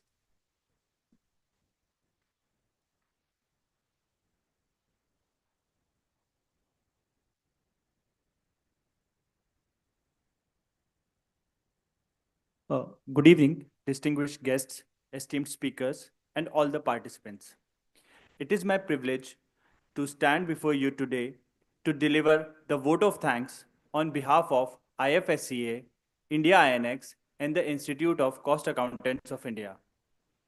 As we draw to the close of today's event, I would like to take a moment to express my sincere gratitude to each one of you for your invaluable participation in this symposium. First and foremost, I would like to express my gratitude to Dr. Ashish Thate and Mr. Ashwin Dalwadi for delivering the welcome address and setting the tone for today's event. I sincerely thank Dr. Dipesh Shah and Dr. Praveen Trivedi, who delivered the inaugural address and provided a comprehensive understanding of the developments at GIFT IFSC and the unique opportunities it offers across the sustainable finance. A special thank you to our distinguished speakers for their detailed and informative presentations on diverse topics like transition, finance, sustainability reporting frameworks, and ESG ratings. I am deeply grateful to our distinguished panelists and moderators for their thoughtful and stimulating contributions during panel discussions. Your diverse perspective have added a great value to the dialogue on sustainability and its future in financial markets. I would like to extend my special thanks to Mr. Pradeep Ramakrishnan and Mr. Pawan Shah, whose direction and leadership have been instrumental in organizing the symposium. I would like to take a moment to acknowledge and thank Mr. A. Sekhar, Mr. Chitranjan, and Ms. Pragya Chandrorkar from ICMAI and the incredible organizing team from India INX, Mr. Vijay Krishnamurthy, Mr. Mayank Jain, Ms. Riddhi Vora, Ms. Priyanka, Ms. Charu, Ms. Shreya, and Mr. Arpit. From planning to execution, every detail was meticulously handled, and it is because of you and your dedication that we are able to host such a successful symposium. Finally, thank you all for being such a fantastic audience and wishing you all a great evening ahead. Thank you.